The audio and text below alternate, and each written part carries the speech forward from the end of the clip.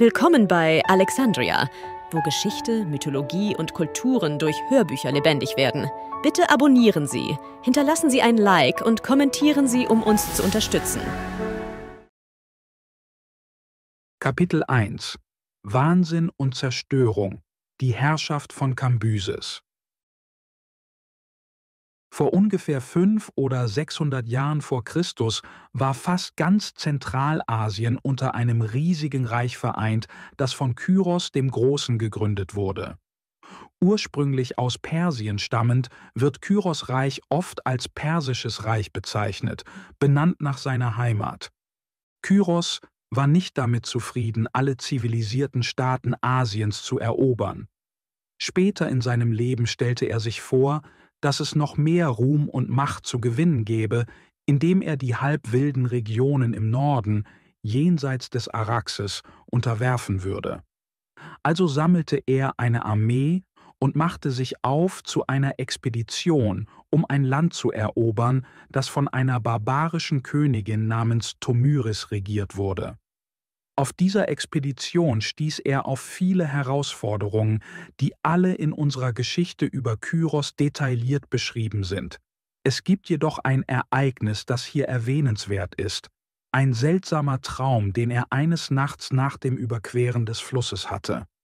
Um die Bedeutung dieses Traums zu verstehen, ist es wichtig zu wissen, dass Kyros 2 Söhne hatte, Kambyses und Smerdis. Er ließ sie in Persien zurück, als er sich auf seine Expedition begab. Es gab auch einen jungen Mann namens Dareios, etwa 20 Jahre alt, der in einer der Hauptstädte von Kyros lebte. Dareios war der Sohn von Hystaspes, einem der Adligen am Hofe von Kyros. Hystaspes, wie viele Adlige jener Zeit, war auch Offizier in der Armee und begleitete Kyros auf seinem Feldzug gegen Königin Tomyris. Er war bei Kyros im Lager, als diese Geschichte begann. Kyros fühlte sich unbehaglich über den Ausgang seiner Mission. Um die Stabilität seines Reiches während seiner Abwesenheit zu gewährleisten und die Nachfolge seiner Macht im Falle seiner Nichtrückkehr zu sichern, ernannte er seinen Sohn Kambyses zum Regenten des Reiches, bevor er den Araxes überquerte.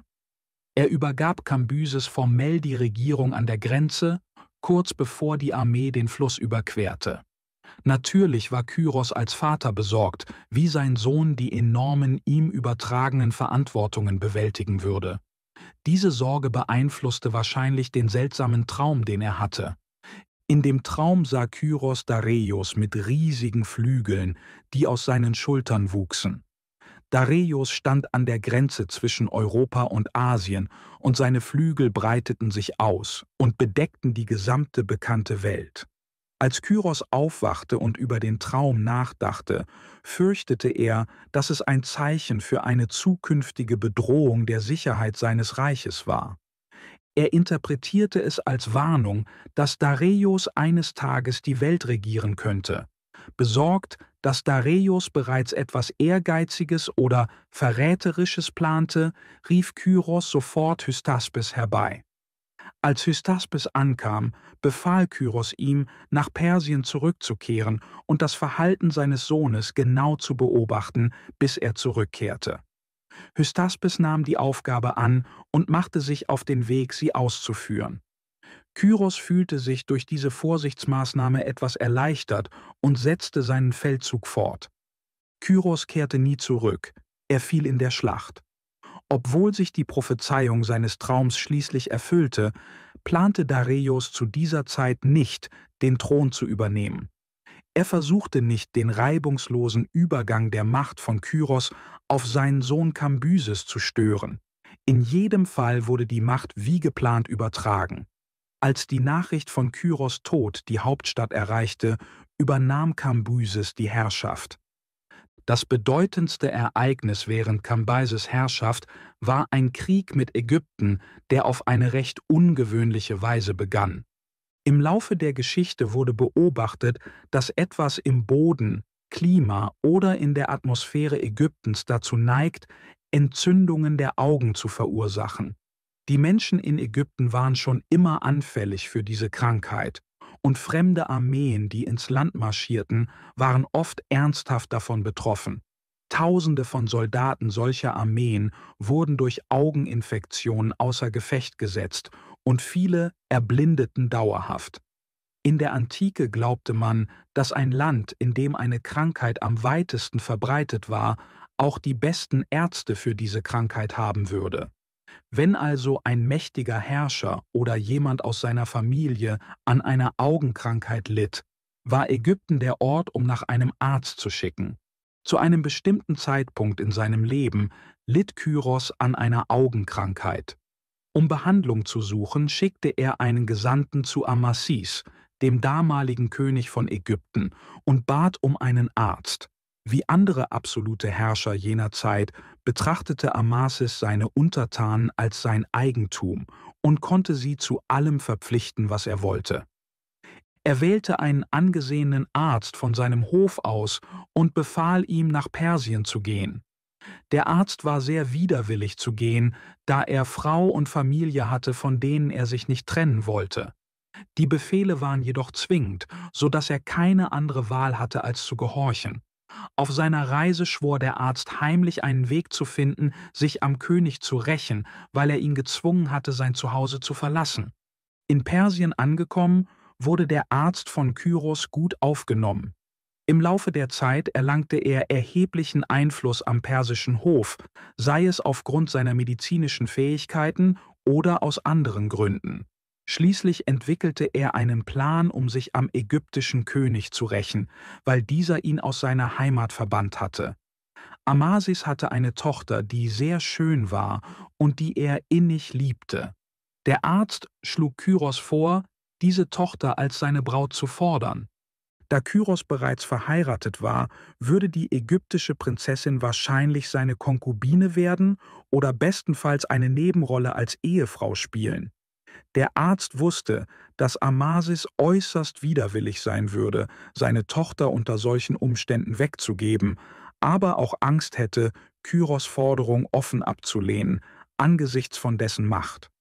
Das Ziel des Arztes war es, Amasis in eine sehr schwierige und schmerzhafte Lage zu bringen. Kyros gefiel die Idee, und er schickte eine Anfrage für die Prinzessin. Wie der Arzt vorhergesagt hatte, war Amasis untröstlich bei dem Gedanken, seine Tochter auf diese Weise zu verlieren.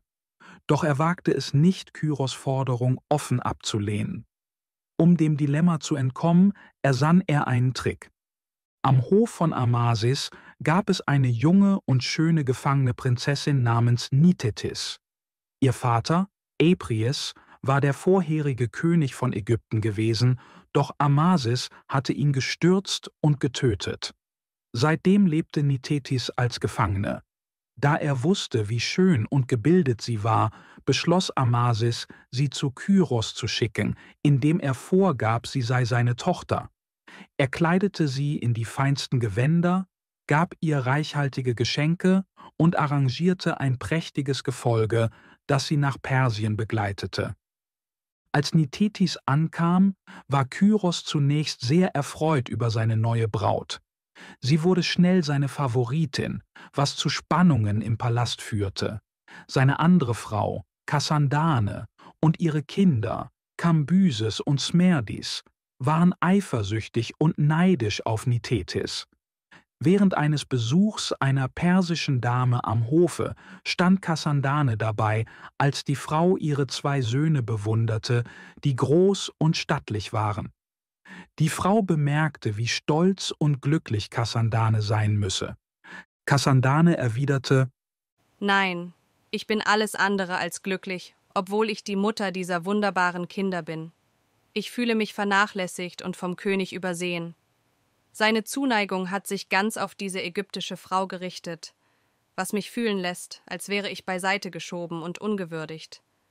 Die Situation belastet mich zutiefst, da ich zusehen muss, wie meine Stellung und mein Einfluss am Hofe Tag für Tag schwinden. Kambyses, der das Gespräch mit angehört hatte, war tief bewegt von der Not seiner Mutter.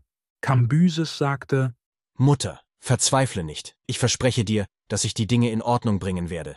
Wenn ich den Thron besteige, werde ich einen großen Feldzug gegen Ägypten führen. Ich werde ihr ganzes Land umstürzen. bis kein Stein auf dem anderen bleibt, bis sie das volle Gewicht unseres Unmuts spüren. Deine Ehre wird wiederhergestellt, und der Einfluss der ägyptischen Frau wird nur noch eine ferne Erinnerung sein. Kambyses war begierig darauf, Ägypten zum ersten Ziel für Krieg und Eroberung zu machen, sobald er König wurde. Ein Wunsch, der von seinem Vater Kyros weiter bestärkt wurde. Obwohl Kyros von der ägyptischen Prinzessin, die der König von Ägypten ihm geschickt hatte, verzaubert war, war er auch wütend darüber, auf diese Weise getäuscht worden zu sein. Da fast ganz Asien bereits unter persischer Kontrolle stand, war klar, dass das Reich, wenn es sich weiter ausdehnen sollte, dies in Europa und Afrika tun müsste. Ägypten, das nahe und scheinbar verwundbar war, erschien als das zugänglichste Ziel jenseits Asiens.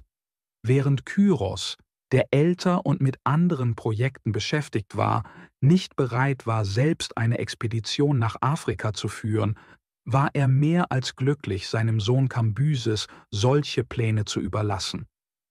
Kambyses war ein leidenschaftlicher, impulsiver und starrköpfiger junger Mann, typisch für Söhne, die in Reichtum und Macht hineingeboren wurden. Diese Söhne übernehmen oft die Ambitionen ihrer Väter, aber da sie normalerweise ihren Launen freien Lauf lassen können, lernen sie nie, Grenzen zu akzeptieren oder sich zu kontrollieren.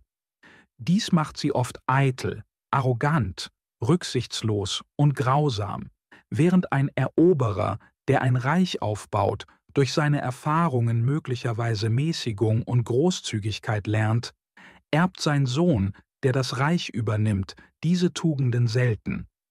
Dieses Muster sehen wir auch heute in vielen reichen und mächtigen Familien, und es war im Fall von Kyros und Kambyses besonders dramatisch. Kyros war umsichtig, vorsichtig, weise und oft großzügig. Kambyses hingegen wuchs zu einem eigensinnigen, impulsiven und unkontrollierbaren Mann heran. Er hatte ein überhöhtes Selbstbild seiner Größe und zeigte wenig Respekt für die Rechte oder das Glück anderer. Seine Lebensgeschichte ist ein Beispiel für die schlimmsten Folgen der Erbmonarchie, im Gegensatz zu positiven Beispielen wie Alfred dem Großen von England. Kurz nach dem Tod seines Vaters begann Kambyses, seine Invasion in Ägypten zu planen. Die erste Herausforderung bestand darin, herauszufinden, wie er seine Armee dorthin bringen konnte. Ägypten ist ein langes, schmales Tal, das von den Wüsten Arabiens und der Sahara begrenzt wird, ohne einfachen Zugang außer über das Meer. Kambyses hatte jedoch keine Flotte, die stark genug war, um eine Invasion über den Seeweg zu starten.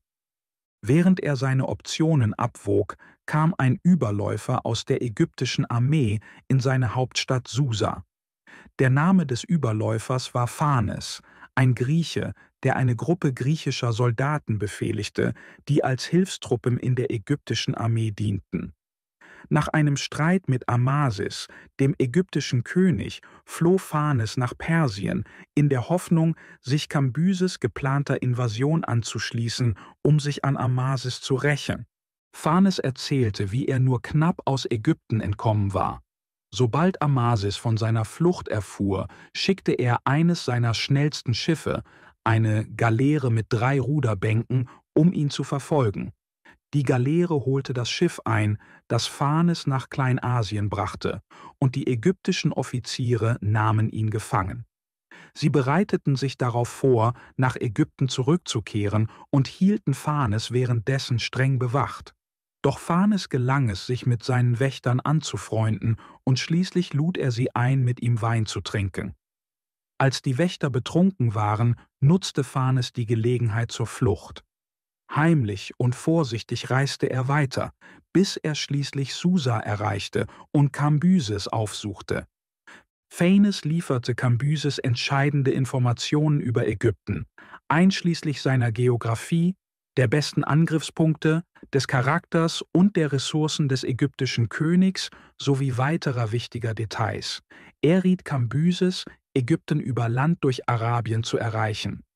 Um eine sichere Passage zu gewährleisten, schlug Phanes vor, dass Kambyses eine formelle Gesandtschaft an den König der Araber schicken solle, um die Erlaubnis zu erbitten, mit seiner Armee das arabische Gebiet zu durchqueren und um ihre Unterstützung während der Reise zu erlangen. Kambyses folgte diesem Rat, und die Araber, die eifrig an jedem Vorhaben gegen die Ägypter teilnehmen wollten, stimmten zu, Kambyses freie Passage zu gewähren und versprachen, seine Armee zu unterstützen. Der arabische Anführer formalisierte dieses Abkommen durch einen feierlichen Vertrag. Eine der größten Herausforderungen beim Überqueren der Wüste auf dem Weg nach Ägypten war der Mangel an Wasser. Um dieses Problem zu lösen, schickte der König der Araber eine große Anzahl von Kamelen in die Wüste, die alle große Wassersäcke trugen. Diese Kamele reisten voraus und hinterließen die Wasservorräte an strategisch wichtigen Punkten entlang der Route, wo sie am meisten gebraucht wurden. Herodot, der griechische Historiker, der einige Jahre später nach Ägypten reiste, berichtet von einer anderen Methode, die der arabische König angeblich zur Wasserversorgung genutzt haben soll. Laut dieser Geschichte legte er einen langen Kanal oder eine Röhre aus Ochsenhäuten durch die Wüste, die eine Strecke von 12 Tagen von einem Fluss in seinem Territorium zurücklegte. Obwohl Herodot die Wahrheit dieser Geschichte anzweifelte, teilte er viele andere Geschichten in seinen Schriften, die noch unwahrscheinlicher waren. Unabhängig davon, wie es gemacht wurde, gelang es dem arabischen Anführer, Kambyses Armee erfolgreich mit Wasser zu versorgen, sodass sie die Wüste sicher überqueren konnten. Als sie schließlich die Grenzen Ägyptens erreichten, erfuhren sie, dass Amasis, der König, der Kyros getäuscht hatte, gestorben war und sein Sohn Psamenitus den Thron übernommen hatte. Psamenitus zog aus, um sich den Invasoren zu stellen, und eine heftige Schlacht entbrannte. Die Ägypter wurden besiegt, und Psamenitus zog mit den verbliebenen Resten seiner Armee den Nil hinauf in die Stadt Memphis zurück. Er war wütend auf Kambyses, da er die Invasion als völlig ungerechtfertigten Akt der Aggression betrachtete. Der König, der Kyros Unrecht getan hatte, war tot, und weder Psamenitus noch das ägyptische Volk hatten Kambyses einen Grund zum Krieg geliefert. Psamenitus entschied, dass eine so unprovozierte Invasion keine Gnade verdiente, und er beabsichtigte, auch keine zu zeigen. Kurz darauf eroberte eine ägyptische Galeere ein persisches Schiff mit einer Besatzung von 200 Mann. In ihrem Zorn töteten die Ägypter brutal alle Perser an Bord. Diese Tat brachte Kambyses in Rage und eskalierte den Krieg zu einer Reihe brutaler und gnadenloser Angriffe von beiden Seiten. Während Kambyses Feldzug in Ägypten wurden seine Handlungen so grausam und irrational, dass viele begannen zu glauben, er habe den Verstand verloren. Obwohl er mit einem gewissen Maß an Kontrolle begann, beging er schließlich schreckliche Akte der Gewalt und Grausamkeit. Einer der wenigen Momente der Zurückhaltung zeigte sich in seinem Umgang mit Psamenitus, dem ehemaligen ägyptischen König. Nachdem er Psamenitus und seine Familie gefangen genommen hatte, brachte Kambyses ihn vor die Stadt, um eine herzzerreißende Szene zu erleben. Er ließ Psamenitus' geliebte Tochter, als Sklavin gekleidet, zusammen mit anderen Töchtern ägyptischer Adliger zum Fluss gehen, schwere Wasserkrüge tragend. Die Väter dieser jungen Frauen, einschließlich Psamenitus, waren gezwungen zuzusehen, wie ihre Töchter gedemütigt und verängstigt weinend zum Fluss gingen. Während die meisten Väter von Trauer und Schmerz überwältigt wurden, erfreute sich Kambyses an ihrem Leid. Psamenitus jedoch blieb ruhig und ausdruckslos, als wäre er vor Verzweiflung betäubt. Kambyses war frustriert, da er erwartet hatte, seinen Gefangenen sichtbarer leiden zu sehen. Nachdem die Frauen vorbeigegangen waren, näherte sich eine weitere Gruppe, diesmal junge Männer, jeder mit einem Strick um den Hals, die zur Hinrichtung geführt wurden. Kambyses hatte befohlen, dass für jeden der 200 Männer aus seiner Galeere, die die Ägypter getötet hatten, 10 ägyptische Männer hingerichtet würden, was zu einer Hinrichtung von 2000 jungen Männern führte. Diese Männer stammten aus den führenden Familien Ägyptens, und ihre Eltern, die gerade die Erniedrigung ihrer Töchter miterlebt hatten, mussten nun zusehen, wie ihre Söhne in den Tod geführt wurden.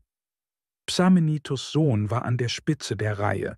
Während die anderen Eltern weinten und in Qualen schrien, blieb Psamenitos genauso still und regungslos wie zuvor. Wieder einmal war Kambyses enttäuscht, dass seine Bemühungen, den gefallenen König zu quälen, keine stärkere Reaktion hervorriefen. Dann erschien eine letzte Gruppe elender, mittelloser Menschen, ein häufiges Bild nach der Belagerung einer Stadt. Unter ihnen war ein alter Mann, den Psamenitos als einen früheren Freund erkannte. Dieser Mann war einst wohlhabend und angesehen gewesen, ein häufiger Gast am Hofe des Königs, aber jetzt war er auf das Betteln um Nahrung reduziert.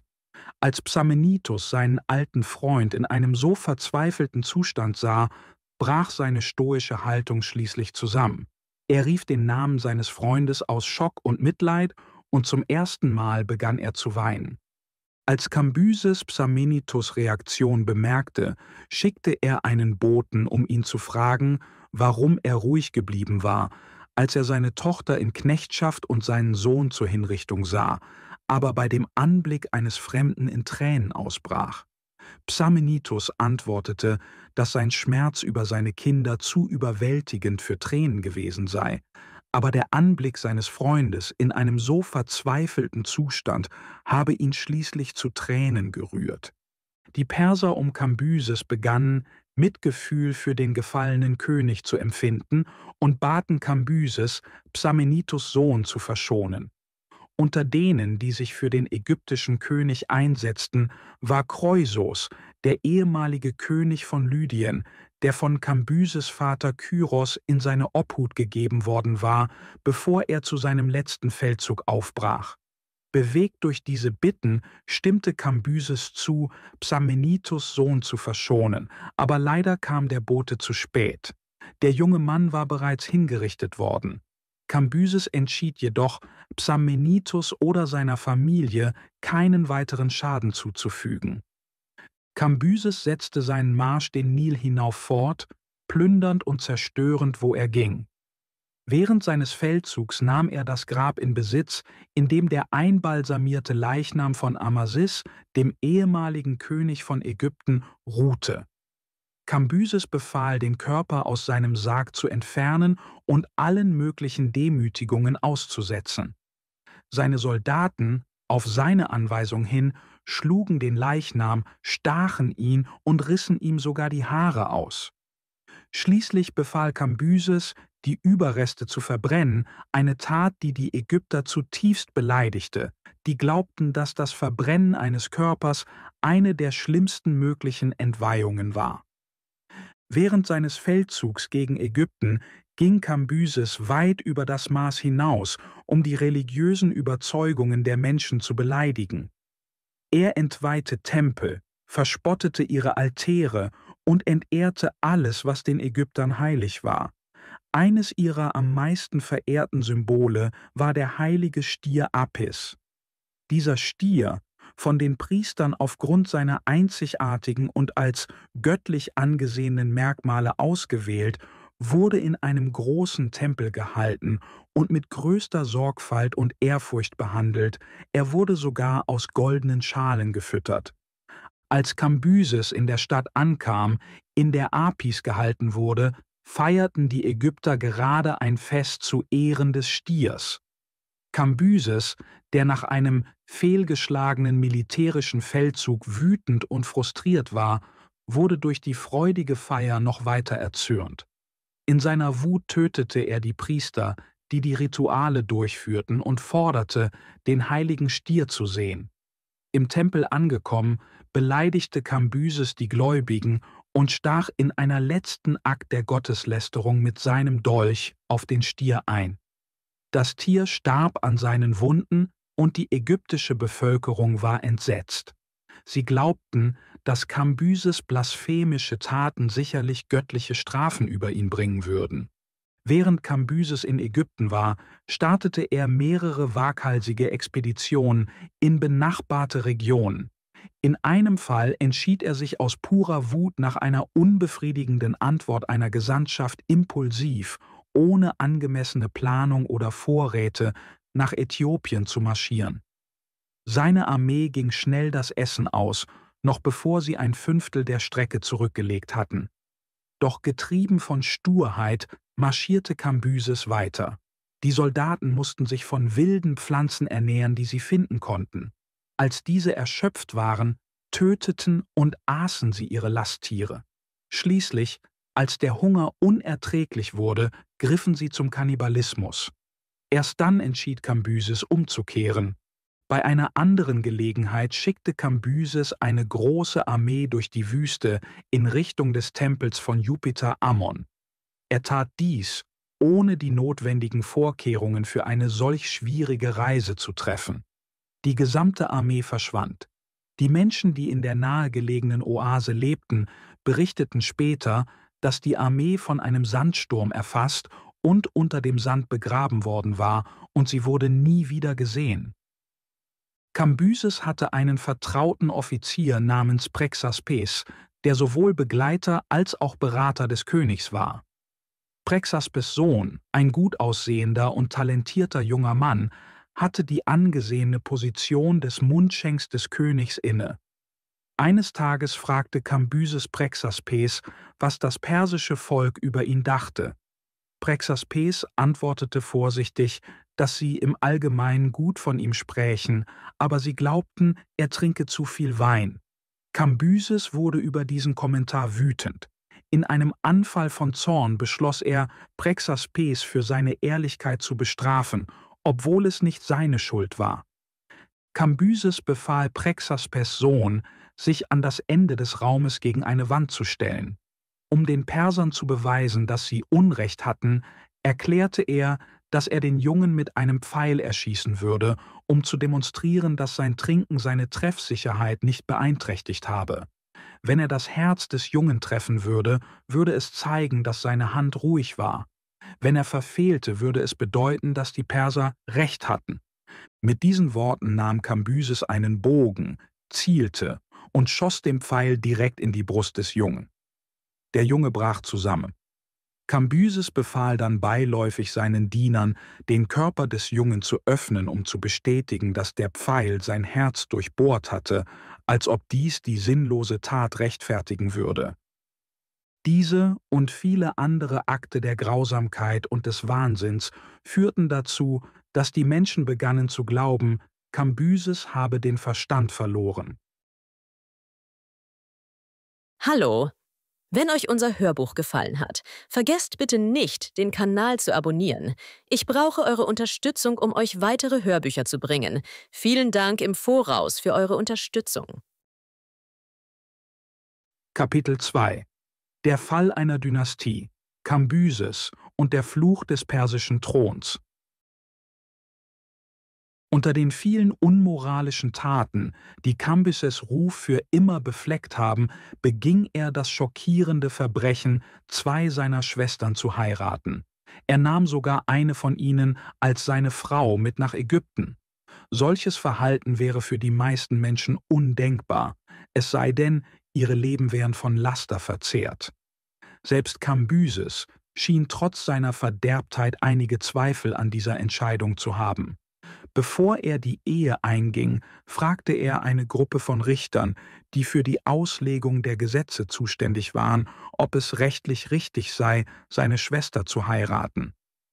Natürlich fragen Könige in solchen Situationen nicht, weil sie wirklich wissen wollen, ob das, was sie tun, richtig oder falsch ist.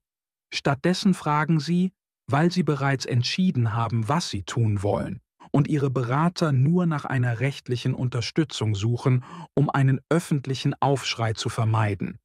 Die persischen Richter verstanden genau, was Kambyses wollte. Nachdem sie vorgaben, sorgfältig darüber nachzudenken, sagten sie ihm, dass sie zwar kein Gesetz finden könnten, das es einem Mann erlaubt, seine Schwester zu heiraten, es jedoch viele Gesetze gebe, die es dem König von Persien erlaubten zu tun, was er wolle. Zufrieden mit dieser Antwort ging Kambyses die Ehe ein. Zuerst heiratete er seine ältere Schwester Atossa, die später eine bedeutende historische Figur wurde, als Tochter von Kyros, Ehefrau von Dareios und Mutter von Xerxes und somit eine Verbindung zwischen drei der mächtigsten Herrscher der Antike darstellte. Wie bereitwillig diese Schwestern in diese inzestuösen Ehen gingen, bleibt unbekannt. Eine von ihnen, die Kambyses nach Ägypten begleitete, soll sanftmütig, freundlich und schüchtern gewesen sein. Eigenschaften, die im starken Kontrast zu der grausamen Natur ihres Bruders standen. Sie wurde wahrscheinlich durch seinen übermächtigen Willen zur Ehe gezwungen. Kambyses nahm auch seinen Bruder Smerdis mit nach Ägypten. Smerdis war jünger, aber stärker und geschickter als Kambyses, was den König zutiefst eifersüchtig machte. Kambyses vertraute Smerdis nicht genug, um ihn während seiner Abwesenheit in Persien zu lassen, da er fürchtete, sein Bruder könnte die Gelegenheit nutzen, den Thron zu übernehmen. Also nahm Kambyses Smerdis mit nach Ägypten und überließ die Regierung zwei Magiern, hochrangigen Beamten. Kambyses dachte, dass diese Magier keine Bedrohung für seine Herrschaft darstellten, da sie keinen Anspruch auf den Thron hatten. Interessanterweise hieß einer dieser Magier ebenfalls Smerdis, eine Zufälligkeit, die später schwerwiegende Folgen haben sollte. Trotz der Nähe seines Bruders wuchs Kambyses Paranoia nur noch weiter. Smerdis zeigte auf mehreren Gelegenheiten seine Stärke und Geschicklichkeit, was Kambyses nervös wegen seines Einflusses unter den Soldaten und Offizieren machte. Schließlich entschied sich Kambyses, Smerdis nach Persien zurückzuschicken. Der letzte Tropfen war ein bestimmtes Ereignis.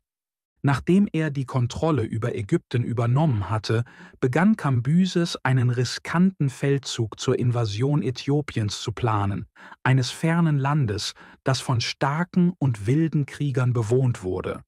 Bevor er sich auf dieses Unternehmen einließ, wollte er Informationen über die Äthiopier und ihr Land sammeln. Dazu beschloss er, Spione zu entsenden. Da Äthiopien jedoch so weit entfernt war und seine Bräuche, Sprache und Erscheinung so anders waren als alles, was die Perser kannten, war es fast unmöglich, Spione in Verkleidung zu entsenden. Es war ungewiss, ob diese Spione Äthiopien überhaupt erreichen würden. Weit oben am Nil, in der Nähe der Katarakte, gab es eine große und fruchtbare Insel namens Elephantine. Sie wurde von einem Stamm bewohnt, der als Ichthyophagie bekannt war, was auf Griechisch Fischer bedeutet. Wie ihr Name schon andeutet, verdienten sie ihren Lebensunterhalt mit dem Fischfang auf dem Fluss und reisten mit ihren Booten auf und ab. Die Bräuche und Lebensweisen der Menschen in jeder Gesellschaft spiegeln oft wider, wie sie ihre Nahrung beschaffen. Einige Gruppen jagen Wildtiere, andere züchten Vieh, wieder andere bewirtschaften das Land und noch andere wie die Ichthyophagie, fischen in Flüssen oder Meeren. Obwohl unterschiedliche Gruppen nahe beieinander leben können, können ihre Lebensweisen aufgrund ihrer Nahrungsbeschaffung völlig verschieden sein. Interessanterweise neigen Fischergemeinschaften, egal wo sie sich befinden, dazu, ähnliche Traditionen und Lebensweisen zu haben, genauso wie Jäger- oder Bauerngemeinschaften. Die Griechen erkannten dieses Muster und nannten jeden Stamm, der vom Fischfang lebte, Ichthyophagie. Kambyses, der persische König, sandte eine Botschaft an die Ichthyophagie von Elephantine und bat sie, Menschen zur Verfügung zu stellen, die den Weg nach Äthiopien kannten und die äthiopische Sprache sprachen. Er plante, sie als Gesandte zum König von Äthiopien zu schicken, angeblich mit Geschenken der Freundschaft. In Wirklichkeit waren diese Botschafter Spione, die Informationen über das äthiopische Königreich sammeln sollten, während sie vorgaben, Geschenke zu überbringen. Die Geschenke, die Kambyses schickte, waren auffällige Gegenstände, die den äthiopischen König beeindrucken sollten. Dazu gehörten prächtige purpurne Gewänder, eine goldene Kette, Armbänder, eine Alabasterbox voller kostbarer Parfüms und andere luxuriöse Schmuckstücke. Es gab auch ein großes Gefäß, gefüllt mit Wein. Die Ichthyophagi nahmen die Geschenke und begannen ihre lange und schwierige Reise nach Äthiopien. Als sie schließlich das äthiopische Königreich erreichten, überbrachten sie die Geschenke und übermittelten Kambyses Botschaft, in der sie dem äthiopischen König mitteilten, dass diese Geschenke ein Zeichen von Kambyses Wunsch seien, sein Freund und Verbündeter zu sein. Der äthiopische König durchschaute sofort Kambyses betrügerische Absichten. Er erkannte, dass Kambyses nicht nach Freundschaft suchte, sondern wahrscheinlich eine Invasion plante. Er riet Kambyses, mit seinen Ländern zufrieden zu sein und nicht zu versuchen, das zu nehmen, was anderen durch List oder Gewalt gehört. Der äthiopische König betrachtete dann die Geschenke, die Kambyses gesandt hatte, verlor jedoch schnell das Interesse. Er fragte nach dem purpurnen Stoff und erfuhr, dass die Farbe nicht natürlich war, sondern gefärbt. Anstatt beeindruckt zu sein, wies er ihn als falsche Schönheit zurück. Der äthiopische König sagte: Die falsche Farbe von Kambyses Kleidung ist wie seine falsche Freundschaft. Diese gefärbten Stoffe sehen von außen schön aus, sind aber nicht echt. Auf die gleiche Weise gibt Kambyses vor, freundlich zu sein, aber er verbirgt seine wahren Pläne. Auch die goldenen Armbänder und Halsketten wurden vom König verachtet. Er hielt sie für Fesseln und sagte, dass sie vielleicht für schwache Perser funktionieren würden, aber gegen seine starken Krieger nutzlos seien. Den Wein hingegen genoss er und sagte, dass dies das einzige Geschenk sei, das es wert sei, angenommen zu werden. Daraufhin nahm der äthiopische König seinen Bogen und gab ihn den Gesandten von Kambyses. Er forderte sie auf, diesen Bogen als Herausforderung an Kambyses zu überbringen und zu sehen, ob irgendjemand in seiner Armee ihn spannen könne. Der äthiopische König fügte hinzu: Sagt Kambyses, dass er, wenn seine Soldaten stark genug sind, einen Bogen wie diesen zu spannen, daran denken kann, Äthiopien zu erobern. Bis dahin sollte er dankbar sein, dass wir Äthiopier nicht gierig genug sind, sein Land zu erobern. Als die Gesandten zurückkehrten und die Botschaft überbrachten, versuchten die persischen Soldaten eifrig, den Bogen zu spannen. Nur Smerdis, Kambyses Bruder, war stark genug, es zu schaffen. Dies brachte ihm großen Ruhm und Aufmerksamkeit, was Kambyses unglaublich eifersüchtig machte. Er entschied, dass es besser sei, Smerdis nach Persien zurückzuschicken, da er befürchtete, dass die ständige Überlegenheit seines Bruders ihn am Hofe erniedrigen würde. Trotz der Tatsache, dass er Smerdis fortgeschickt hatte, konnte Kambyses seine Gefühle der Eifersucht und des Misstrauens nicht abschütteln. Er begann, Albträume zu haben. Eines Nachts träumte er, dass Smerdis auf einem königlichen Thron in Persien saß, so groß, dass sein Kopf den Himmel berührte. Kambyses glaubte, dieser Traum bedeute, dass Smerdis eines Tages seinen Thron übernehmen würde und beschloss zu handeln. Er rief Prexaspes, denselben Offizier, dessen Sohn er erschossen hatte, zu sich und befahl ihm, nach Persien zu gehen und Smerdis zu töten. Prexaspes reiste nach Persien und führte die Befehle des Königs aus, indem er Smerdis ermordete. Es gibt verschiedene Geschichten darüber, wie er es tat. Einige sagen, er habe Smerdis auf See ertränkt. Andere behaupten, er habe ihn vergiftet. Und wieder andere berichten, er habe ihn während einer Jagd im Wald getötet. Wie auch immer die Methode war, Smerdis war tot. Und Prexaspes kehrte zu Kambyses zurück, um ihm zu versichern, dass sein Bruder keine Bedrohung mehr darstellte. Währenddessen verfiel Kambyses weiter in Grausamkeit und Wahnsinn. Seine Herrschaft wurde von Tag zu Tag despotischer, da er seinem gewalttätigen Temperament und seinen Wutausbrüchen nachgab. In einem Fall befahl er aus einem belanglosen Grund, dass 12 Adlige lebendig begraben werden sollten. Es ist erschreckend, sich vorzustellen, dass solche Macht existieren konnte, wo die Launen einer einzelnen Person über Leben und Tod bestimmten.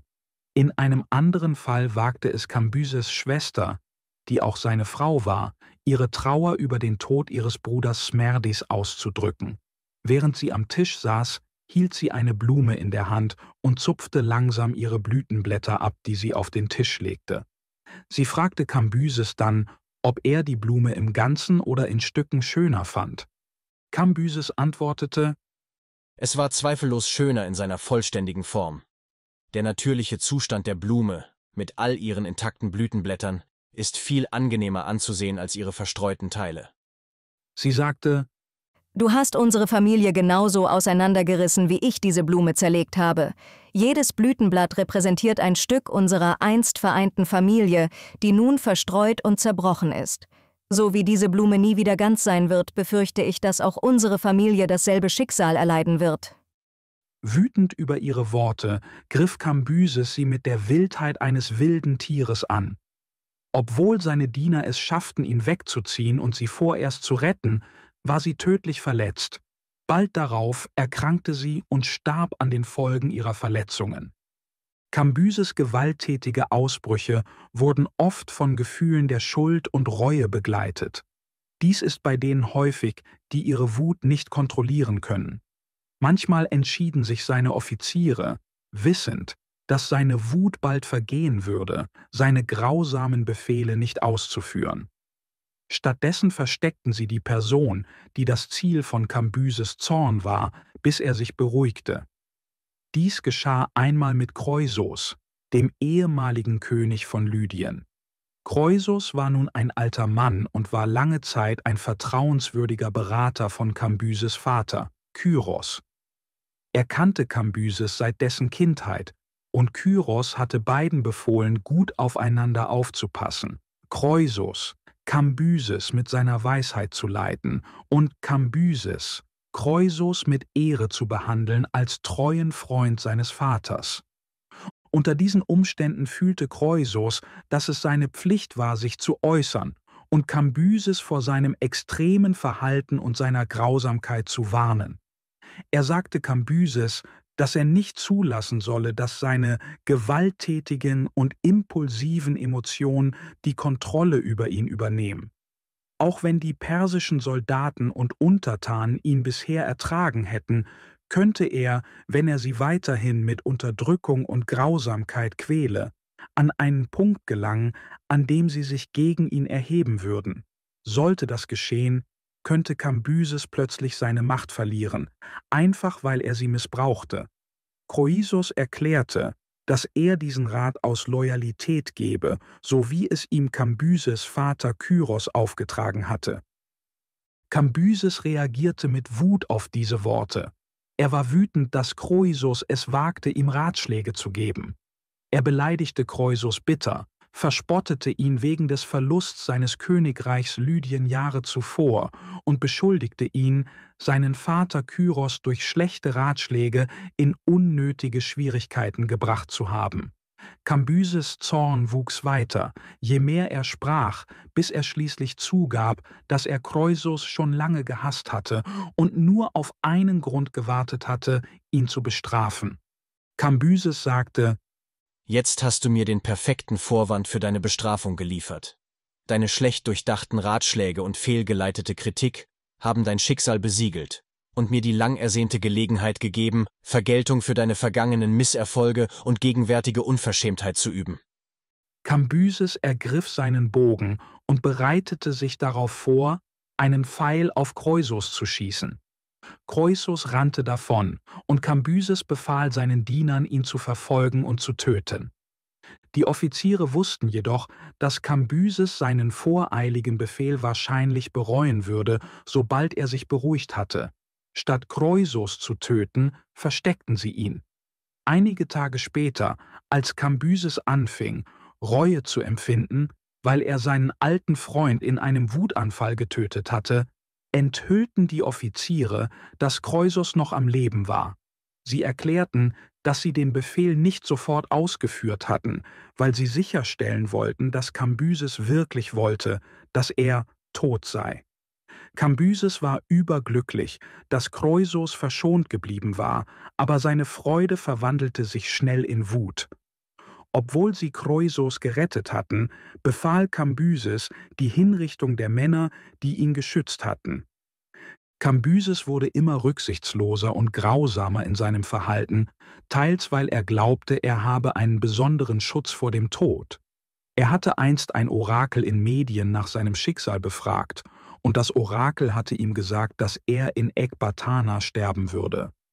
Ekbatana war eine der 3 Hauptstädte seines Reiches, neben Susa und Babylon. Aber im Gegensatz zu den anderen beiden Städten wurde Ekbatana als ein sicherer und friedlicher Rückzugsort für die Könige angesehen, besonders in Zeiten von Gefahr oder Krankheit. Susa war das Zentrum der Regierung, Babylon das Handelszentrum, aber Ekbatana war eher wie ihr Zuhause. Kambyses glaubte, das Orakel, das ihm gesagt hatte, dass er in Ekbatana sterben würde, meinte, er würde friedlich in seinem Bett am Ende seines Lebens sterben. Er nahm an, dass diese Prophezeiung bedeutete, er habe nichts zu befürchten vor einem plötzlichen oder gewaltsamen Tod und gab sich daher völlig seinem rücksichtslosen und grausamen Verhalten hin. Er erinnerte sich nur an den Teil des Orakels, der ihm Sicherheit zu garantieren schien, und vergaß die genauen Worte, die gesprochen worden waren.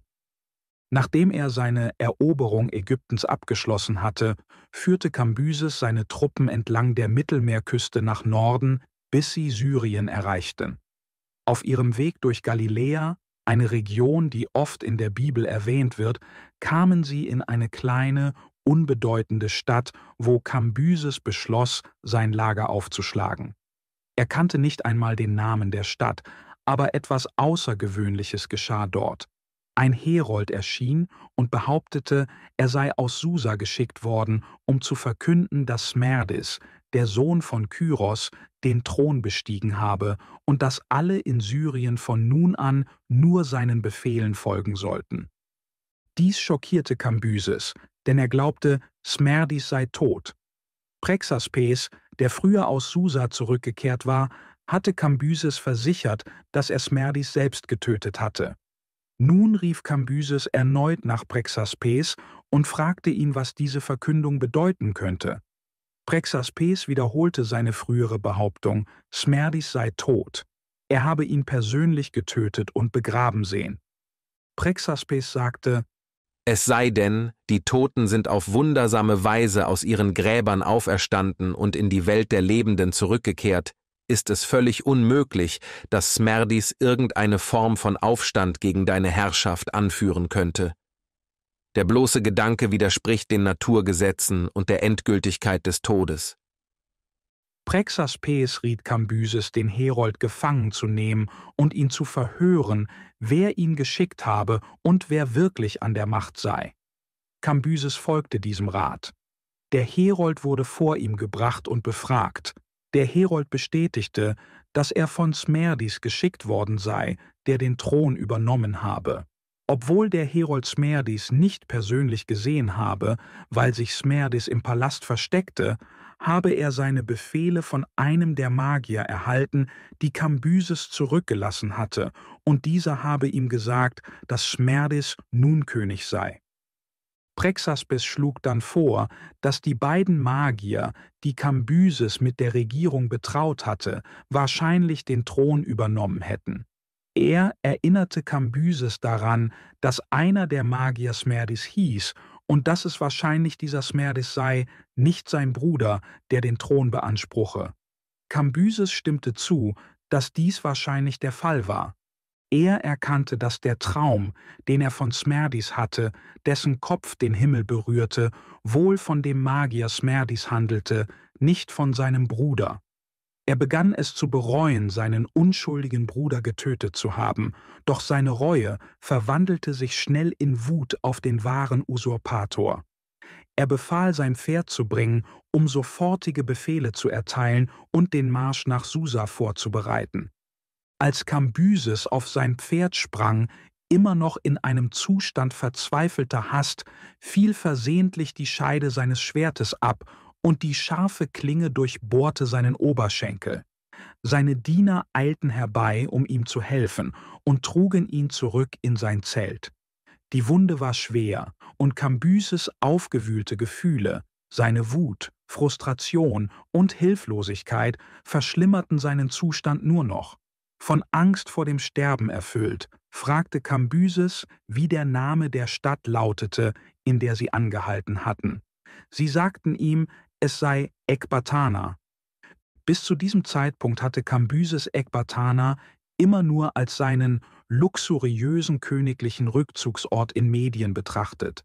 Doch nun, als ihm klar wurde, dass diese kleine, unbedeutende Stadt denselben Namen trug, war er überzeugt, dass sich die Prophezeiung des Orakels erfüllte und sein Tod nahe war.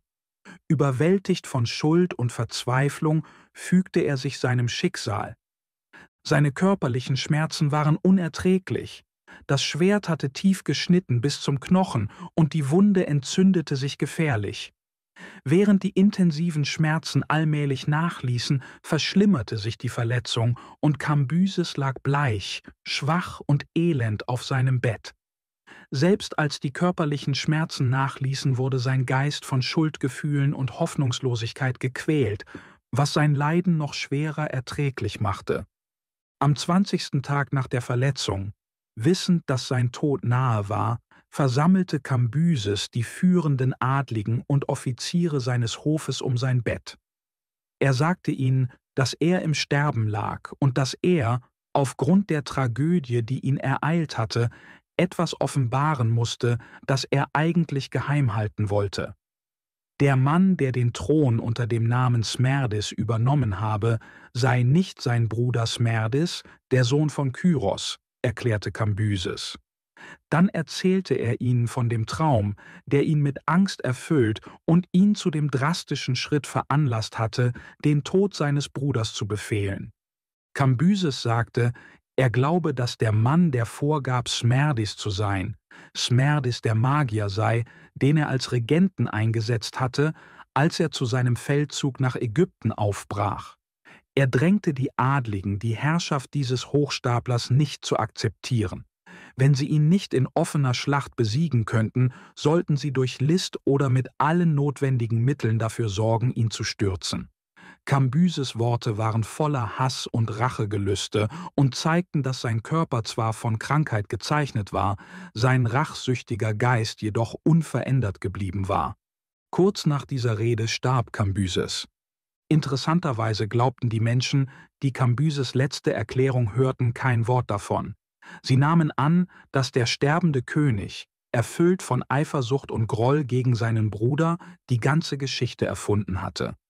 Trotz Kambyses letzter atemloser Warnung glaubten sie, dass der Mann, der als König ausgerufen wurde, tatsächlich der wahre Smerdis war und dass Kambyses diese Geschichte nur erfunden hatte, um die Perser davon abzuhalten, die Herrschaft seines Bruders friedlich zu akzeptieren.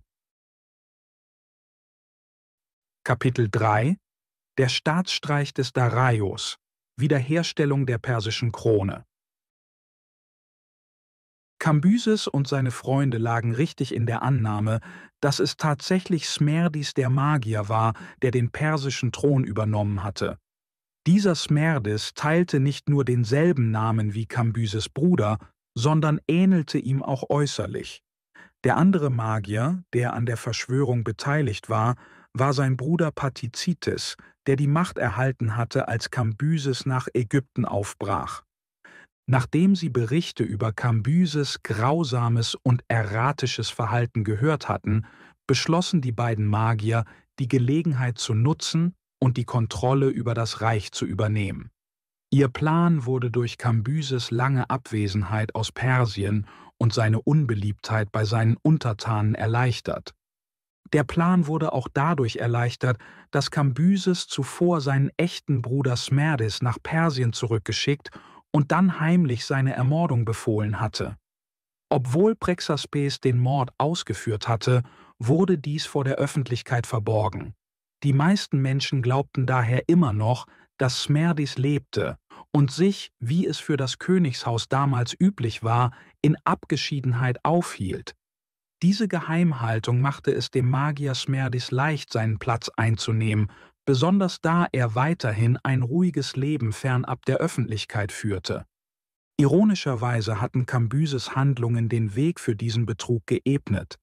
Indem er seinen Bruder nach Persien zurückschickte, seine heimliche Ermordung befahl und diese Ereignisse verbarg, hatte Kambyses unwissentlich die perfekten Bedingungen geschaffen, damit der Magier Smerdis an die Macht gelangen konnte. In gewisser Weise hatte Kambyses selbst die Bühne für seinen eigenen Sturz bereitet. Als die Nachricht eintraf, dass Smerdis den Thron bestiegen hatte, neigten die Menschen in Persien und Kambyses Armee in Ägypten dazu, es zu glauben. Sie vertrauten Kambyses letzten Worten nicht und hatten keinen Grund, an den offiziellen Berichten aus Susa zu zweifeln, die besagten, dass Smerdis am Leben sei und nun das Reich regiere. Selbst Prexaspes, der den echten Smerdis getötet hatte, fand es sicherer, seine Beteiligung zu leugnen. Er behauptete, Kambyses Geschichte sei falsch und unterstützte die Idee, dass Smerdis, der nun an der Macht war, der wahre Thronerbe sei. Infolgedessen akzeptierte das gesamte Reich die Herrschaft von Smerdis, dem Magier ohne Widerrede. In der Zwischenzeit befand sich der Usurpator Smerdis in einer gefährlichen und instabilen Lage, die viel Geschick erforderte, um sie aufrechtzuerhalten. Der Plan, den er und sein Bruder Patizites vereinbart hatten, war, dass Smerdis die Annehmlichkeiten des königlichen Lebens genießen würde, während Patizites die eigentliche Macht innehatte. Diese Vereinbarung schien sicherer. Indem er im Verborgenen blieb und private Vergnügungen genoss, würde Smerdis weniger Aufmerksamkeit auf sich ziehen, während Patizites, der als Premierminister agierte, alle öffentlichen Pflichten übernahm, Befehle erteilte, an Sitzungen teilnahm und die Truppen beaufsichtigte. Patizites war das Gehirn hinter der gesamten Verschwörung. Er war ehrgeizig und getrieben, und solange er die Macht ausüben konnte, war er zufrieden damit, dass Smerdis den Titel und die Vorteile des Königtums genoss. Smerdis hingegen war damit zufrieden, in den Palästen, Gärten und Parks von Medien und Persien zu leben, seinen Luxus zu genießen und ein unauffälliges Leben zu führen. Er erschien selten in der Öffentlichkeit, und wenn doch, sorgte er dafür, dass niemand ihn genau beobachten konnte. Sein Erscheinungsbild ähnelte dem des echten Smerdis, des Sohnes von Kyros, den er vortäuschte zu sein. Es gab jedoch ein Problem. Smerdis hatte viele Jahre zuvor seine Ohren als Strafe für ein Verbrechen verloren, und dies konnte ihn entlarven. Zwar konnte er seine Verstümmelung in der Öffentlichkeit unter einem Turban oder Helm verbergen, doch bestand immer die Gefahr, dass sie im Privaten entdeckt würde. Daher hielt sich Smerdis isoliert im königlichen Palast in Susa auf und vermied Treffen mit den persischen Adligen. Einer der Vorteile, die Smerdis beanspruchte, als er den Thron übernahm, waren Kambyses Frauen. In jenen Zeiten hatten Könige und Herrscher im Osten oft viele Frauen, die in vielerlei Hinsicht wie Besitz behandelt wurden. Nach dem Tod des Königs konnte der neue Herrscher jede dieser Frauen für sich beanspruchen, und bis er seine Wahl getroffen hatte, wurden die Frauen in strenger Abgeschiedenheit gehalten. Smerdis nahm Kambyses Frauen für sich, darunter Atossa, die nicht nur Kambyses Frau, sondern auch seine Schwester und die Tochter von Kyros war. Um zu verhindern, dass diese Frauen seinen Betrug aufdeckten, hielt Smerdis sie in ihren getrennten Gemächern eingesperrt und erlaubte nur wenigen seiner Favoritinnen, ihn einzeln zu besuchen. Er sorgte dafür, dass sie keinen Kontakt miteinander hatten, um sein Geheimnis weiter zu wahren. Eine dieser Frauen war Phaedyma, die Tochter eines mächtigen persischen Adligen namens Otanes. Otanes, wie einige andere Adlige am Hof, hatte begonnen, die merkwürdigen Umstände um Smerdis Aufstieg zum Thron und sein ungewöhnliches Verhalten, sich von den Adligen und der Öffentlichkeit abzuschotten, zu bemerken. Diese Geheimniskrämerei schien höchst ungewöhnlich für einen persischen König, und Otanes und seine Gefährten wurden misstrauisch. Doch niemand wagte es, seine Bedenken offen zu äußern. Schließlich entschied sich Otanes, der sowohl klug als auch vorsichtig war, die Wahrheit zu untersuchen. Zunächst schickte Otanes einen Boten zu seiner Tochter Phaedima und fragte sie, ob sie bestätigen könne, ob der Mann, den sie als König besuchte, wirklich Smerdis, der Sohn von Kyros sei. Phaedima antwortete, dass sie es nicht wisse, da sie Smerdis, den Sohn von Kyros, nie zuvor getroffen hatte, bevor Kambyses starb. Daher könne sie nicht persönlich bestätigen, ob der derzeitige König tatsächlich Smerdis sei. Unzufrieden schickte Otanes eine weitere Nachricht und bat Phaedima, bei Atossa nachzufragen, die Smerdis Schwester war und ihn sicherlich gut kannte.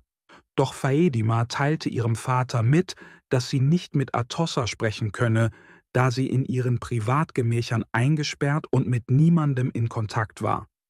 Entschlossen, die Wahrheit herauszufinden, schickte Otanes eine letzte Nachricht an seine Tochter mit einem letzten Vorschlag. Er sagte Phaedima, dass sie beim nächsten Besuch beim König vorsichtig fühlen solle, ob er Ohren habe, während er schlief. Wenn der Mann der Magier Smerdis sei, würde sie entdecken, dass seine Ohren abgeschnitten worden waren. Otanes drängte seine Tochter, mutig zu sein, und erinnerte sie daran, dass es wichtig sei, den Betrüger zu entlarven, falls es einer war. Als Tochter einer Adelsfamilie habe sie die Pflicht, dazu beizutragen, die Wahrheit ans Licht zu bringen. Phaedima stimmte zu, obwohl sie um ihr Leben fürchtete. Phaedima sagte: Wenn er keine Ohren hat und ich ihn wecke, während ich versuche, nach ihnen zu fühlen, wird er mich ohne zu zögern töten. Das Risiko ist groß und mein Leben hängt am seidenen Faden. Doch ich verstehe die Bedeutung, die Wahrheit aufzudecken. Ich werde vorsichtig vorgehen, aber ich fürchte die Konsequenzen, wenn ich entdeckt werde. Beim nächsten Besuch beim König tat Phaedima, was ihr Vater ihr aufgetragen hatte. Während der König schlief, schob sie vorsichtig ihre Hand unter seinen Turban und entdeckte, dass seine Ohren tatsächlich abgeschnitten waren. Am nächsten Morgen sandte sie schnell eine Nachricht an ihren Vater, um ihm die schreckliche Wahrheit zu bestätigen. Otanes teilte die Entdeckung rasch mit 2 anderen persischen Adligen, die ebenfalls misstrauisch gegenüber dem Hochstapler waren. Gemeinsam berieten sie sich darüber, was sie als nächstes tun sollten. Nach einigem Nachdenken beschlossen sie, dass jeder von ihnen einen vertrauten Freund in den Plan einweihen würde. Jemanden, von dem sie wussten, dass er mutig, weise und loyal war. So wuchs ihre Gruppe auf 6 Personen an, die das Geheimnis kannten. Zu dieser Zeit kam Dareios, der Sohn von Hystaspes, in Susa an. Dareios war bereits bekannt und geachtet. Sein Vater Hystaspes war der Statthalter von Persien und Dareios hatte mit ihm dort gelebt.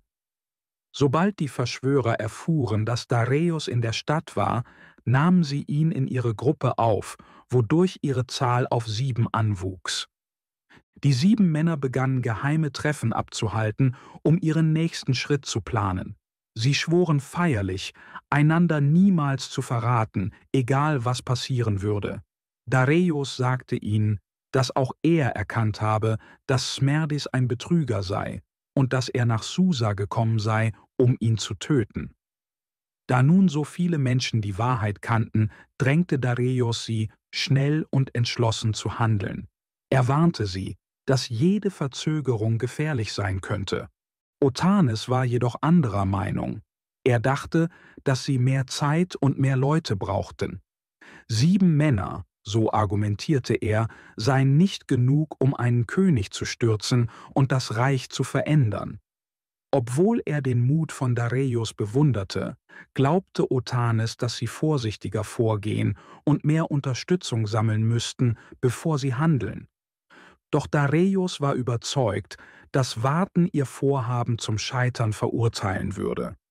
Dareios sagte: Wenn wir zu vielen Leuten von unserem Plan erzählen, wird uns jemand sicher für eine große Belohnung an den König verraten. Stattdessen müssen wir sofort handeln, ohne Verdacht zu erregen. Wir sollten direkt zum Palast gehen, Smerdis stellen und ihn töten, bevor er merkt, was passiert. Otanes fragte. Aber wie sollen wir zu ihm gelangen? An jedem Tor und jeder Tür stehen Wachen, und sie werden uns nicht durchlassen. Wenn wir versuchen, sie zu bekämpfen, werden wir einen Aufruhr verursachen. Der Alarm wird ausgelöst und unser ganzer Plan wird zusammenbrechen. Dareios antwortete: Die Wachen werden kein Problem sein. Sie kennen uns alle und respektieren unseren Rang und Status. Wenn wir schnell und selbstbewusst handeln, werden sie keine Zeit haben, uns aufzuhalten und zu befragen. Außerdem kann ich sagen, dass ich gerade aus Persien mit dringenden Nachrichten für den König angekommen bin. Wenn wir lügen müssen, um hineinzukommen, dann sei es so. Die Lage ist zu ernst, um sich darüber Gedanken zu machen. Es mag überraschend erscheinen, dass Dareios es für notwendig hielt, das Lügen zur Erreichung ihres Ziels zu rechtfertigen, angesichts der Moralvorstellungen jener Zeit. Diese Rechtfertigung wurde wahrscheinlich vom Historiker hinzugefügt, anstatt von Dareios selbst geäußert worden zu sein. Während Dareios und Otanes diskutierten, schwiegen die anderen Verschwörer. Doch nun ergriff Gobrias, einer aus der Gruppe, das Wort. Er stimmte Dareios zu. Er gab zu, dass es extrem gefährlich sei, sich den Weg in die Gegenwart des Königs zu erzwingen und ihn direkt anzugreifen. Doch er glaubte, es sei besser im Kampf zu sterben, um den Thron wieder an die rechtmäßigen Perser zurückzubringen, als ihn in den Händen der betrügerischen medischen Priester zu lassen, die ihn gestohlen hatten. Nach einiger Überlegung stimmte die Gruppe Gobrias und Dareios zu. Sie begannen sich auf ihre gewagte und gefährliche Mission vorzubereiten. In der Zwischenzeit ereigneten sich in einem anderen Teil der Stadt außergewöhnliche Ereignisse. Die beiden Magier, Smerdis, der König, und sein Bruder Pathizites hatten Grund zu der Annahme, dass einige der Adligen und Offiziere des Heeres Verdacht schöpften, dass der König nicht der Sohn von Kyros war. Gerüchte verbreiteten sich, dass Smerdis auf Befehl von Kambyses von Prexaspes getötet worden war. Obwohl Prexaspes diese Gerüchte privat abstreitete, als man ihn unter Druck setzte, tat er dies so unsicher und unbehaglich, dass dies wenig dazu beitrug, den Verdacht zu zerstreuen. Prexaspes selbst war tief beunruhigt, gequält von Schuld über den Mord an Smerdis, Trauer über den Tod seines eigenen Sohnes und Angst vor seiner gefährlichen Position als Lügner in diesem andauernden Betrug. Sein seelischer Schmerz machte sein Leben unerträglich. In dem Versuch, den wachsenden Verdacht zu zerstreuen, entwickelten die Magier einen Plan. Sie beschlossen, Prexaspes öffentlich erklären zu lassen, in einer formelleren Umgebung, dass Smerdis am Leben sei. Sie glaubten, dass eine öffentliche Bestätigung von Prexaspes, einem Mann von hohem Rang und Einfluss, die Menschen davon überzeugen würde, dass der gegenwärtige König tatsächlich der rechtmäßige Herrscher sei. Sie riefen eine Versammlung im Hof des Palastes ein oder nutzten vielleicht eine bereits bestehende Versammlung und arrangierten, dass Prexaspes die Menge von einem nahegelegenen Turm aus ansprach.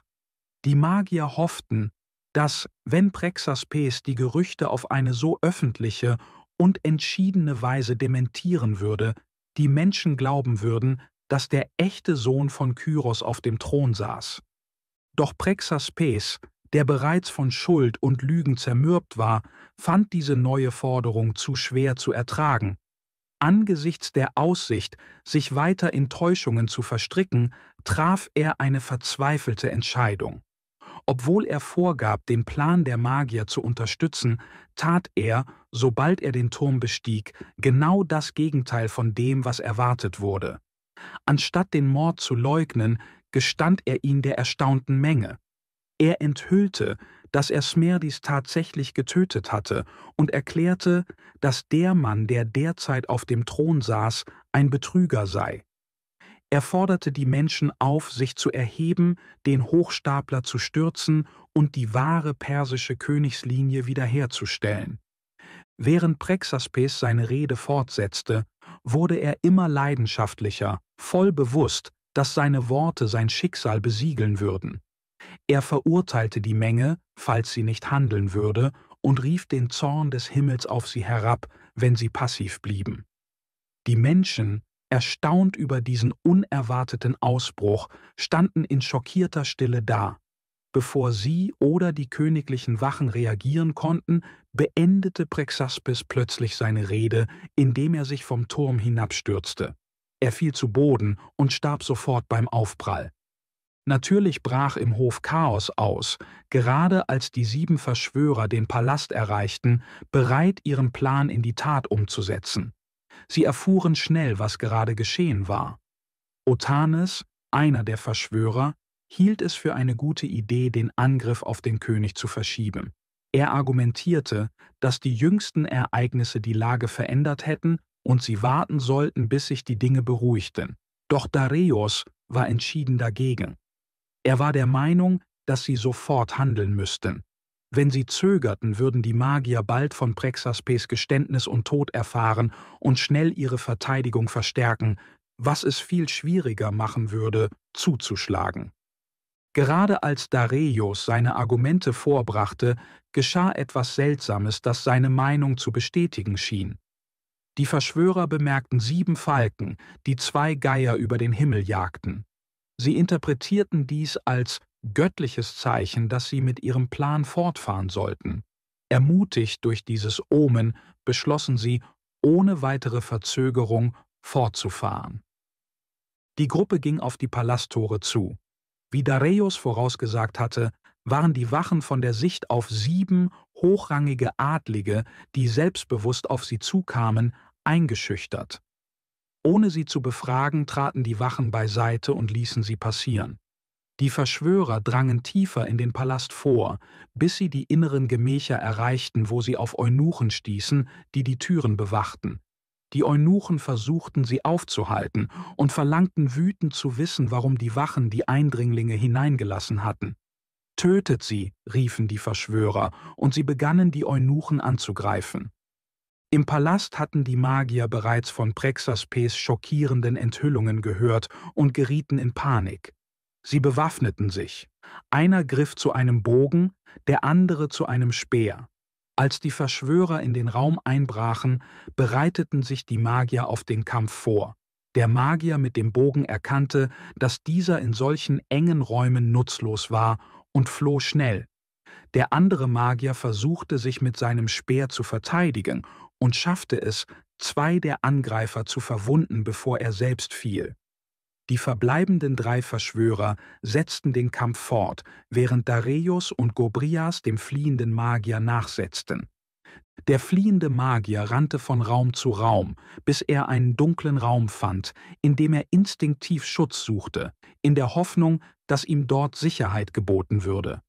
Gobrias war dicht hinter ihm und packte den verängstigten Mann an der Hüfte, um ihn festzuhalten, während der Magier verzweifelt versuchte zu entkommen. Gobrias rief nach Dareios, der nur ein paar Schritte hinter ihm war, damit er den Magier mit seinem Schwert niederstrecken solle. Dareios hob sein Schwert, zögerte jedoch, als er in den dunklen Raum spähte, um sicherzustellen, dass er das richtige Ziel traf. Gobrias rief: »Schlag zu! Warum zögerst du? Wir können uns keine Verzögerung leisten.« Dareios antwortete: »Es fällt mir schwer, in dieser Dunkelheit zu sehen. Wenn ich jetzt zuschlage, könnte ich versehentlich dich treffen, anstatt unser Ziel.« Gobrias entgegnete: »Sorge dich nicht um meine Sicherheit. Schlag sofort zu, egal welche Folgen es haben mag.« Daraufhin schlug Dareios mit seinem Schwert zu. Gobrias ließ sofort los, und der Magier brach zu Boden. Dareios hieb erneut zu, durchbohrte das Herz des Magiers und beendete sein Leben. Sie zogen den Körper ins Licht und schlugen ihm den Kopf ab. Sie stellten fest, dass ihre Mitverschwörer den anderen Magier bereits im vorherigen Kampf getötet hatten. Die siegreiche Gruppe, abgesehen von den beiden Verletzten, zog voller Adrenalin und Triumph durch die Straßen der Stadt. Sie trugen die abgeschlagenen Köpfe auf Spießen zur Schau, um ihren Sieg zu demonstrieren. Sie riefen die persischen Soldaten zu den Waffen und erklärten, dass der sogenannte König nichts weiter als ein Priester und ein Betrüger sei.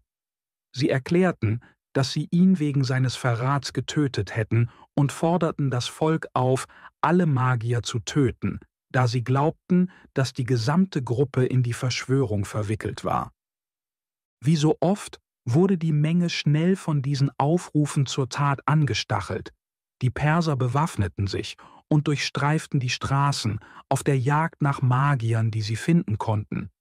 Bis zum Ende des Tages waren viele Magier in dem chaotischen Aufruhr abgeschlachtet worden. Kapitel 4 – Der Beginn einer neuen Monarchie. Wie ein Pferd einen König wählte. Mehrere Tage nach der Ermordung der Magier war die Stadt von Chaos und Verwirrung erfüllt. Es gab keinen klaren Erben aus der Familie von Kyros, der den Thron beanspruchen konnte, da weder Kambyses noch sein Bruder Smerdis Söhne hinterlassen hatten. Obwohl Smerdis eine Tochter namens Parmis hatte und 2 Töchter von Kyros, Atossa, die mit Kambyses verheiratet war und später vom Magier Smerdis als Frau genommen wurde, sowie eine weitere unbenannte Tochter, schien keine dieser Prinzessinnen bereit zu sein, in solch turbulenten Zeiten einen Anspruch auf den Thron geltend zu machen. Die Menschen waren schockiert und überwältigt von dem plötzlichen Machtwechsel, und es wurden keine Schritte unternommen, um zu bestimmen, wer den Thron übernehmen würde. 5 Tage lang herrschte völliger Stillstand. Während die täglichen Regierungsangelegenheiten in den Provinzen, Städten, Dörfern und Militärgarnisonen normal weiterliefen, war die Zentralregierung führerlos. In dieser Zeit wurden die 7 Verschwörer, die den Sturz der Magier organisiert hatten, als provisorische Regierung angesehen, wobei das Heer und die allgemeine Bevölkerung in dieser unsicheren Zeit auf sie als Ratgeber blickten. Alle schienen zumindest vorübergehend ihre Autorität zu akzeptieren, bis eine dauerhaftere Lösung gefunden werden konnte. Es wurde schnell klar, dass diese Situation nicht auf unbestimmte Zeit andauern konnte. Nach 5 Tagen, als sich das anfängliche Chaos gelegt hatte, erkannten die 7 Verschwörer, dass sie dauerhafte Entscheidungen über die zukünftige Führung des Reiches treffen mussten. Da sie die Kontrolle inne hatten, lag es an ihnen zu entscheiden, wie es weitergehen sollte. Also trafen sie sich, um die nächsten Schritte zu besprechen. Herodot, der Historiker, von dem wir einen Großteil unseres Wissens über diese Ereignisse ableiten, liefert einen detaillierten und dramatischen Bericht über die Diskussion unter den Verschwörern. Allerdings scheint der Bericht fast zu theatralisch, um vollständig wahr zu sein.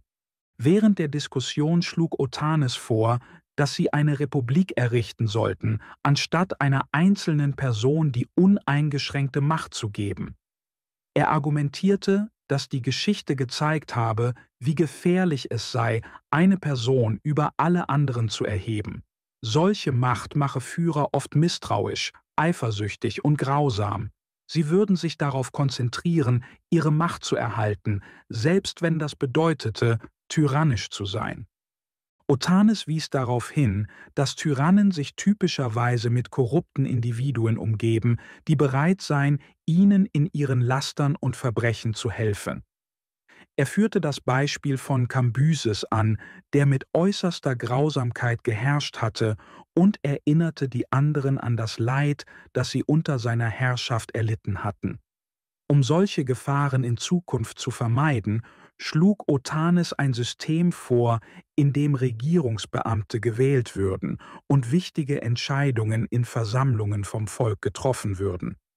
Es ist jedoch wichtig zu verstehen, dass Otanes, als er von einer Republik sprach, etwas ganz anderes meinte als das, was wir heute darunter verstehen. Damals hatten sie nicht die Idee eines repräsentativen Systems, wie wir es heute kennen, bei dem das Volk Vertreter wählt, die Entscheidungen in seinem Namen treffen. Stattdessen würde die Art von Republik, die Otanes sich vorstellte, nur eine kleine Gruppe privilegierter Menschen umfassen, die in der Hauptstadt oder in deren Nähe lebten. So funktionierten die antiken Republiken typischerweise. Selbst in einer großen Republik wie Rom, das ein riesiges Territorium beherrschte, lag die wirkliche Macht in den Händen einer kleinen Gruppe von Menschen in der Hauptstadt, die Entscheidungen in lauten und oft chaotischen Versammlungen trafen. Selbst wenn die Idee einer repräsentativen Regierung damals existiert hätte, wäre es schwer gewesen, sie umzusetzen. Dies lag daran, dass ihnen bestimmte Werkzeuge fehlten, die für ein solches System wesentlich sind, wie weit verbreitete Alphabetisierung und Kommunikationsmittel. Eine effektive Regierung in einem großen Gebiet erfordert viel Schriftverkehr und eine Möglichkeit, die Menschen auf dem Laufenden zu halten, ähnlich wie Zeitungen heute. Ohne diese wäre es nahezu unmöglich gewesen, eine große, repräsentative Regierung zu verwalten. Wie dem auch sei, ob nun ein großes repräsentatives System in der Antike möglich gewesen wäre oder nicht, ist klar, dass es niemals versucht wurde. In allen antiken Republiken lag die Macht in den Händen einer privilegierten Klasse aus der Hauptstadt. Die umliegenden Gebiete wurden als Provinzen betrachtet, die Tribute zahlen mussten, und Otanes hatte dieses Modell im Sinn, als er dem Persischen Rat eine Republik vorschlug.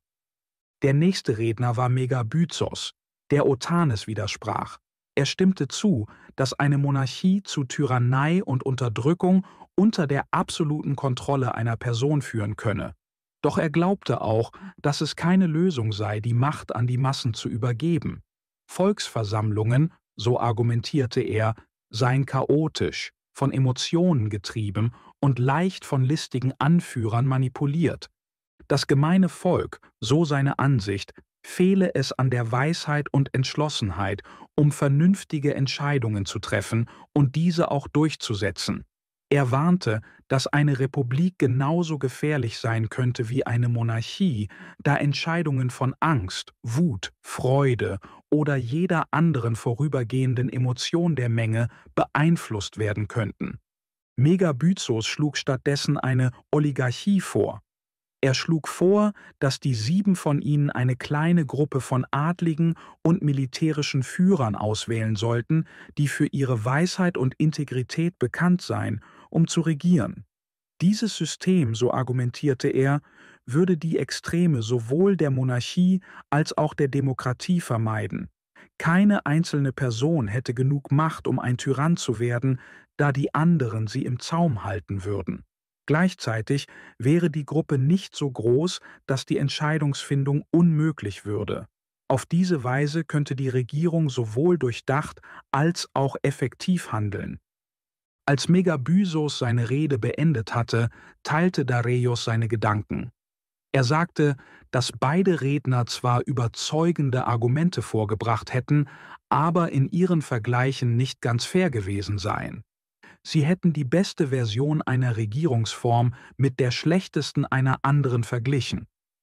Dareios räumte ein, dass jede Regierungsform ihre Mängel habe, aber er glaubte, dass eine Monarchie, wenn sie gut geführt werde, die beste Option sei. Ein einzelner Herrscher könne Entscheidungen schneller und geheimer treffen und effizienter handeln.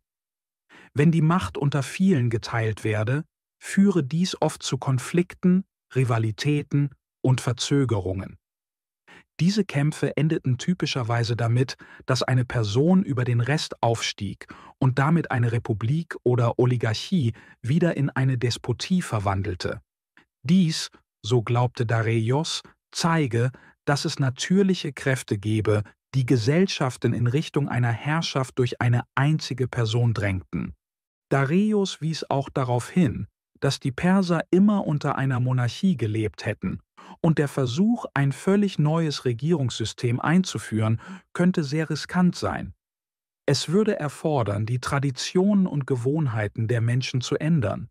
Nach dieser Diskussion wurde deutlich, dass 4 der 7 Verschwörer mit Dareios übereinstimmten und eine Monarchie bevorzugten.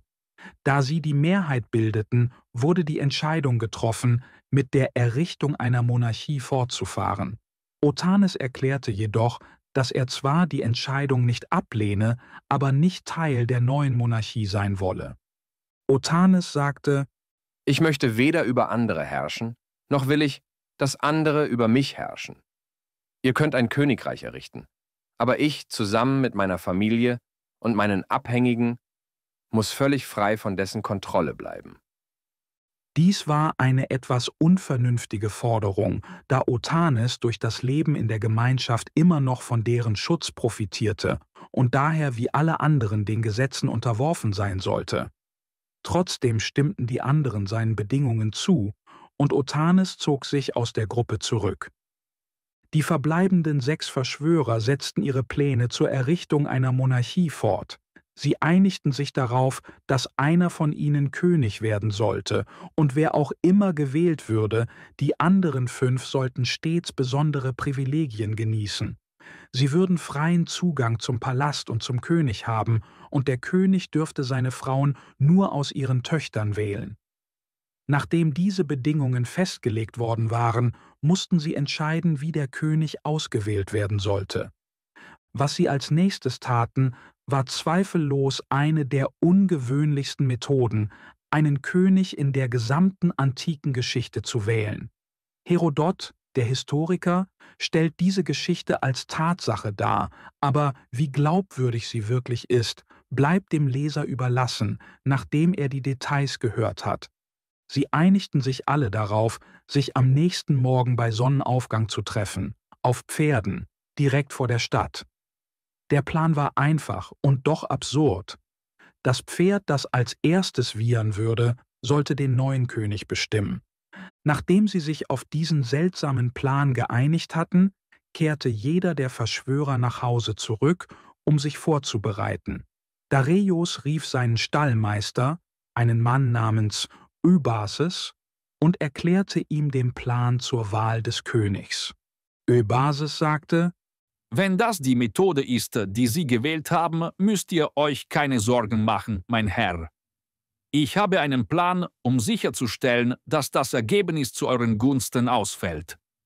Mit etwas cleverer Vorbereitung können wir garantieren, dass euer Pferd als erstes wiehert und euch den rechtmäßigen Platz als König sichert. Dareios war begierig darauf, dass der Plan zu seinen Gunsten funktionierte, also ließ er Öbases machen. Öbases hatte eine clevere Idee. An jenem Abend brachte er Dareios Pferd an den Ort, an dem der Wettbewerb am nächsten Morgen stattfinden sollte, und nahm den Lieblingsgefährten des Pferdes mit. Pferde haben starke Bindungen zu ihren Gefährten und ausgezeichnete Erinnerungen an vertraute Orte.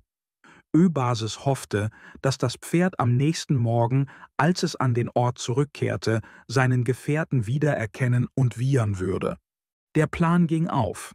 Am nächsten Morgen, als die Gruppe der Reiter am verabredeten Ort eintraf, wieherte Dareios Pferd als erstes. Die anderen hatten keine andere Wahl, als das Ergebnis zu akzeptieren, und Dareios wurde einstimmig zum König erklärt. Es fällt schwer zu glauben, dass diese Geschichte wahr sein könnte. Es scheint unmöglich, dass ernsthafte Männer, die vor einer so wichtigen Entscheidung standen, eine derart kindische und absurde Methode wählen würden, um ihren Anführer zu bestimmen.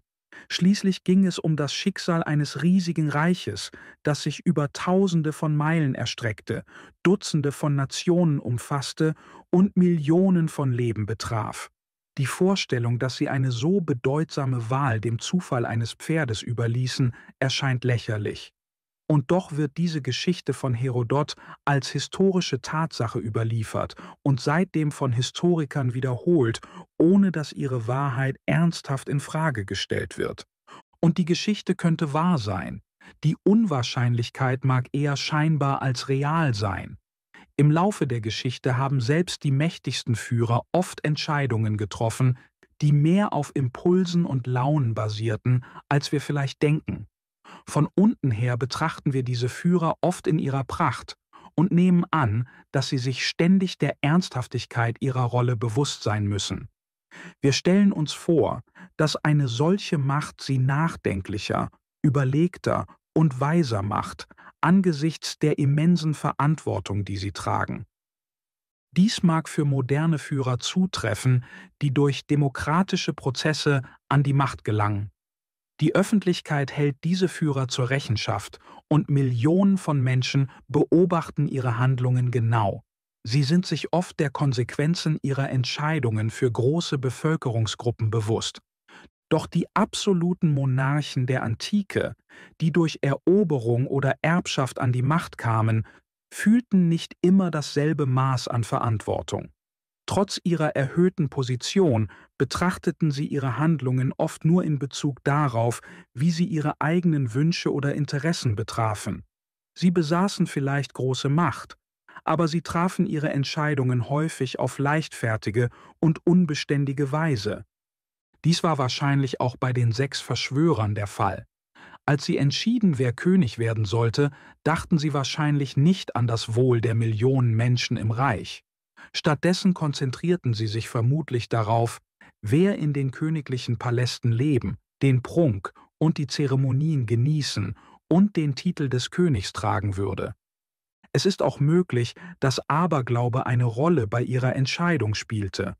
In jenen Zeiten wurde das Verhalten von Tieren oft als Zeichen der Götter angesehen. Die Verschwörer könnten geglaubt haben, dass das Wiehern des Pferdes den göttlichen Willen offenbaren würde. Dies wird durch die Behauptung der Geschichte gestützt, dass nach dem Wiehern von Dareios Pferd plötzlich ein Donnerschlag ertönte, obwohl der Himmel klar war. Ob sie es wirklich glaubten oder nicht, die Verschwörer akzeptierten das Wiehern des Pferdes als Zeichen dafür, dass Dareios dazu bestimmt war, König zu sein. Sie stiegen von ihren Pferden ab und knieten vor ihm nieder, schworen ihm ihre Treue und erkannten ihn als ihren neuen Herrscher an. Nachdem Dareios den Thron gesichert hatte, betrachtete er den Trick, den er mit Hilfe seines Stallmeisters angewandt hatte, um die Krone zu gewinnen, nicht als etwas, das er aus Scham verbergen musste. Stattdessen sah er es als eine clevere und beeindruckende Tat an, die es wert war, gefeiert zu werden.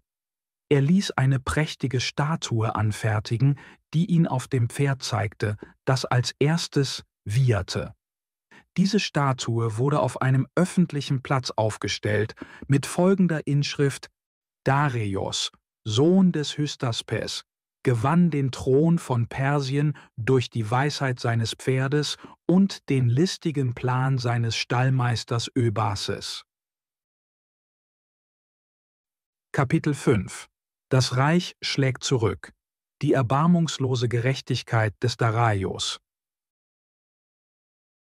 Mehrere Ereignisse nach Dareios Machtübernahme zeigen, wie Herrscher in der Antike oft aus Launen und impulsiven Gefühlen heraus handelten, selbst in ernsten öffentlichen Angelegenheiten. Eines der bemerkenswertesten Beispiele ist der Fall von Interfernes.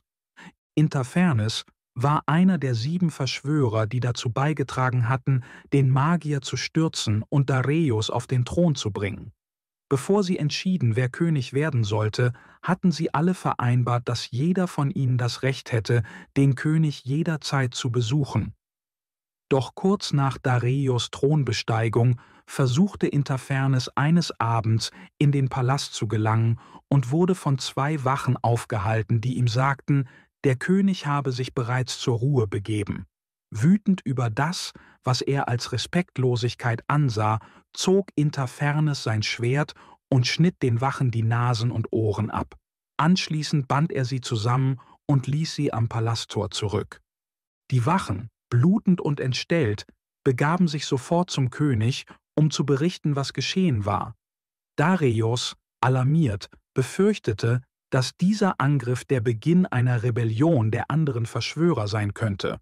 Um dies zu verhindern, rief er sie nacheinander zu sich, um herauszufinden, ob sie in den Angriff verwickelt oder mit Interfernes verbündet waren. Jeder Verschwörer leugnete jegliche Beteiligung an dem Angriff und bekräftigte seine Loyalität zu Dareios.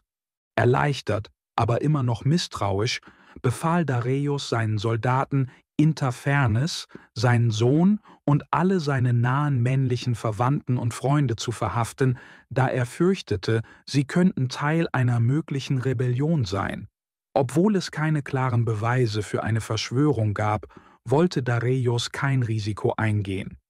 Zu jener Zeit hatten Könige absolute Macht über Leben und Tod, und Dareios entschied, dass diese Männer hingerichtet werden sollten, nur für den Fall, dass sie gegen ihn planten.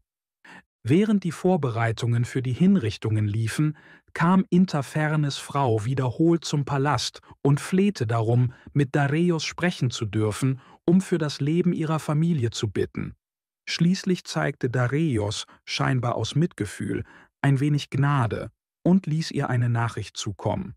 Er sagte, er würde einen der Gefangenen ihretwegen begnadigen, aber sie müsse wählen, wer es sein solle.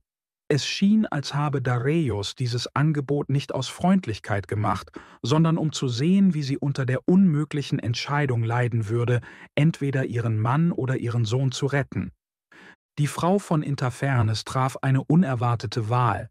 Anstatt ihren Mann oder ihren Sohn zu retten, entschied sie sich, ihren Bruder zu retten. Dareios war überrascht von ihrer Entscheidung und ließ jemanden schicken, um sie zu fragen, warum sie ihren Bruder über ihren Mann und ihren Sohn stellte, die als näherstehend galten. Sie erklärte, dass sie wieder heiraten und einen weiteren Sohn haben könne, aber da ihre Eltern bereits tot seien, könne sie niemals einen weiteren Bruder haben. Ihn zu verlieren wäre ein unersetzlicher Verlust. Dareios war so beeindruckt von ihrer Begründung, dass er beschloss, nicht nur ihren Bruder, sondern auch ihren Sohn zu verschonen. Jedoch befahl er, den Rest ihrer Familie, einschließlich Interfernes, hinzurichten. Kurz nach seiner Machtübernahme war Dareios mit dem Gouverneur einer seiner Provinzen unzufrieden und befahl dessen Hinrichtung. Die Ereignisse um das Verbrechen und die Bestrafung dieses Gouverneurs offenbaren viel über die Art und Weise, wie antike Reiche von militärischen Diktatoren regiert wurden. Große Reiche, wie das von Dareios regierte, waren in Provinzen unterteilt. Die Menschen in jeder Provinz gingen meist ihrem täglichen Leben nach, indem sie den lokalen Bräuchen und Regeln folgten, die sich innerhalb ihrer Gemeinschaften entwickelt hatten. Die Statthalter wurden über diese Provinzen eingesetzt, wobei ihre Hauptaufgabe darin bestand, den geforderten Tribut einzusammeln und an den König zu senden. Sie waren auch dafür verantwortlich, die Ordnung in der Provinz aufrechtzuerhalten und gegen mögliche Invasionen zu verteidigen. Zu diesem Zweck wurde ihnen eine militärische Truppe zur Verfügung gestellt, die sie mit den aus der Provinz erhobenen Steuern bezahlten. Diese Anordnung machte sie in gewisser Weise unabhängig vom König, da sie ihre Truppen kontrollierten und ihre Provinzen fast wie eigene Könige regierten. Ihre Verbindung zum König bestand hauptsächlich darin, den jährlichen Tribut zu senden und Soldaten für nationale Kriege bereitzustellen. Zum Beispiel war zur Zeit Jesu Pontius Pilatus ein Statthalter unter den Römern, der für die Verwaltung Judäas und die Sicherstellung der Steuererhebung verantwortlich war, sowie Matthäus als Zöllner für die Römer arbeitete. Die Statthalter dieser Provinzen waren, wie bereits erwähnt, weitgehend unabhängig vom König. Der König hatte normalerweise nicht die Macht, so starke und einflussreiche Führer durch reguläre Strafverfolgungsmaßnahmen zu kontrollieren. Wenn ein Statthalter ungehorsam oder rebellisch wurde, bestand die einzige Lösung oft darin, dass der König eine Armee aufstellte und gegen ihn Krieg führte, so wie er es gegen jeden ausländischen Feind tun würde. Dies war natürlich mit großen Kosten, Aufwand und Risiko verbunden. Manchmal konnten diese ehrgeizigen Statthalter, wenn sie ihre Ressourcen geschickt verwalteten und starke militärische Führungsqualitäten zeigten, sogar ihren Souverän besiegen. Wenn dies geschah, konnten sie in ihren Provinzen mehr Macht und Privilegien erlangen oder, in einigen Fällen, den König stürzen und selbst den Thron übernehmen. Einer dieser Statthalter zur Zeit von Dareios hieß Oretes. Er war mehrere Jahre zuvor von Kyros ernannt worden, um eine der Provinzen in Lydien zu regieren, mit Sardes als Hauptstadt. Oretes war ein grausamer und unberechenbarer Tyrann, ähnlich wie viele der anderen Statthalter in jener Zeit. Um einen Eindruck von seinem Charakter zu vermitteln, betrachten wir ein Ereignis, das sich vor Dareios Machtübernahme ereignete und zeigt, welche Art von Mann Oretes war. Eines Tages saß Oretes vor den Toren seines Palastes in Sardes und unterhielt sich mit einem benachbarten Statthalter namens Mithrobates, der ihn besucht hatte. Während sie sich gegenseitig rühmten, wie Krieger es oft tun über ihre jeweiligen Heldentaten, stellte Mithrodates Oretes Ruf als kühner Mann in Frage. Er bemerkte, dass Oretes nicht wirklich mutig sein könne, solange die nahegelegene griechische Insel Samos unabhängig bleibe, obwohl sie leicht unter persische Kontrolle gebracht werden könnte. Mithrodates sagte spöttisch: »Du musst Angst vor Polykrates haben. So eine kleine Insel, und doch zögerst du, sie zu erobern. Wo bleibt der berühmte persische Mut, von dem ich so viel gehört habe?« Polykrates war der mächtige Herrscher von Samos. Dieser Kommentar verletzte Oretes tief, aber anstatt seine Wut an Mithrodates auszulassen, der ihn beleidigt hatte, entschied sich Oretes, Polykrates ins Visier zu nehmen, obwohl er zuvor keinen Grund gehabt hatte, einen Groll gegen ihn zu hegen. Polykrates, der trotz seiner Herrschaft über die kleine Insel Samos in der Ägäis ein wohlhabender, mächtiger und erfolgreicher Herrscher war, schien alles, was er unternahm, zu seinen Gunsten zu wenden. Er hatte eine starke Flotte aufgebaut und mehrere nahegelegene Inseln bereits erobert. Er träumte sogar davon, sein Reich weiter auszudehnen und der unangefochtene Herrscher der Meere zu werden. Eine merkwürdige Geschichte über Polykrates hebt den Aberglauben der damaligen Zeit hervor. Mitten in seinem bemerkenswerten Erfolg schickte ihm der König von Ägypten, der ein Freund und Verbündeter von Polykrates war, einen Brief. Der Brief drückte die Besorgnis aus, dass das ununterbrochene Glück von Polykrates den Neid der Götter hervorrufen und ihm Unglück bringen könnte. Amasis, König von Ägypten, sagte: »Es freut mich immer, vom Erfolg eines Freundes und Verbündeten zu hören, aber wenn dieser Erfolg konstant und ohne Unterbrechung ist, macht mir das Sorgen. Es scheint, dass das beste Leben eine Balance von guten und schlechten Zeiten hat. Meiner Erfahrung nach, wenn jemand zu viel anhaltendes Glück hat, führt das oft zu einem großen Unglück am Ende. Deshalb mache ich mir Sorgen um dich, und meine Sorge wird wachsen, wenn diese Glückssträhne ohne Unterbrechung anhält. Mein Rat an dich ist dieser: Wenn das Schicksal dir kein Unglück bringt, solltest du dir selbst ein kleines Missgeschick bereiten. Auf diese Weise könnte ein viel größeres Unglück später verhindert werden. Wahres und dauerhaftes Wohlbefinden kommt normalerweise aus einem Leben, das seine Höhen und Tiefen hat. Polykrates dachte, dass in diesem Rat eine gewisse Weisheit lag. Er begann darüber nachzudenken, wie er sich selbst ein kleines Unglück zufügen könnte. Nach einigem Nachdenken entschied er, sich von einem wertvollen Siegelring zu trennen, den er besaß. Dieser Ring, der aus kostbaren Juwelen in Gold gefasst war, war berühmt für seine Schönheit und seinen Wert. Polykrates glaubte, dass der Verlust dieses Rings genug Unglück wäre, um die Serie von ununterbrochenem Glück zu durchbrechen. Also befahl er, eines der größten Schiffe seiner Flotte, eine Galeere mit 50 Riemen, vorzubereiten. Mit einer großen Gruppe von Begleitern segelte er los. Als er weit von der Insel entfernt war, nahm er den Ring und warf ihn vor aller Augen ins Meer, in der Erwartung, dass er für immer verschwunden sei. Doch das Schicksal schien andere Pläne zu haben. Ein paar Tage nachdem Polykrates nach Hause zurückgekehrt war, fing ein Fischer einen ungewöhnlich großen und schönen Fisch. Der Fischer fand den Fisch so besonders, dass er beschloss, ihn dem König zu schenken. Als die Diener des Königs den Fisch aufschnitten, um ihn zuzubereiten, waren sie erstaunt, den verlorenen Ring darin zu finden. Polykrates war überglücklich, seinen Ring zurückzubekommen, da er es bereut hatte, ihn weggeworfen zu haben und seinen Verlust betrauerte. Überwältigt vor Freude ließ er Amasis sofort davon wissen, in der Erwartung, dass dieser seine Freude teilen würde. Amasis jedoch antwortete, dass er die Rückkehr des Rings als böses Omen sah.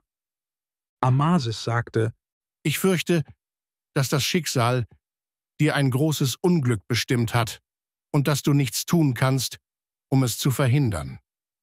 Ich denke, ich muss unser Bündnis beenden, sonst werde ich ebenfalls in deinen unvermeidlichen Untergang hineingezogen. Ob diese Geschichte wahr ist oder einfach nach dem Fall von Polykrates erfunden wurde, um seiner Geschichte Dramatik zu verleihen, können wir nicht sicher sagen. Doch Amasis Vorhersage bewahrheitete sich. Kurz nach diesen Ereignissen fand das Gespräch zwischen Oretes und Mithrobates vor den Palasttoren in Sardes statt, was Oretes dazu brachte, den Untergang von Polykrates zu beschließen. Oretes wollte Polykrates zerstören, wagte es jedoch nicht, ihn offen anzugreifen. Stattdessen beschloss er, auf Lys zurückzugreifen. Oretes schickte Polykrates einen Brief, in dem es hieß: Oretes, Statthalter von Sardes, an Polykrates von Samos. Ich weiß von deinen Plänen, deine Macht über die Inseln und Meere auszudehnen, bis du über das gesamte Mittelmeer herrschst. Ich möchte mich dir anschließen. Du hast Schiffe und Männer, und ich habe Geld. Lass uns verbünden. Ich habe große Mengen an Gold und Silber in meinen Schatzkammern, die ich für die Kampagne zur Verfügung stellen werde. Wenn du an meiner Aufrichtigkeit zweifelst, schick jemanden, dem du vertraust, und ich werde ihm die Beweise zeigen. Polykrates war von dem Angebot begeistert und schickte einen Boten, um die Sache zu überprüfen. Oretes bereitete sich auf den Besuch vor, indem er viele Kisten mit schweren Steinen füllte und die Oberseite mit einer Schicht aus Gold- oder Silbermünzen bedeckte. Als der Bote ankam, zeigte Oretes ihm diese Kisten, die voller Schätze zu sein schienen. Der Bote kehrte zu Polykrates zurück und bestätigte alles, was Oretes gesagt hatte. Also beschloss Polykrates, Oretes selbst zu besuchen, um die Pläne endgültig zu besprechen. Er befahl, eine Galeere mit 50 Riemen für die Reise vorzubereiten. Polykrates' Tochter hatte ein ungutes Gefühl wegen der Reise. Sie hatte einen Traum, der sie erschreckte, und glaubte, es sei eine Warnung vor Gefahr. Sie flehte ihren Vater an, nicht zu gehen, doch er ignorierte ihre Bitten. Sie warnte ihn weiter, bis er wütend wurde und ihr sagte, sie solle aufhören. Polykrates bestieg dann sein Schiff und segelte davon. Als er in Oretes Territorium ankam, wurde er von Oretes gefangen genommen und hingerichtet. Oretes ließ Polykrates Leichnam an ein Kreuz nageln, damit ihn jeder sehen konnte. Die Diener, die Polykrates begleitet hatten, wurden entweder versklavt oder in Schande nach Hause geschickt, mit Ausnahme eines berühmten Arztes namens Demokedes, der gefangen genommen wurde und dessen Abenteuer das Thema des nächsten Kapitels sind. Oretes beging mehrere weitere Morde und Attentate ohne wirklichen Grund, getrieben von der Grausamkeit, die oft mit unkontrollierter Macht einhergeht. Er handelte aus reiner Bosheit, aber es ist unwahrscheinlich, dass Dareios davon Notiz genommen hätte, wenn diese Taten ihn nicht direkt betroffen hätten. In den antiken Reichen mischte sich die Zentralregierung in der Regel nicht in die Angelegenheiten der Statthalter entfernter Provinzen ein, solange sie ihren Tribut pünktlich zahlten. Doch ein Vorfall erregte Dareios Aufmerksamkeit und Zorn. Er hatte einen Boten zu Oretes geschickt, um ihm Befehle zu überbringen, die Oretes nicht befolgen wollte. Nachdem der Bote die Nachricht überbracht hatte, verschwand er spurlos und wurde nie wieder gesehen. Dareios erfuhr schließlich, dass Oretes den Mann hatte töten und in den Bergen begraben lassen, zusammen mit seinem Pferd, um das Verbrechen zu vertuschen. Entschlossen, Oretes zu bestrafen, musste Dareios den besten Weg finden, dies zu tun. Oretes war weit entfernt und hatte eine starke militärische Präsenz in seiner Provinz. Obwohl Oretes Truppen Dareios gehorchen sollten, war unklar, ob sie das tun würden. Dareios wusste, dass es teuer und riskant wäre, eine Armee gegen Oretes zu schicken, also beschloss er, zunächst einen anderen Ansatz zu versuchen. Er plante, direkte Befehle an Oretes Wachen zu erteilen und würde seine Armee nur einsetzen, wenn dies scheiterte. Dareios versammelte eine Gruppe von vertrauenswürdigen Offizieren und Adligen und sagte zu ihnen: Ich habe eine Mission für einen von euch, die keine militärische Gewalt erfordert, sondern Weisheit, Klugheit und Mut. Ich will, dass Oretes, der Statthalter von Sardes, mir tot oder lebendig gebracht wird. Er hat unzählige Verbrechen begangen, und nun hat er die Grenze überschritten, indem er einen meiner Boten getötet hat. Wer von euch wird sich freiwillig melden, um ihn mir tot oder lebendig zu bringen?« Dieser Vorschlag begeisterte die Adligen, die ihn hörten, und fast 30 von ihnen meldeten sich freiwillig, um die Mission durchzuführen. Dareios entschied, einen von ihnen per Los auszuwählen, und die Aufgabe fiel auf einen Mann namens Bageios. Er begann sofort, die Expedition zu planen. Bageios bereitete mehrere Befehle vor, beginnend mit kleineren und allmählich übergehend zu wichtigeren Anordnungen, die alle an die Offiziere und Wachen von Oretes gerichtet waren. Diese Befehle waren formell verfasst, von Dareios unterzeichnet und mit seinem Siegel versehen. Sie benannten Bageios außerdem als den vom König gewählten Beamten, der deren Ausführung überwachen sollte. Mit diesen Dokumenten reiste Bageios nach Sardes und stellte sich am Hof von Oretes vor. Er begann damit, einige der weniger wichtigen Befehle zu zeigen. Oretes und seine Wachen, die es nicht wagten, dem König zu widersprechen, befolgten sie. Als Bageios weiterhin neue Befehle vorlegte, baute er allmählich das Vertrauen der Wachen in ihn als Gesandten des Königs auf. Mit jedem neuen Befehl wuchs ihre Bereitschaft, ihm zu gehorchen. Sobald Bageios das Gefühl hatte, seine Autorität über die Wachen fest etabliert zu haben, legte er 2 letzte Befehle vor. Einen, um Oretes seiner Macht zu entheben, und den anderen, um ihn hinzurichten. Beide Befehle wurden ohne Zögern ausgeführt. Obwohl diese Ereignisse vielleicht nicht bedeutend erscheinen, zeigen sie, wie Dareios sein riesiges Reich regierte. Seine Macht reichte selbst bis in die entferntesten Provinzen und demonstrierte die Reichweite seiner Autorität. Abgesehen von diesen persönlichen Konflikten konzentrierte sich Dareios auch darauf, sein Reich zu organisieren. Er teilte es sorgfältig in Provinzen ein und bestimmte genau, wie viel Tribut jede zu zahlen hatte. Das Reich wurde in 20 große Bezirke unterteilt, von denen jeder von einem Satrapen regiert wurde. Die Höhe des Tributs, den jeder Bezirk zu zahlen hatte, basierte auf seinen Ressourcen. Einige zahlten in Gold, andere in Silber und manche in bestimmten Waren. Zum Beispiel musste ein Satrapenbezirk, der für seine Pferde bekannt war, für jeden Tag des Jahres ein weißes Pferd liefern, was jährlich 365 Pferde ergab. Dies verschaffte dem König eine große und beeindruckende Kavallerie aus weißen Pferden, die eine der prächtigsten der Welt wurde. Dareios nummerierte die Satrapien von Westen nach Osten. Die erste Satrapie lag im westlichen Kleinasien und die 20. und letzte Satrapie umfasste die ostindischen Nationen, die ihren Tribut in Gold entrichteten. Da es unmöglich ist, die Fakten von den Mythen der antiken Geschichte vollständig zu trennen, können wir nur die überlieferten Geschichten teilen und jedem selbst überlassen, was er glaubt. In diesem Sinne beenden wir dieses Kapitel mit einer alten Erzählung darüber, wie diese ostindischen Nationen angeblich zu ihrem Gold kamen. Das Gold wurde in weit entfernten Wüsten gefunden, in denen wilde Tiere lebten und seltsame riesige Ameisen hausten. Diese Ameisen waren nicht nur riesig, man sagte, sie seien größer als Füchse, sondern auch schnell und wild. Sie konnten die schnellsten Pferde und Kamele überholen.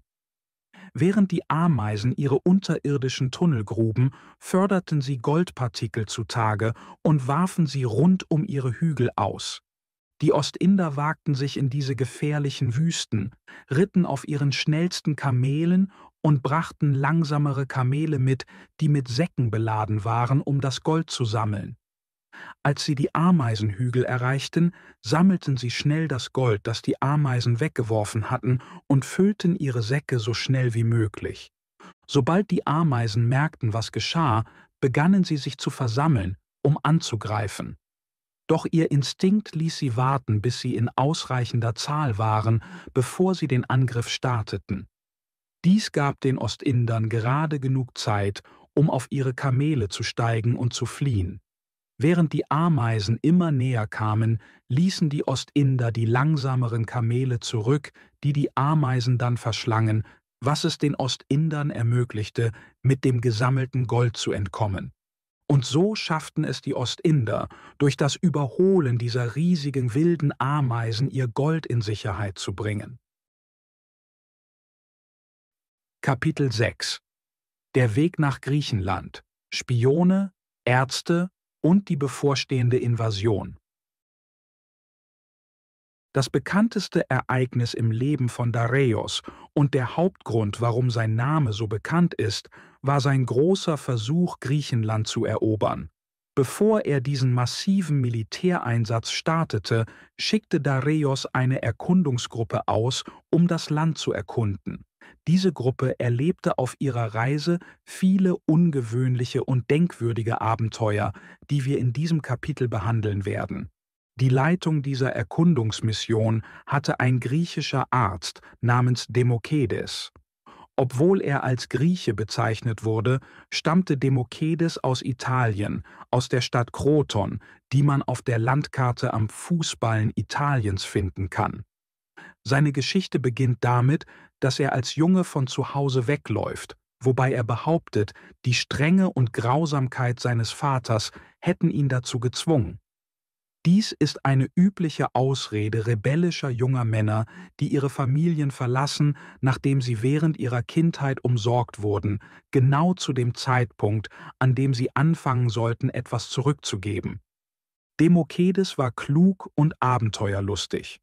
Als er weglief, bestieg er ein Schiff und ging zur See, so wie es viele junge Männer auch heute noch tun. Nach einer Reihe von Abenteuern landete er auf der Insel Aegina im Ägäischen Meer, wo er als Arzt zu arbeiten begann, obwohl er keine formale Ausbildung hatte. Trotz allem erlangte er schnell einen Ruf für seine medizinischen Fähigkeiten, oder zumindest dafür, die Menschen davon zu überzeugen, dass er sie besaß. Bald darauf ernannte ihn das Volk von Aegina zu ihrem offiziellen Arzt und bot ihm ein großzügiges Gehalt, um die Kranken auf der ganzen Insel zu behandeln.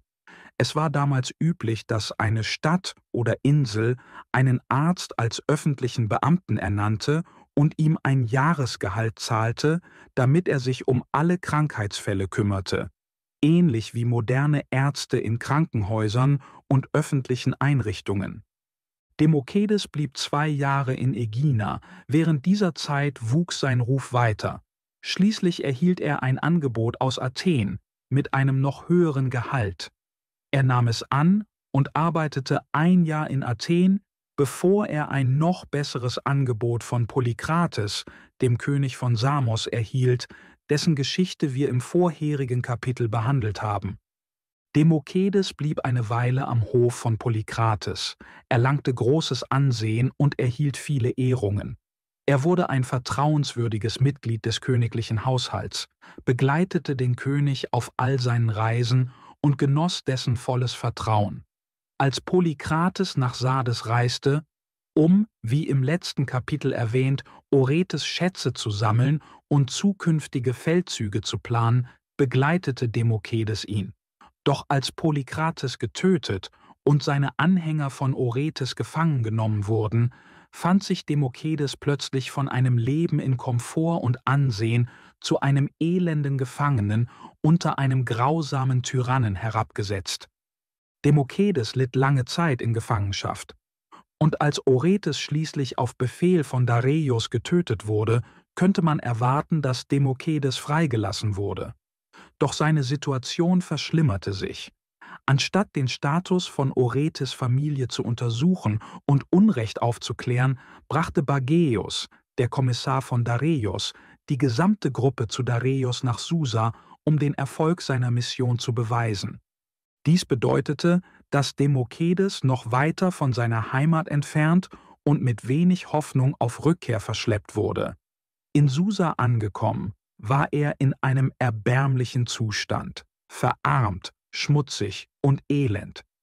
Niemand wusste, wer er war oder erkannte seine Fähigkeiten als Arzt, und sein adliger Hintergrund und sein einst angesehener Lebensweg wurden von seinem gegenwärtigen Zustand vollständig verdeckt. Wie die anderen Gefangenen wurde er ins Gefängnis geworfen, in Ketten gelegt und bald vergessen. Obwohl er seine Herkunft und seinen früheren Ruf als angesehener Arzt hätte offenbaren können, entschied sich Demokedes dagegen. Er befürchtete, dass Dareios, wenn er von seinen Fähigkeiten erfuhr, ihn als Sklaven behalten könnte, um den Hof mit seiner medizinischen Expertise zu bedienen. Er glaubte, seine beste Chance auf Freiheit liege darin, unbemerkt zu bleiben, in der Hoffnung, dass irgendeine politische Veränderung oder ein glücklicher Zufall dazu führen würde, dass er als unbedeutender Gefangener freigelassen würde. Würde man jedoch seinen Wert als Arzt entdecken, fürchtete er, für immer als Sklave festgehalten zu werden. Also blieb er still. Er duldete seine elenden Umstände und versank im Laufe der Zeit immer tiefer in Verzweiflung. Zu dieser Zeit hatte Dareios einen Unfall während einer Jagd. Er versuchte von seinem Pferd abzuspringen, um einer Gefahr zu entgehen, stürzte jedoch und verstauchte sich den Knöchel. Seine Begleiter trugen ihn schnell nach Hause, und seine ägyptischen Ärzte, die damals für ihr fortschrittliches Wissen bekannt waren, wurden gerufen, um ihn zu behandeln. Doch ihre Versuche, die Verletzung zu heilen, verschlimmerten die Situation nur. Sie dachten fälschlicherweise, sein Gelenk sei ausgerenkt und verdrehten seinen Fuß so heftig, um ihn wieder einzurenken, dass sie Dareios noch größere Schmerzen verursachten. Eine Woche lang litt er, konnte nicht schlafen und war in ständigen Qualen, während sich sein Zustand verschlimmerte. Schließlich schlug jemand vor, dass es unter den Gefangenen aus Sardes einen griechischen Arzt gebe und riet Dareios, nach ihm zu schicken. Verzweifelt nach Erleichterung stimmte Dareios zu und befahl, dass Demokedes, der gefangene Arzt, sofort zu ihm gebracht werde. Die Offiziere gingen ins Gefängnis, holten Demokedes und führten ihn ohne Vorwarnung vor den König. Demokedes trug noch seine zerlumpte Kleidung, sah erbärmlich aus und war mit schweren Eisenschellen an den Füßen gefesselt, die es ihm erlaubten, sich nur langsam zu bewegen, aber eine Flucht verhinderten. Als Dareios Demokedes befragte, leugnete dieser zunächst medizinisches Wissen oder Fähigkeiten zu haben. In Zeiten königlicher Tyrannei war es üblich, dass Menschen ihre wertvollen Fähigkeiten verbargen, da deren Offenbarung oft ihr Leben in Gefahr brachte. Dareios, der das verstand, glaubte Demokedes Leugnen nicht. Frustriert von seinen Schmerzen befahl Dareios, Demokedes zu foltern, bis er zugab, ein Arzt zu sein. Bevor die Folter beginnen konnte, gestand Demokedes aus Angst vor den Schmerzen, dass er medizinische Erfahrung habe. Der König vertraute Demokedes seine verstauchte Knöchelverletzung an, und dieser stellte fest, dass die grobe Behandlung der ägyptischen Ärzte unnötig war. Er wandte sanfte Behandlungen an, verwendete beruhigende Lotionen und warme Umschläge, die die Entzündung und den Schmerz linderten. Diese Behandlung half Dareios schließlich, sich zu entspannen, und bald konnte er schlafen. Der König erholte sich schnell, und erfüllt von Dankbarkeit gegenüber dem Arzt, der ihn von solch starken Schmerzen befreit hatte, befahl er, dass Demokedes 2 goldene Fesseln statt seiner ursprünglichen Eisenschellen erhalten sollte. Auf den ersten Blick könnte dieses Geschenk wie eine Beleidigung oder ein Scherz erscheinen, aber Dareios meinte es ernsthaft als Zeichen der Ehre. Er glaubte, dass Demokedes seine Gefangenschaft als dauerhaft ansah und dass das Gefesseltsein für ihn kein Unrecht, sondern einfach Teil seiner Realität war. Aus der Sicht von Dareios war es also, als würde man einem Sklaven goldene Fesseln schenken, so wie man einem Bedürftigen eine goldene Krücke schenken würde. Demokedes nahm das seltsame Geschenk mit Humor. Er machte sogar eine scherzhafte Bemerkung gegenüber dem genesenden König. Demokedes sagte: »Es scheint, Eure Majestät, dass ich, indem ich euer Leben und eure Gliedmaßen gerettet habe, mein Dasein als Sklave verdoppelt habe, indem ihr mich mit 2 Ketten statt einer geehrt habt.« Der König, nun in weitaus besserer Stimmung als zuvor, als er befohlen hatte, Demokedes zu foltern, lachte über die Bemerkung und entschied, den Arzt vollständig von seinen Fesseln zu befreien. Er befahl seinen Dienern, Demokedes in die königlichen Gemächer zu begleiten, wo die Königin und andere Hofdamen lebten, damit sie ihm persönlich danken konnten. Die Eunuchen, die ihn begleiteten, stellten ihn mit den Worten vor: „Das ist der Arzt, der den König geheilt hat." Die Frauen empfingen ihn herzlich und überschütteten ihn mit Geschenken aus Gold und Silber, während er durch ihre Gemächer ging. Dareios sorgte auch dafür, dass Demokedes ein luxuriöses Haus in Susa erhielt, reich ausgestattet und mit zahlreichen Dienern, sodass er ein Leben in Wohlstand und Komfort führen konnte. Trotz dieses plötzlichen Aufstiegs blieb Demokedes weiterhin ein Gefangener. Atossa, die Tochter von Kyros und eine der Frauen von Dareios, war zuvor die Frau von Kambyses und Smerdis, dem Magier. Eine weitere Frau von Dareios war ihre Schwester Antistone und die dritte war Phaedima, die Tochter von Otanes, der geholfen hatte, die Täuschung des Magiers aufzudecken. Einige Zeit nachdem Demokedes Dareios geheilt hatte, erkrankte auch Atossa. Ihre Krankheit war so beschaffen, dass sie aus Scham verbarg, doch als sich ihr Zustand verschlechterte und ihre Angst wuchs, rief sie schließlich nach Demokedes und offenbarte ihm ihre Beschwerden. Demokedes versicherte ihr, dass er sie heilen könne, verlangte jedoch, dass sie ihm zuvor einen Gefallen versprach. Sie musste seiner Bitte im Voraus zustimmen, aber er beruhigte sie, dass es nichts Unanständiges sei. Atossa stimmte Demokedes Bedingungen zu und er heilte erfolgreich ihre Krankheit. Als sie ihn fragte, welchen Gefallen er im Gegenzug wünsche, sagte Demokedes: Ich bitte demütig darum, dass ihr Dareios überredet, Pläne für eine Invasion Griechenlands zu initiieren. Als Teil dieses Vorhabens bitte ich darum, in ein kleines Erkundungsteam aufgenommen zu werden, das mit der Sammlung von Informationen über das Land beauftragt wird. Diese Mission würde nicht nur den Interessen des Königs dienen, sondern mir auch die Möglichkeit geben, meine Heimat erneut zu besuchen. Die Informationen, die ich liefern könnte, wären aufgrund meiner Vertrautheit mit griechischen Bräuchen und der Geografie von unschätzbarem Wert für ein solches ehrgeiziges Unternehmen. Atossa hielt ihr Versprechen. Sie wartete den richtigen Moment während eines ihrer Besuche beim König ab und lenkte geschickt das Gespräch auf die Expansion seines Reiches.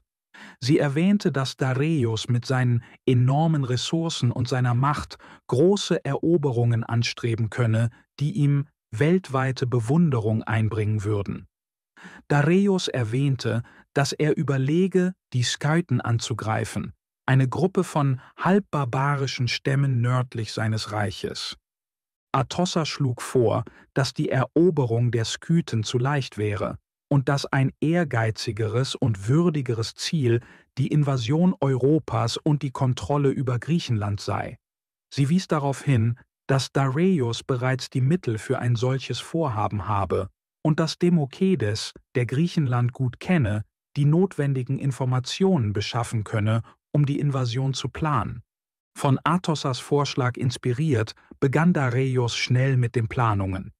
Innerhalb weniger Tage stellte er eine kleine Gruppe vertrauenswürdiger persischer Offiziere für eine Erkundungsmission nach Griechenland zusammen. Sie wurden mit allem Nötigen ausgestattet und Demokedes wurde als ihr Führer ernannt. Die Gruppe sollte sich als persische Adlige auf einer harmlosen Reise ausgeben und ihre wahre Mission verbergen. Da Demokedes, obwohl in Italien geboren, kulturell ein Grieche war und die Regionen gut kannte, die sie besuchen würden, glaubten sie, unbemerkt reisen zu können. Dareios befahl den Persern, Demokedes genau im Auge zu behalten und sicherzustellen, dass er mit ihnen nach Persien zurückkehrte. Demokedes hatte jedoch nicht die Absicht, nach Persien zurückzukehren, obwohl er seine Fluchtpläne geheim hielt. Dareios, der sich großzügig zeigte, riet Demokedes, all seinen Reichtum mitzunehmen, um ihn als Geschenke an seine Freunde in Griechenland und Italien zu verteilen und versprach, ihn bei seiner Rückkehr weiter zu belohnen. Demokedes, der vermutete, dass Dareios seine Loyalität auf die Probe stellte, sagte dem König, er werde seinen Reichtum sicherheitshalber in Persien lassen, bis er zurückkehre. Daraufhin ließ Dareios wertvolle Gegenstände für Demokedes vorbereiten, die er als Geschenke für seine Freunde mitbringen sollte. Zu diesen Geschenken gehörten goldene und silberne Gefäße, prächtige persische Rüstungen und teure Kleidung. Alles wurde verpackt und die Vorbereitungen für die lange Reise abgeschlossen. Schließlich begann die Expedition. Sie reisten westwärts über den Kontinent, bis sie die östlichen Ufer des Mittelmeers erreichten und in Sidon ankamen. Sidon, das oft in der Bibel erwähnt wird, war ein bedeutendes Handelszentrum, besonders zu dieser Zeit. Es war eine geschäftige Hafenstadt, in der Karawanen Waren aus Arabien, Persien und dem Osten brachten, während Schiffe aus dem Westen mit Getreide, Wein und Öl ankamen. In Sidon endete ihre Landreise und sie kauften 2 große Schiffe, sogenannte Trieren, mit 3 Ruderreihen. Diese Schiffe dienten ihrer Reise, während ein drittes Schiff, ein Transportschiff, ihr Gepäck trug, einschließlich der wertvollen Geschenke, die Dareios vorbereitet hatte. Einige dieser Geschenke waren für Demokedes Freunde, andere sollten einflussreichen Personen übergeben werden, denen sie während ihrer Reise begegnen würden. Als alles bereit war, bestieg die Gruppe die Schiffe und stach in See. Die Küste Griechenlands ist voller Halbinseln, Inseln und Landzungen, die alle vom Meer aus zugänglich sind. Unter der Führung von Demokedes segelten die persischen Entdecker entlang dieser Küsten, um Informationen zu sammeln, die für Dareios in seiner geplanten Invasion nützlich sein würden. Demokedes ließ die Erkundung in gemächlichem Tempo voranschreiten, lenkte die Expedition jedoch immer in Richtung seiner Heimatstadt Krotona in Italien. Auf dem Weg hielten sie an verschiedenen Orten, wo sie freundlich empfangen wurden.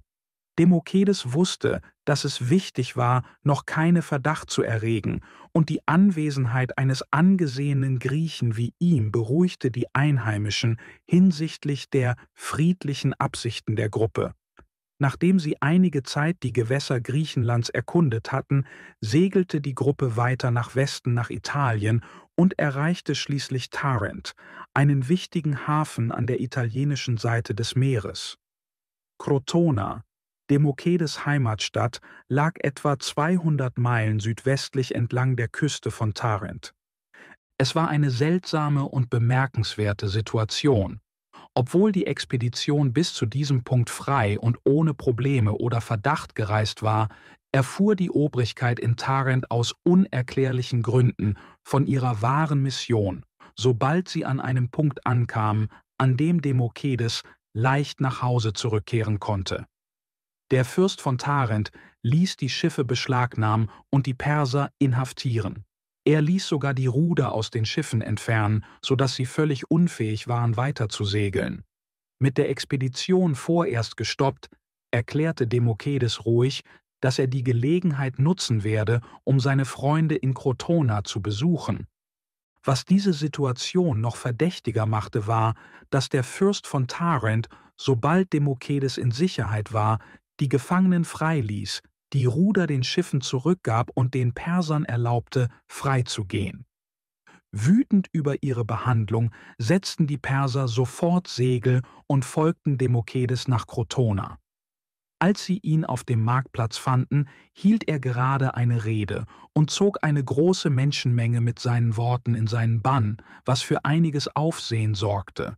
Die Perser versuchten, ihn zu ergreifen, erklärten ihn zu einem Flüchtling und forderten die Hilfe der Bürger von Krotona, indem sie ihnen mit dem Zorn von Dareios drohten, sollten sie sich weigern. Einige waren geneigt, den Persern zu helfen, während andere auf der Seite von Demokedes standen. Es folgte ein großes Durcheinander, doch schließlich setzten sich Demokedes Unterstützer durch. Nicht nur, dass sie ihn retteten, sondern als er ihnen erzählte, dass das Transportschiff, das die Expedition begleitete, Waren enthielt, die ihm gehörten, beschlagnahmten sie das Schiff und übergaben es ihm. Sie sagten den Persern, dass sie zwar ihre Galeeren behalten könnten, um nach Hause zurückzukehren, aber das Transportschiff nicht länger ihnen gehöre. Die Perser hatten keine andere Wahl, als nach Hause zurückzukehren. Obwohl sie ihre Mission größtenteils abgeschlossen hatten, konnten sie ohne ihren Führer und ohne die von Dareios bereitgestellten Geschenke, die dazu dienen sollten, die Gunst lokaler Herrscher zu gewinnen, nicht weiter voranschreiten.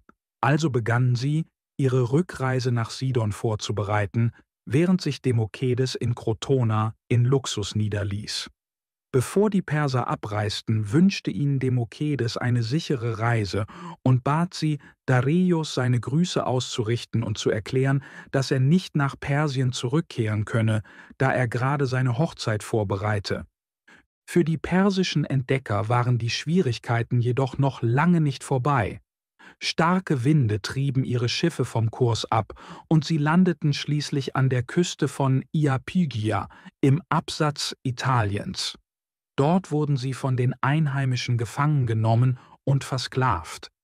Doch das Schicksal griff in Gestalt eines Mannes namens Scyllus ein, der in diesem abgelegenen Gebiet im Exil lebte, nachdem er aus politischen Gründen aus Tarent verbannt worden war. Als er von dem Unglück der Perser erfuhr, entschied er sich, ihnen zu helfen, in der Hoffnung, durch ihre Rettung und die Rückkehr nach Persien Dareios Gunst zu gewinnen und Unterstützung zu erhalten, um in seine Heimat zurückzukehren. Scyllus zahlte das Lösegeld, befreite die Perser und half ihnen, ihre Rückreise nach Persien zu organisieren. Die unglücklichen persischen Boten erreichten schließlich den Hof von Dareios, wenn auch ohne ihren Führer und ohne die wertvollen Geschenke, mit denen sie aufgebrochen waren, und waren dankbar, die Strapazen überlebt zu haben. Sie hatten auch allen Grund, Dareios Zorn zu fürchten, denn Tyrannen geraten oft nicht nur durch Unrecht, sondern auch durch Unglück in Wut. Doch in diesem Fall zeigte sich Dareios überraschend gütig. Er empfing die unglücklichen Gesandten freundlich und sorgte dafür, dass Scyllus für ihre Rettung belohnt wurde. Dareios erwog sorgfältig die Informationen, die sie über Griechenland gesammelt hatten, doch bald traten andere Ereignisse ein, die seine Pläne, die Region zu erobern, verzögerten. Kapitel 7 – Wiederherstellung der Herrschaft. Die Niederschlagung der babylonischen Rebellion. Babylon, einst die Hauptstadt des Assyrischen Reiches, wurde von Kyros, dem Gründer der persischen Monarchie, erobert, als er das Assyrische Reich in sein eigenes Reich eingliederte. Es war eine große, prächtige und wohlhabende Stadt, und Kyros machte es für eine Zeit zu einer seiner Hauptstädte. Als Kyros Babylon eroberte, fand er die Juden dort in Gefangenschaft. Sie waren von Nebukadnezar, einem früheren König von Babylon, gefangen genommen worden, wie es in der Bibel berichtet wird. Die jüdischen Propheten hatten vorausgesagt, dass die Gefangenen nach 70 Jahren zurückkehren würden und Babylon schließlich zerstört würde. Kyros erfüllte die erste Prophezeiung, indem er die Juden befreite. Dareios hingegen wurde unwissentlich zum Werkzeug, um die zweite Prophezeiung zu erfüllen, Babylons Zerstörung. Obwohl Dareios ein Werkzeug der göttlichen Vorsehung im Fall Babylons war, handelte er aus persönlichem Hass und Rache und nicht aus einer göttlichen Mission heraus. Die Babylonier litten sowohl wegen ihrer Sünden gegen die Juden als auch wegen ihres politischen Aufstands gegen ihren König. Ihre Grausamkeit gegenüber den Juden hatte ihnen Gottes Gericht eingebracht, während ihre Rebellion gegen das persische Reich Dareios Zorn hervorrief. Babylon war seit den Tagen von Kyros unzufrieden mit der persischen Herrschaft. Sie sahen ihre Stadt als die prächtigste der Welt und waren unzufrieden, als Kyros sie nicht zu seiner Hauptresidenz machte und stattdessen Susa vorzog. Im Laufe der Zeit wurde Babylon zu einer bloßen Provinzstadt und ihre Führer begannen, eine Revolte zu planen, um ihre frühere Herrlichkeit wiederherzustellen. Die Babylonier hatten während des Chaos der magischen Usurpation die perfekte Gelegenheit, ihre Rebellion zu planen. Während der falsche Smerdis auf dem Thron saß und sich in seinem Palast in Susa versteckte, wurden die Provinzen größtenteils vernachlässigt.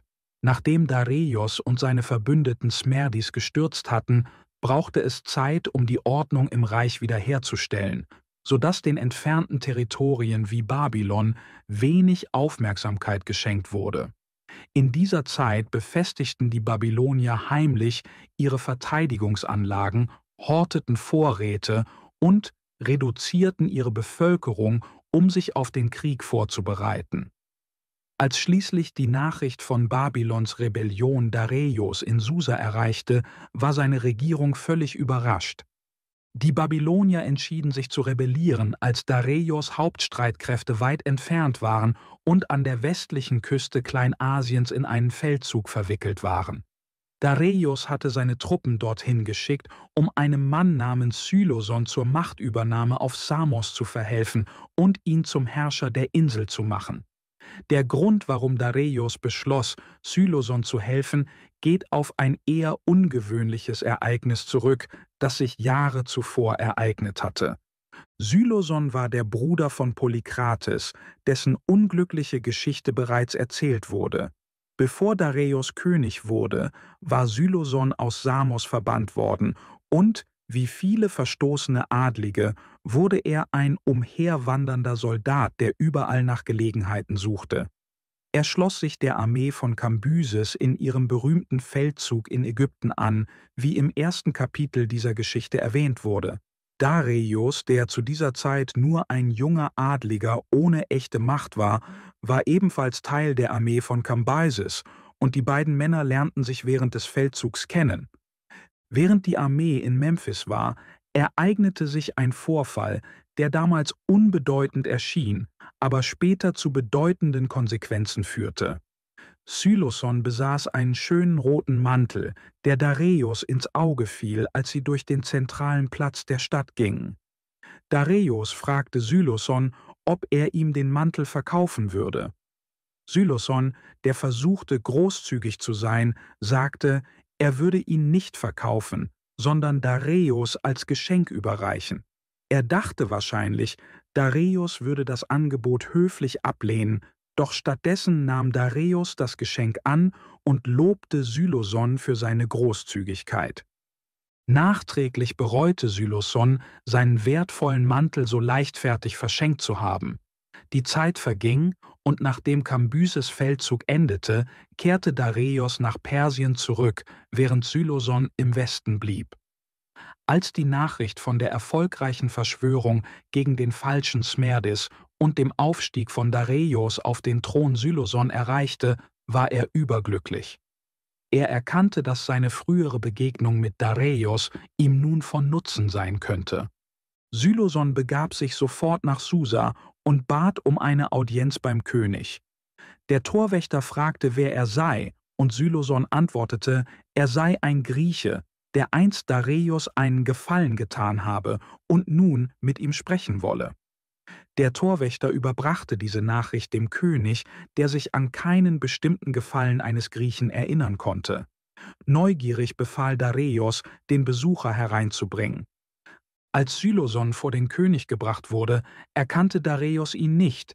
Er ließ seine Dolmetscher fragen, welchen Gefallen er ihm wann getan habe. Syloson erzählte die Geschichte des roten Mantels. Dareios erinnerte sich an den Mantel, obwohl er vergessen hatte, wer ihm diesen gegeben hatte. Dareios sagte: »Bist du derjenige, der mir diesen Mantel gegeben hat? Ich hielt dich damals für sehr großzügig, und ich habe deine Freundlichkeit nicht vergessen. Jetzt, da ich in der Lage bin, den Gefallen zu erwidern, werde ich dir so viel Gold und Silber geben, dass du deine Großzügigkeit gegenüber Dareios Hystaspes niemals bereuen wirst.« Syloson dankte dem König, erklärte jedoch, dass er an Gold oder Silber nicht interessiert sei. Dareios fragte ihn daraufhin, was er sich wünsche. Syloson antwortete: »Ich möchte, dass mir Samos zurückgegeben wird. Es war der Besitz meines Bruders. Aber als er die Insel verließ, vertraute er sie vorübergehend Maiandrios, einem Mitglied seines Haushalts, an. Jetzt hält diese Familie die Insel, während ich, der rechtmäßige Erbe, als wandernder Exilant zurückbleibe, von den Ländereien meines Bruders ferngehalten durch einen seiner Diener. Dareios stimmte Sylosons Bitte zu. Er stellte ein Heer auf und übertrug das Kommando an Otanes, einen der 7 Verschwörer, die geholfen hatten, den falschen Smerdis zu stürzen. Dareios befahl Otanes, mit Syloson nach Samos zu gehen und ihm die Insel zurückzugeben. Syloson bat jedoch darum, dass die Mission friedlich ablaufen sollte, ohne unnötige Gewalt oder Blutvergießen. Dareios versprach, diese Bitte zu respektieren und befahl Otanes entsprechend zu handeln. Trotz der Absichten für eine friedliche Lösung endete die Expedition fast in der vollständigen Zerstörung der samischen Bevölkerung. Diese Tragödie entfaltete sich wie folgt. Als Otanes und seine Truppen sich darauf vorbereiteten, die Insel zu erobern, zogen sich die Bewohner von Samos in eine Zitadelle zurück. Maiandrios, der Herrscher von Samos, war verbittert und wütend bei dem Gedanken, seine Macht und seinen Reichtum zu verlieren. Da die Menschen ihn wegen seiner Grausamkeit und Gier hassten, hasste er sie ebenso. Es war ihm gleichgültig, wie viel Leid seine Handlungen verursachen würden. Maiandrios hatte heimlich einen Fluchtweg vorbereitet. Einen Tunnel von der Zitadelle zu einer versteckten Bucht an der Küste, wo Boote bereitstanden, um ihn fortzubringen. Während er seine Flucht plante, entwickelte er auch einen Plan, die Perser zu provozieren, wohl wissend, dass er im letzten Moment fliehen und die Bevölkerung von Samos dem Zorn ihrer Feinde überlassen würde. Maiandrios hatte einen Bruder namens Charilaos, den er in einem Verlies eingesperrt hatte. Charilaos, von Wut und Verzweiflung nach Jahren der Gefangenschaft verzehrt, war geistig instabil. Maiandrios täuschte vor, mit den Persern zu verhandeln, um die Insel zu übergeben, und die persischen Offiziere versammelten sich friedlich außerhalb der Zitadelle, in dem Glauben, dass der Deal fast abgeschlossen sei. Aus seinem Gefängnisturm heraus sah Charilaos die persischen Soldaten und schickte eine verzweifelte Botschaft an Maiandrios, in der er ihn bat, mit ihm zu sprechen. Als er vor seinen Bruder gebracht wurde, brach Charilaos wütend aus, beschuldigte Maiandrios der Feigheit und verspottete ihn dafür, ihn jahrelang eingesperrt zu haben, aber nun so leichtfertig den Persern zu unterwerfen, die drohten, ihm alles zu nehmen. Charilaos bot kühn an, selbst das Kommando über die Truppen zu übernehmen und versprach, die Perser ins Meer zu treiben. Maiandrios, der weder Reue noch Verantwortungsbewusstsein verspürte, sah dies als eine Gelegenheit, noch mehr Chaos zu stiften. Er übergab Charilaos das Kommando über die Truppen und nutzte die Ablenkung, um durch seinen geheimen Fluchtweg zu entkommen. Charilaos, getrieben von Wahnsinn und Wut, führte einen Angriff auf die Perser an. Die Perser, schockiert von dem, was sie als Verrat ansahen, sammelten sich und starteten einen brutalen Gegenangriff. Sie massakrierten die samische Bevölkerung ohne Gnade und verschonten niemanden. Als ihre Wut schließlich abklang und sie die Kontrolle über die Insel an Syloson übergaben, fand dieser sich als Herrscher eines beinahe menschenleeren Landes wieder, dessen Bevölkerung fast vollständig ausgelöscht war. Während Otanes mit einem großen Teil der königlichen Truppen auf seiner Mission war, entschieden sich die Babylonier, sich zu erheben. Diese Nachricht versetzte Dareios in Zorn, denn Könige sind immer wütend über Aufstände. Unabhängig von den Umständen erscheint eine Rebellion einem Herrscher immer als schwere Beleidigung. Dareios war besonders verärgert darüber, dass die Babylonier sich erhoben, während seine Armee abwesend war.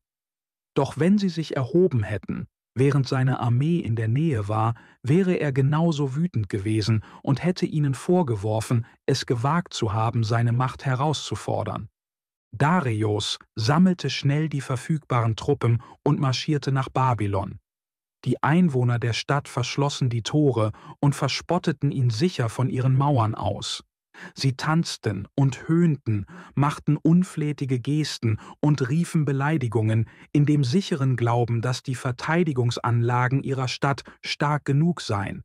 Sie betrachteten Dareios wahrscheinlich als illegitimen Herrscher ohne rechtmäßigen Anspruch auf den Thron und glaubten, er werde einer ernsthaften Opposition nicht standhalten können.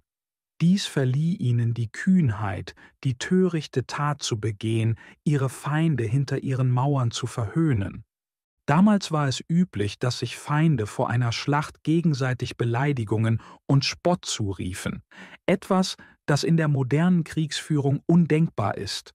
In jenen Tagen, als Waffen auf das begrenzt waren, was von Hand geworfen oder mit einfachen Bögen abgeschossen werden konnte, konnten sich die Soldaten nahe genug kommen, um sich gegenseitig zu sehen und zu hören, ohne dabei viel Schaden zu riskieren. Belagerer konnten sich einer Burg oder Festung so weit nähern, dass sie hinauf zu den Verteidigern rufen konnten, ohne ernsthaft von Pfeilen oder Speeren bedroht zu werden. Doch in modernen Zeiten, mit der Erfindung von Kanonen und Schusswaffen, hält der größere Waffenradius die gegnerischen Kräfte bis zum eigentlichen Kampfgeschehen viel weiter voneinander entfernt. Heute können Soldaten einander nur aus der Ferne mit Ferngläsern oder von hohen Aussichtspunkten aus beobachten. Die Kommunikation zwischen den gegnerischen Seiten beschränkt sich auf formelle Botschaften, die oft unter dem Schutz einer weißen Fahne der Waffenruhe übermittelt werden, was signalisiert, dass keine Angriffe unternommen werden sollten, bis die Verhandlungen abgeschlossen sind. Die Babylonier, die auf den Mauern ihrer Stadt standen, verspotteten ständig ihre Feinde unten. »Ihr könnt genauso gut aufgeben und nach Hause gehen«, höhnten sie. »Ihr verschwendet eure Zeit damit, Babylon zu belagern. Ihr werdet diese Stadt erst einnehmen, wenn Maultiere Fohlen gebären und nicht einen Tag früher.« Der Ausdruck »wenn Maultiere Fohlen gebären« war ähnlich wie unser heutiges »wenn Schweine fliegen«.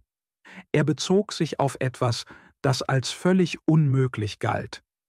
Damals glaubte man, dass Maultiere, da sie Hybriden sind, nicht in der Lage seien, sich fortzupflanzen. Auch wenn es selten ist, wissen wir heute, dass es nicht völlig unmöglich ist, dass ein Maultier ein Fohlen zur Welt bringt. Die alten Griechen liebten es, wunderbare Ereignisse mit wichtigen historischen Momenten zu verbinden. Manchmal erfanden die Geschichtenerzähler diese Wunder, und manchmal übertrieben sie seltene Vorkommnisse zu etwas, das übernatürlich erschien.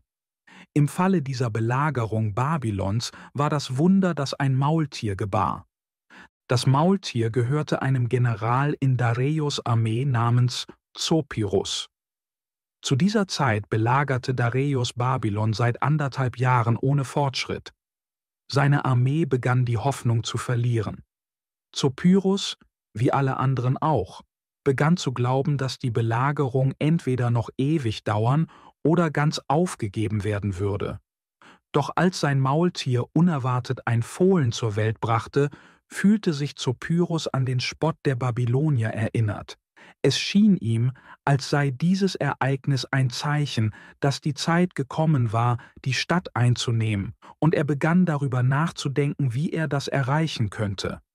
Zeichen und Prophezeiungen führen oft dazu, dass die Menschen versuchen, sie zu erfüllen, und dieses besondere Omen inspirierte Zopyrus dazu, einen Plan zu schmieden, um ihr Ziel zu erreichen. Zuerst suchte er Dareios auf, um die Sache zu besprechen, da er herausfinden wollte, wie dringend Dareios das Ende der Belagerung herbeisehnte.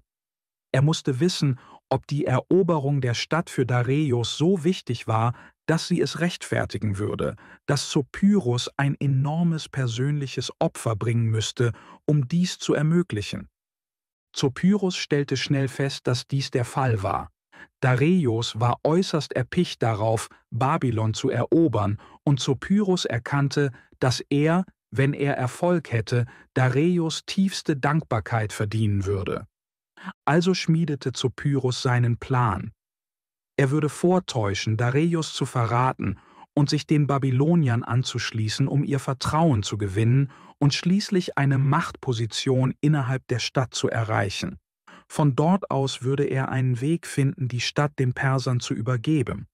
Um die Babylonier davon zu überzeugen, dass er sich wirklich gegen Dareios gewandt hatte, entschloss sich Zopyrus, sich auf so schreckliche Weise selbst zu verstümmeln, dass niemand vermuten würde, dass er es absichtlich getan hatte. Er schnitt sich das Haar und die Ohren ab und entstellte sein Gesicht so grausam, dass es zu schrecklich war, um es zu beschreiben. Er ließ sich sogar auspeitschen, bis sein ganzer Körper von Wunden und Blutergüssen bedeckt war. Dann, blutend und in Qualen, ging er zu Dareios, um ihm seinen Plan zu offenbaren. Dareios war entsetzt. Er sprang von seinem Thron auf und eilte zu Zopyrus, um zu erfahren, wer es gewagt hatte, einen seiner Generäle so schwer zu verletzen. Als Zopyrus erklärte, dass er es selbst getan hatte, war Dareios noch schockierter. Er sagte Zopyrus, er müsse den Verstand verloren haben. Doch Zopyrus versicherte ihm, dass er seinen Verstand nicht verloren habe. Er erklärte, dass dies alles Teil seines sorgfältig durchdachten Plans sei. Zopyrus sagte: Ich habe dir zuvor nichts von meinen Absichten erzählt, weil ich sicher war, dass du mich davon abgehalten hättest, diesen Plan auszuführen. Da das Werk nun jedoch vollbracht ist, bleibt uns nichts anderes übrig, als die Situation zu unserem Vorteil zu nutzen. Wir müssen diese Gelegenheit ergreifen und meine selbst zugefügten Verletzungen als strategisches Mittel in unserem Feldzug gegen Babylon einsetzen. Zopyrus besprach dann die Einzelheiten seines Plans mit Dareios und erklärte, wie wichtig die Kooperation des Königs sei. Wenn Zopyrus eine Machtposition im babylonischen Heer erlangen könnte, würde er an einem bestimmten Tag einen Angriff von den Stadttoren aus starten. Dareios würde absichtlich einen Teil der persischen Armee ungeschützt lassen, sodass Zopyrus sie vernichten und damit das Vertrauen der Babylonier gewinnen könnte. Dies würde Zopyrus wahrscheinlich noch mehr Macht in der Stadt verschaffen und ihm letztendlich ermöglichen, die Tore für die Perser zu öffnen. Dareios stimmte diesem Plan zu. Er würde eine Gruppe von 1000 Soldaten in der Nähe eines bestimmten Tores stationieren, die 10 Tage nach dem Eintritt von Zopyrus in die Stadt leicht bewaffnet sein sollten. Zopyrus würde dann diese Männer angreifen und töten, um seine Loyalität gegenüber den Babyloniern weiter zu beweisen. 7 Tage später würde Dareios 2000 weitere Soldaten auf ähnliche Weise an einem anderen Ort positionieren und Zopyrus würde sie ebenfalls eliminieren. Schließlich würden 20 Tage später weitere 4000 Soldaten auf ähnliche Weise platziert, um von Zopyrus angegriffen zu werden. Das bedeutete, dass 7000 unschuldige Männer geopfert werden sollten, um den Plan zu erfüllen. Aber Zopyrus betrachtete diesen Verlust als unbedeutend, da Menschenleben in den Augen der Eroberer oft nur als Zahlen galten. Als alles vorbereitet war, verabschiedete sich Zopyrus von Dareios und machte sich auf den Weg nach Babylon. Als er sich der Stadt näherte, begann er zu rennen und schaute immer wieder über seine Schulter, als ob er von Verfolgern gejagt würde. Einige persische Soldaten taten so, als würden sie ihn verfolgen. Die babylonischen Wachen auf den Mauern bemerkten, wie er auf das Tor zurannte. Als er es erreichte, sprach der Torwächter mit ihm durch eine kleine Öffnung und hörte sich seine Geschichte an. Der Torwächter berichtete den Stadtführern, die beschlossen, Zopyrus hereinzulassen. Sobald Zopyrus in der Stadt war und vor die babylonischen Autoritäten gebracht wurde, erzählte er ihnen eine tragische Geschichte davon, wie grausam Dareios ihn behandelt habe und wie schwer es gewesen sei, aus der Gewalt des Tyrannen zu entkommen. Er verfluchte Dareios mit aller Kraft und schwor, sich an ihm zu rächen. Er erklärte den Babyloniern auch, dass er all die militärischen Pläne und Strategien von Dareios kenne und, wenn sie ihm nach seiner Genesung das Kommando über eine kleine Truppe überließen, er sich beweisen und für ihre Sache kämpfen könnte. Die Babylonier stimmten Zopyrus' Vorschlag zu, und nach 10 Tagen stellten sie ihm eine kleine Streitmacht zur Verfügung. Mit dieser Gruppe verließ Zopyrus die Stadt durch das Tor, das er zuvor mit Dareios abgesprochen hatte, und griff die 1000 persischen Soldaten an, die absichtlich schutzlos zurückgelassen worden waren. Trotz seiner zahlenmäßig unterlegenen Truppe schlachtete Zopyrus die Perser leicht ab und zog sich sicher in die Stadt zurück. Die Babylonier waren überglücklich über seinen Sieg und feierten ihn als Helden. 7 Tage später gaben sie ihm das Kommando über eine größere Streitmacht, und erneut führte Zopyrus sie aus der Stadt und besiegte die doppelte Anzahl an Persern wie zuvor. Sein Ruf und Einfluss in Babylon wuchs enorm. Die Menschen jubelten ihm zu, und die Stadtführer nahmen ihn in ihre Räte auf, vertrauten seinen Ratschlägen und gaben ihm immer mehr Befugnisse. Schließlich, am 20. Tag, führte Zopyrus einen weiteren Angriff und besiegte eine noch größere Zahl persischer Truppen. Zu diesem Zeitpunkt hatte er sich so viel Vertrauen erarbeitet, dass ihm die Kontrolle über die Schlüssel zu bestimmten Toren anvertraut wurde, den gleichen Toren, durch die Dareios Armee heimlich in die Stadt eindringen sollte. Als der entscheidende Moment gekommen war, griffen die Perser die Stadt an dem vorher festgelegten Ort an, und die Babylonier stürmten auf die Mauern, um sich zu verteidigen. Doch bevor sie merkten, was geschah, wurden die Tore geöffnet, und die persischen Truppen strömten in die Stadt. Babylon fiel schnell in die Hände von Dareios. Nach der Eroberung Babylons ließ Dareios die Stadtmauern niederreißen, nahm die bronzenen Tore mit sich und ließ 3000 der führenden Bürger der Stadt kreuzigen. Er setzte eine neue Regierung über den Rest der Bevölkerung ein und kehrte dann mit seiner Armee nach Susa zurück. Zopyrus wurde mit vielen Belohnungen und Titeln geehrt, doch die körperlichen Narben seiner Opfer konnten nie mehr getilgt werden. Dareios bemerkte oft, dass er bereit wäre, 20 Babylons aufzugeben, wenn er die Verstümmelungen rückgängig machen könnte, die Zopyrus erlitten hatte. Kapitel 8 – Ins Unbekannte, Dareios Feldzug in Skythien.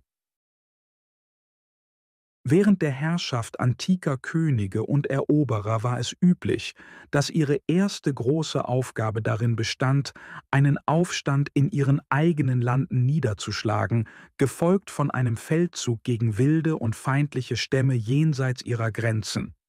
Dareios folgte diesem Muster. Durch die Niederschlagung des babylonischen Aufstands festigte er seine Herrschaft über das gesamte Reich. Wenn die große und wohlhabende Stadt Babylon ihm keinen Widerstand leisten konnte, so konnte keine kleinere Provinz hoffen, mit einem Aufstand erfolgreich zu sein. Infolgedessen unterwarf sich das gesamte Reich von seiner Hauptstadt Susa bis in die entferntesten Gebiete, die von Kyros erobert worden waren, seiner Herrschaft ohne weiteren Widerstand. Mit einem Gefühl der Sicherheit und dem Drang, seine Stärke zu erproben, entschied sich Dareios, einen Feldzug ins Ausland zu unternehmen. Obwohl er noch nicht bereit war, sich den Griechen zu stellen, wählte er stattdessen die Skythen als Ziel. Ein gewagter Schritt, da sein berühmter Vorgänger Kyros während eines Feldzugs gegen die Skythen gestorben war. Der Begriff Skythen bezog sich auf viele verschiedene Stämme halbzivilisierter Menschen, die in den rauen, abgelegenen Regionen des Nordens, nahe des Schwarzen und des Kaspischen Meeres und entlang der Donau lebten. Antike Historiker gaben widersprüchliche Berichte über die Bräuche und Lebensweisen dieser Völker. Diese Uneinheitlichkeit ist typisch, wenn es darum geht, das Leben unzivilisierter Völker zu beschreiben, da Beobachter die Dinge oft aus ihrer voreingenommenen Perspektive sehen. Einige lobten die Skythen für ihre einfachen, ehrlichen Lebensweisen, betonten ihre Loyalität, starken familiären Bindungen und ehrenhaften Charakter. Diese Schriftsteller sahen in den Skythen Menschen, die frei waren von der Gier und den Lastern der Zivilisation, geduldig im Leiden, dankbar für Freundlichkeit und verpflichtet zu Prinzipien von Ehre und Pflicht. Andere hingegen beschrieben die Skythen als verräterisch, grausam und brutal, nichts weiter als Wilde, die gerade genug Intelligenz besaßen, um ihre Boshaftigkeit gefährlicher zu machen. Sie wurden als gefühllos, ohne Wahrheit und ohne Gerechtigkeitssinn dargestellt, lebend in einem ständigen Zustand von Konflikten, in dem die Schwachen von den Starken überwältigt wurden. Die Wahrheit liegt wahrscheinlich irgendwo dazwischen. In sowohl wilden als auch zivilisierten Gesellschaften gibt es alle Arten von Verhalten. Manche Beobachter mögen sich auf die Tugenden konzentrieren, die sie sehen, während andere die Laster betonen. Bestimmte moralische Instinkte, wie das Gefühl für richtig und falsch, das Verständnis von individuellen Rechten und das Konzept von Gerechtigkeit, sind jedoch allen Menschen gemeinsam. Diese Instinkte sind ebenso grundlegend für das menschliche Wesen wie die elterliche Liebe oder die Bindung zwischen Partnern. Sie sind von der Natur in das Wesen des Menschen eingebaut und notwendig, damit jede Gruppe von Menschen friedlich zusammenleben kann. Daher ist keine Gesellschaft, weder wild noch zivilisiert, völlig ohne diese moralischen Prinzipien. Die Regeln und Gesetze der Zivilisation sind lediglich Ausdruck dieser Instinkte, nicht deren Quelle. Aber zurück zu den Skythen. Die Skythenstämme, die Dareios angreifen wollte, lebten nördlich der Donau, was bedeutete, dass seine Armee durch Kleinasien marschieren, entweder den Hellespont oder den Bosporus überqueren, nach Thrakien ziehen und dann die Donau überqueren musste. Es war ein langer und gefährlicher Weg. Dareios hatte einen Bruder namens Artabanos, der diesen Feldzug nicht nur für riskant, sondern auch für sinnlos hielt. Er war der Meinung, dass die Skythenlande so unbedeutend waren, dass selbst ein Erfolg des Feldzugs den Aufwand, die Kosten und die damit verbundenen Gefahren nicht rechtfertigen würde. Doch Dareios ließ sich nicht überzeugen. Er dankte seinem Bruder für seinen Rat, befahl jedoch, die Vorbereitungen für den Feldzug fortzusetzen. Er schickte Boten voraus entlang der Route, die seine Armee nehmen würde, und erteilte den verschiedenen Provinzen, durch die sie ziehen würden, den Befehl, sich auf den Durchmarsch vorzubereiten. Eine der wichtigsten Aufgaben bestand darin, eine Brücke aus Booten über den Bosporus bei Chalcedon zu bauen. Ein samischer Ingenieur namens Mandrokles wurde mit dieser Aufgabe betraut. Zusätzlich wurden die Provinzen angewiesen, Soldaten, sowohl Infanterie als auch Kavallerie, bereitzustellen, die sich der Armee auf ihrem Weg anschließen sollten. Die Soldaten, die an diesem fernen und gefährlichen Feldzug teilnahmen, taten dies aus unterschiedlichen Gründen. Einige gingen freiwillig, angetrieben von Abenteuerlust, der Hoffnung auf Beute oder dem Versprechen, ihren Gelüsten ohne Zurückhaltung nachzugeben, was viele Soldaten als Teil ihrer Belohnung betrachten. Andere jedoch wurden gezwungen, ihre Heimat, ihre Familien und alles, was sie liebten, zu verlassen, weil ein strenger und unerbittlicher Befehl ihres Herrschers dies verlangte. Es war gefährlich, überhaupt eine Befreiung vom Dienst zu erbitten. Es wird eine Geschichte von einem Perser namens Öbasus erzählt, der 3 Söhne hatte, die in die Armee eingezogen wurden.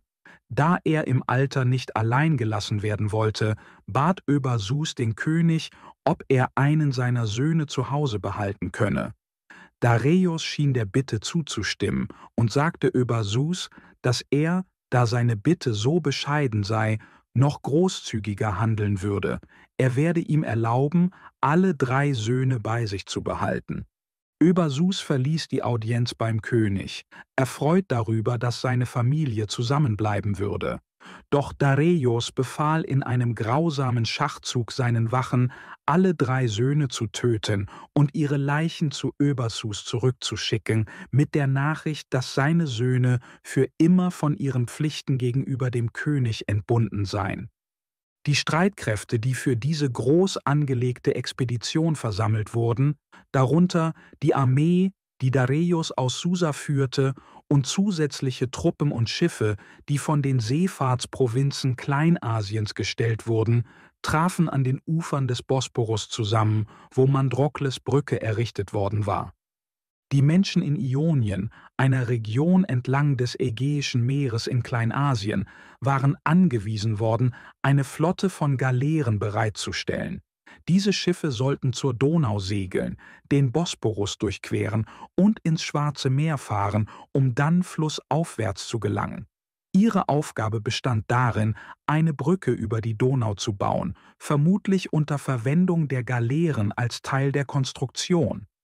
Während diese Flotte ihren Weg zur Donau machte, würde Dareios mit seiner Armee den Bosporus über die Brücke von Mandrokles überqueren und dann seinen Marsch durch Thrakien in Richtung des Flusses fortsetzen.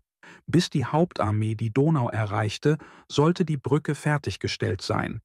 Dieser Plan, eine Brücke über die Donau zu bauen, indem man eine Flotte von Schiffen um das Schwarze Meer herumschickte, war eine ehrgeizige und originelle Idee, die die militärische Ingenieurskunst der Griechen, die mit der Durchführung beauftragt waren, hervorhob. Dareios marschierte prunkvoll durch Kleinasien auf seinem Weg zum Bosporus und führte eine Armee von 70.000 Mann an. Sein Fortschritt war langsam und bedacht, wobei Ingenieure und Architekten Säulen und Denkmäler entlang des Weges errichteten, um seinen Weg zu markieren. Diese Denkmäler waren mit Inschriften bedeckt, die Dareios als Anführer der Expedition mit den extravagantesten Komplimenten priesen. Schließlich erreichte die beeindruckende Prozession den Treffpunkt am Bosporus, wo sich ihnen ein großartiges und beeindruckendes Bild bot. Die Brücke aus Booten war fertiggestellt und die ionische Flotte, bestehend aus 600 Galeeren, war in der Nähe vor Anker gegangen. Am Ufer waren lange Reihen von Zelten aufgestellt und tausende Soldaten, sowohl Kavallerie als auch Infanterie, standen bereit in Formation. Ihre Banner wehten im Wind, ihre Rüstungen glänzten in der Sonne und sie warteten gespannt auf die Ankunft ihres glorreichen Königs, der mit solcher Pracht gekommen war, um das Kommando über die Expedition zu übernehmen. Die hohen malerischen Ufer des Bosporus waren mit Zuschauern überfüllt, die gespannt waren, das prächtige Schauspiel mitzuerleben. Dareios schlug sein Lager am Ufer auf und begann mit den Vorbereitungen für den Aufbruch der Expedition. Bis zu diesem Zeitpunkt war er innerhalb seines Reiches geblieben. Doch nun stand er kurz davor, neues Territorium zu betreten, in eine andere Welt vorzudringen und sich unbekannten Gefahren unter wilden, feindseligen Stämmen zu stellen. Es war nur weise, dass er innehielt, um seine Pläne sorgfältig zu überdenken und sicherzustellen, dass alles in Ordnung war, um den Erfolg zu garantieren. Eines der ersten Dinge, die Dareios tat, war, die Brücke aus Booten zu inspizieren. Er war sehr beeindruckt und lobte Mandrokles, den verantwortlichen Ingenieur, für sein Können und seine Hingabe. Dareios belohnte Mandrokles mit Ehren und Reichtümern. Im Gegenzug wendete Mandrokles diesen Reich eine Statue in Auftrag zu geben, die den Bau der Brücke verewigen und gleichzeitig Dareios die Ehre dafür zuteil werden.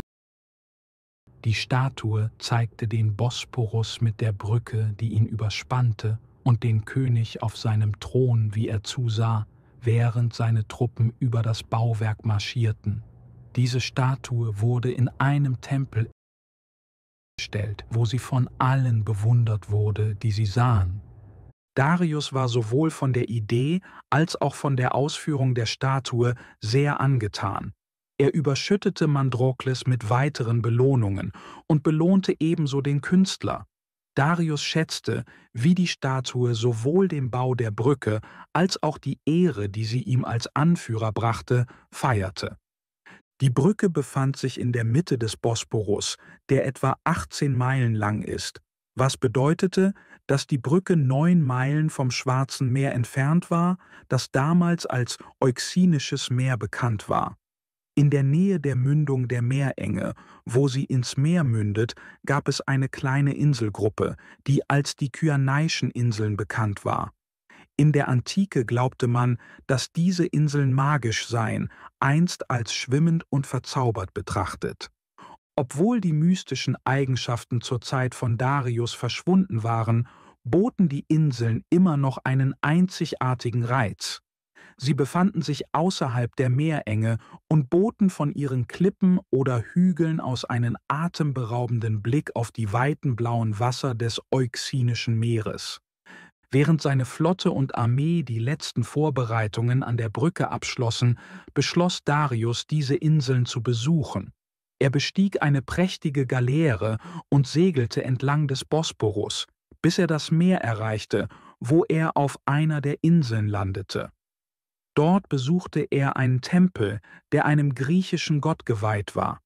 In Begleitung seines Gefolges stieg Darius zum Tempel hinauf, setzte sich auf einen eigens vorbereiteten Sitz und bewunderte die atemberaubende Aussicht auf das weite Meer.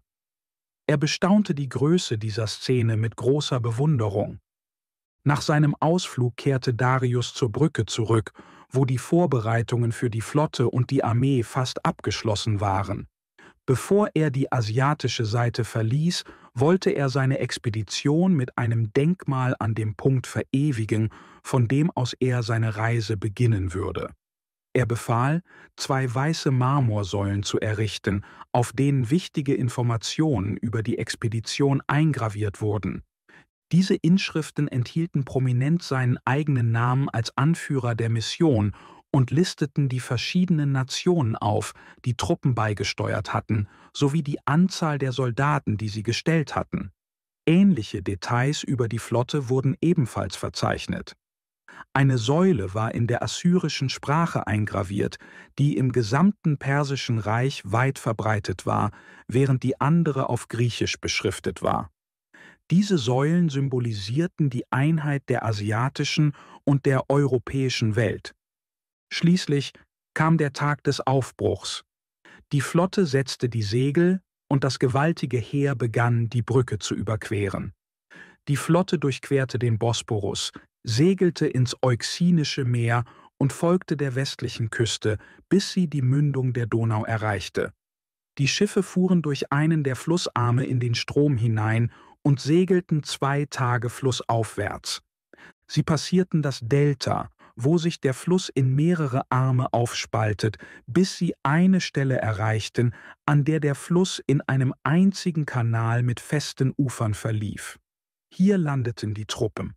Während ein Teil der Truppen das Gebiet sicherte und Verteidigungen errichtete, begannen die anderen Soldaten, die Schiffe nebeneinander auf dem Fluss anzuordnen, um eine Brücke zu bauen.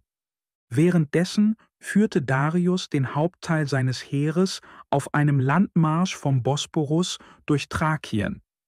Auf ihrer Reise erlebten sie verschiedene Abenteuer und sahen viele seltsame und wundersame Dinge. Eines der bemerkenswertesten war ein Fluss namens Tearus. Dieser Fluss floss nach Westen und Süden in Richtung Ägäisches Meer und entsprang 38 Quellen, die alle aus demselben Felsen kamen. Einige der Quellen waren heiß, andere kalt. Das Wasser dieser Quellen vermischte sich zu einem klaren und köstlichen Strom, der für seine heilenden Eigenschaften berühmt war und von dem man sagte, er heile verschiedene Krankheiten. Darius war so beeindruckt von dem Fluss, dass er sein Heer dort rasten ließ, damit die Soldaten von seinen Gewässern tranken. Er ließ sogar ein Denkmal errichten, das die Details des Marsches der Armee und das Lob der gesundheitsfördernden Wasser dieses magischen Flusses festhielt. An einem Punkt während des Marsches durch Thrakien beschloss Darius, seine übliche Art, ihren Fortschritt zu markieren, zu ändern. Statt eines weiteren Denkmals ließ er seine Soldaten einen Steinhaufen, einen sogenannten Cairn, errichten. Ein Cairn ist ein Haufen Steine, zu dem Menschen Steine hinzufügen, wenn sie daran vorbeigehen, und der meist einen Ort von Bedeutung markiert, etwa die Stelle eines Unfalls oder Ereignisses.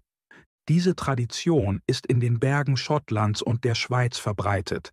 Darius wählte einen geeigneten Ort in der Nähe eines ihrer Lager und befahl jedem Soldaten einen Stein zu bringen und ihn auf den Haufen zu legen. Mit so vielen Soldaten wuchs der Haufen schnell zu einem riesigen Hügel an, der nicht nur ihren Marsch verewigte, sondern auch die enorme Größe des Heeres durch die schiere Menge an Steinen zeigte. Während ihrer Reise hörte Darius eine Geschichte über einen König, der eines der lokalen Stämme regierte. Dieser König wollte die Anzahl der Menschen in seinem Reich zählen. Statt einer traditionellen Volkszählung wies er jeden Mann an, ihm eine Pfeilspitze zu schicken. Als die Pfeilspitzen gesammelt waren, wurden sie gezählt, und die Gesamtzahl gab dem König eine Schätzung der Bevölkerung. Die Pfeilspitzen wurden dann zu einem Monument zusammengehäuft.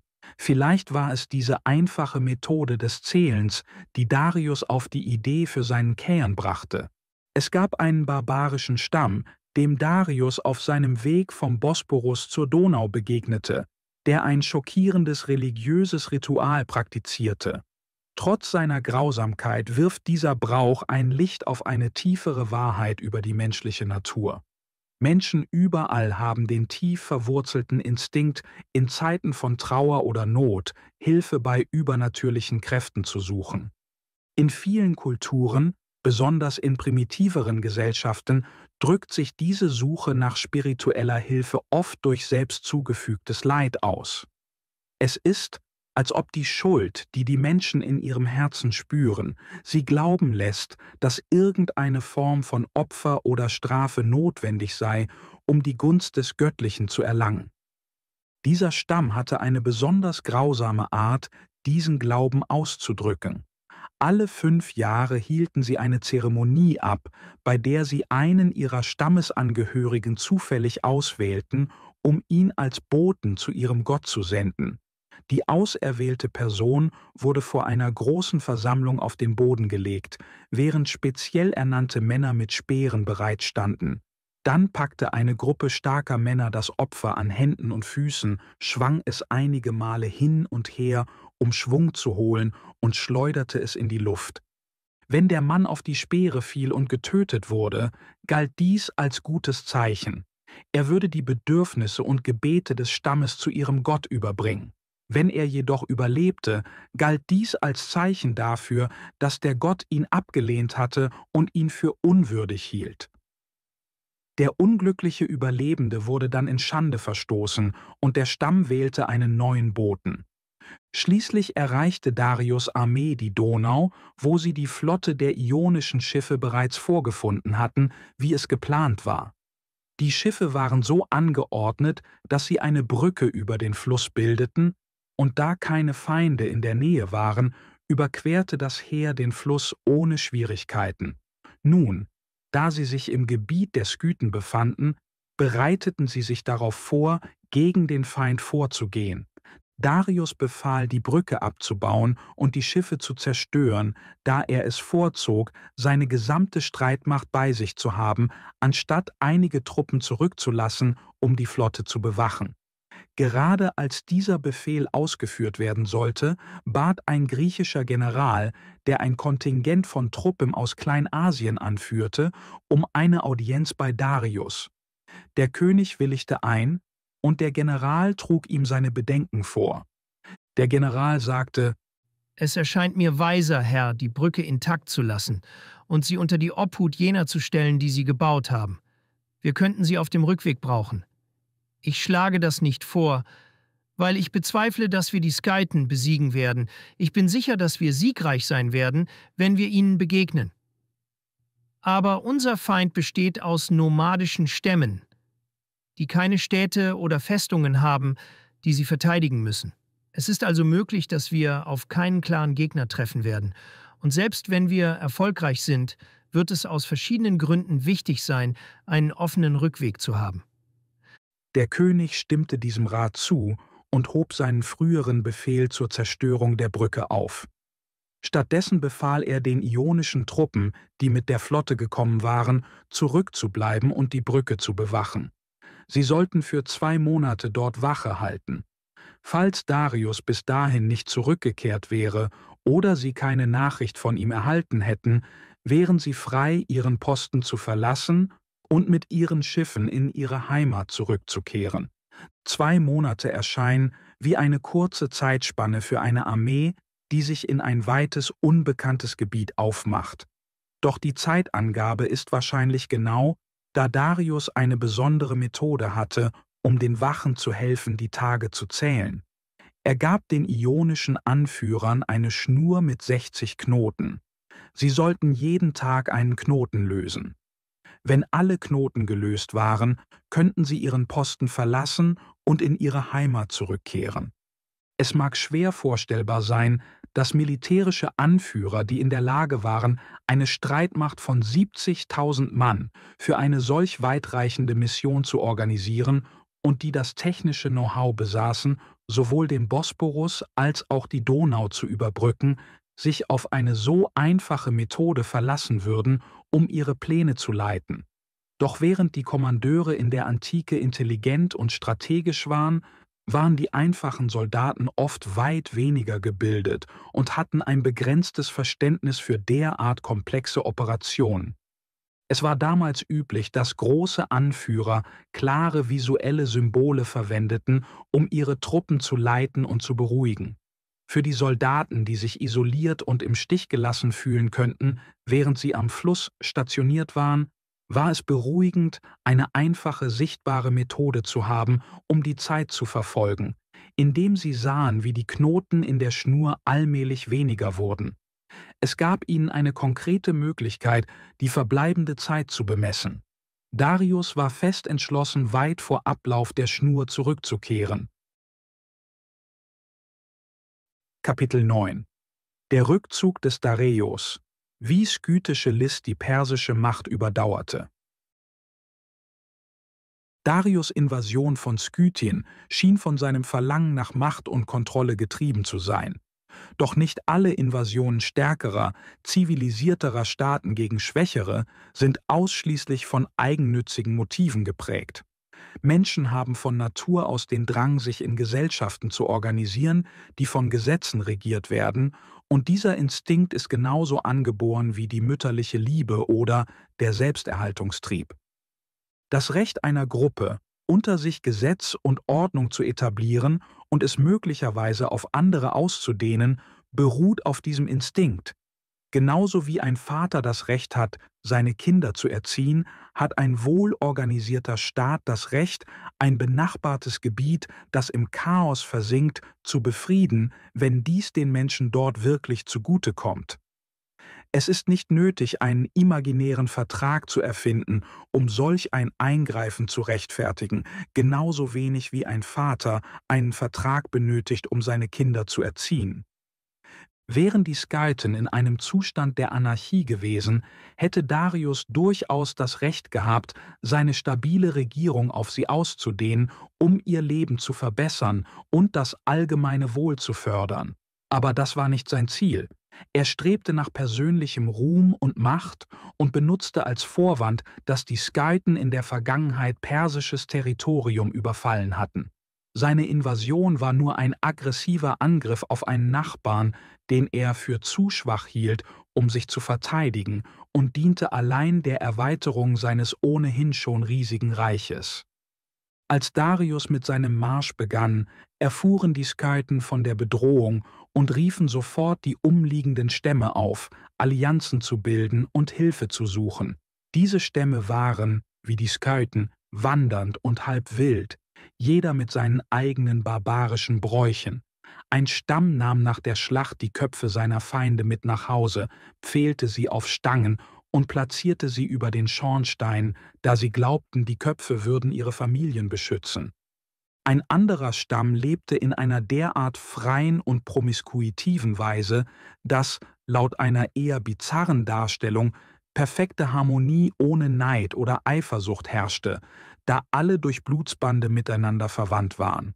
Ein dritter Stamm lebte in einer Region, die von Schlangen überrannt war, und es wurde gesagt, dass sie einmal im Jahr für ein paar Tage in Wölfe verwandelt wurden, bevor sie wieder menschliche Gestalt annahmen. Eine andere Gruppe bemalte ihre Körper blau und rot, während ein weiterer Stamm als Kannibalen bekannt war. Eine der faszinierendsten Geschichten über diese nördlichen Stämme handelt von den Sauromaten und ihren amazonischen Frauen. Die Amazonen waren eine Gruppe furchtloser Kriegerinnen, die oft in antiken Legenden vorkommen. Sie ritten wie Männer auf Pferden und waren so stark und tapfer im Kampf, dass nur wenige sie besiegen konnten. Zu einem bestimmten Zeitpunkt gelang es einer Gruppe von Griechen, einige Amazonen in der Nähe des Schwarzen Meeres gefangen zu nehmen. Sie setzten die gefangenen Frauen auf 3 Schiffe und segelten davon. Doch die Amazonen überwältigten ihre Entführer, warfen sie ins Meer und übernahmen die Kontrolle über die Schiffe. Sie segelten zu einer unbekannten Küste, die sich zufällig an der Nordwestküste des Schwarzen Meeres befand.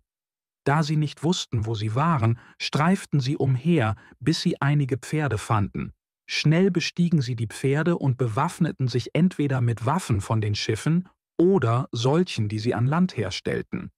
Bald wurden sie zu einer gefährlichen Gruppe von Plünderern, und die Skythen, die lokalen Bewohner, nahmen an, dass es sich um Männer handelte. Sie konnten nicht herausfinden, woher diese mysteriösen neuen Angreifer kamen. Schließlich, während eines Gefechts, nahmen die Skythen 2 der Angreifer gefangen und waren schockiert, als sie entdeckten, dass es Frauen waren. Mit diesem neuen Wissen änderten sie ihre Vorgehensweise und entwickelten einen Plan, basierend auf dem, was sie für universelle weibliche Instinkte hielten.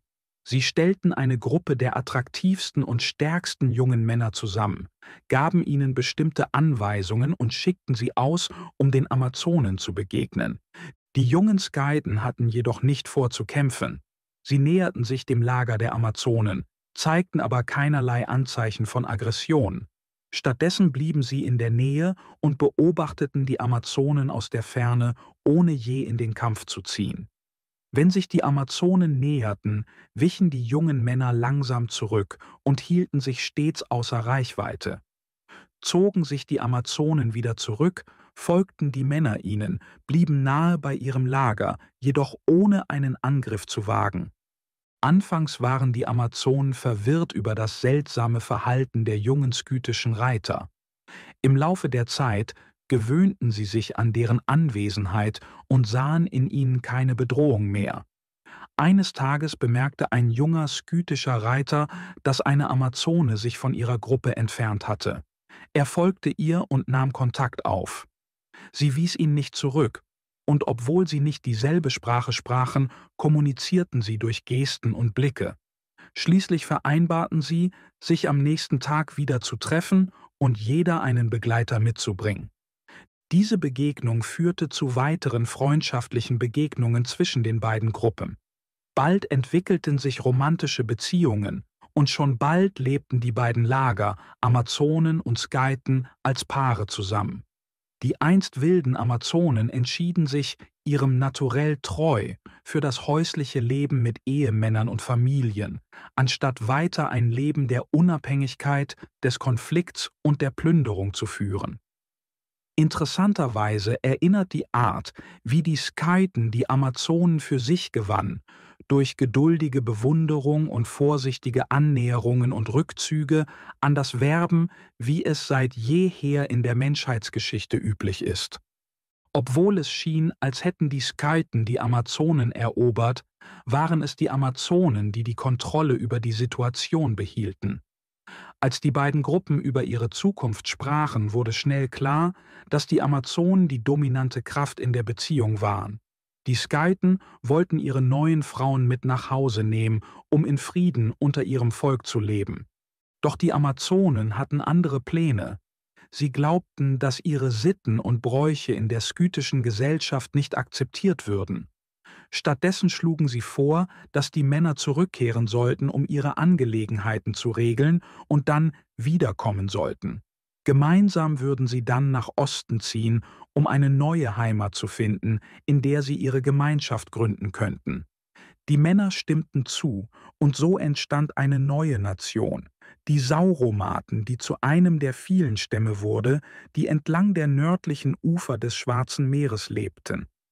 Die Stämme und Völker in der Nähe von Skythen waren eine vielfältige Gruppe mit unterschiedlichen Haltungen gegenüber der Bedrohung durch Darius' Invasion. Als Darius den Fluss in das skythische Gebiet überquerte, schickten die Skythen Boten zu ihren benachbarten Stämmen und forderten sie auf, sich gegen den Eindringling zu verbünden. Der Bote sagte: Wir müssen uns dieser Bedrohung gemeinsam stellen. Darius' Eroberung gleicht einem Lauffeuer. Wenn er einen unserer Stämme verschlingt, wird die Flamme nur stärker und schneller auf die anderen übergreifen. Selbst diejenigen von euch, die sich in entfernten Ländern sicher fühlen, sollten unseren Ruf nicht ignorieren. Denn irgendwann wird das Inferno des persischen Ehrgeizes auch eure Grenzen erreichen. Unsere Stärke liegt in der Einheit, und unser Überleben hängt von unserem kollektiven Widerstand ab. Lasst uns ein unzerbrechliches Bündnis schmieden, denn getrennt werden wir fallen, doch vereint können wir selbst das mächtigste Reich standhalten.